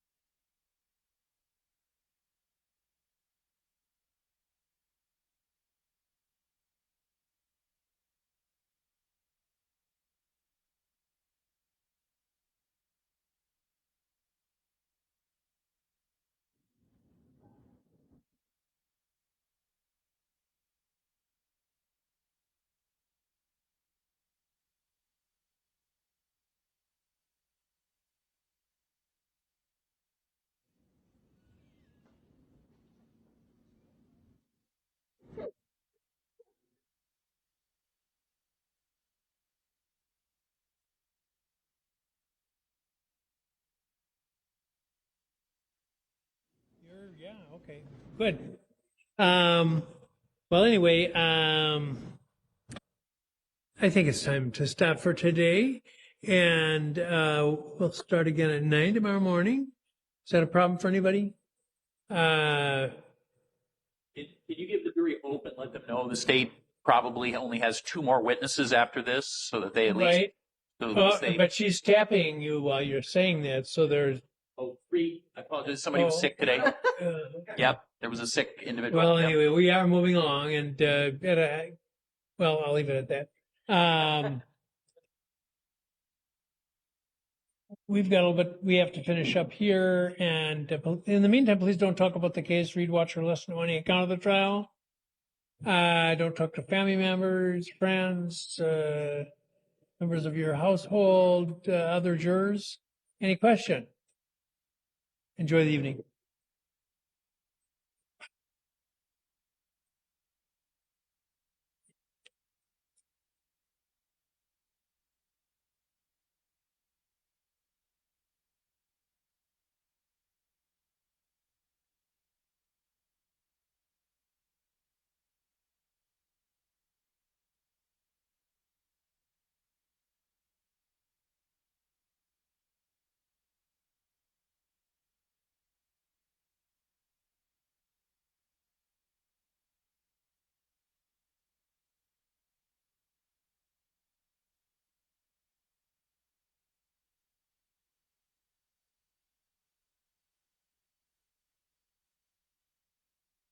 You were itching to say something, Mr.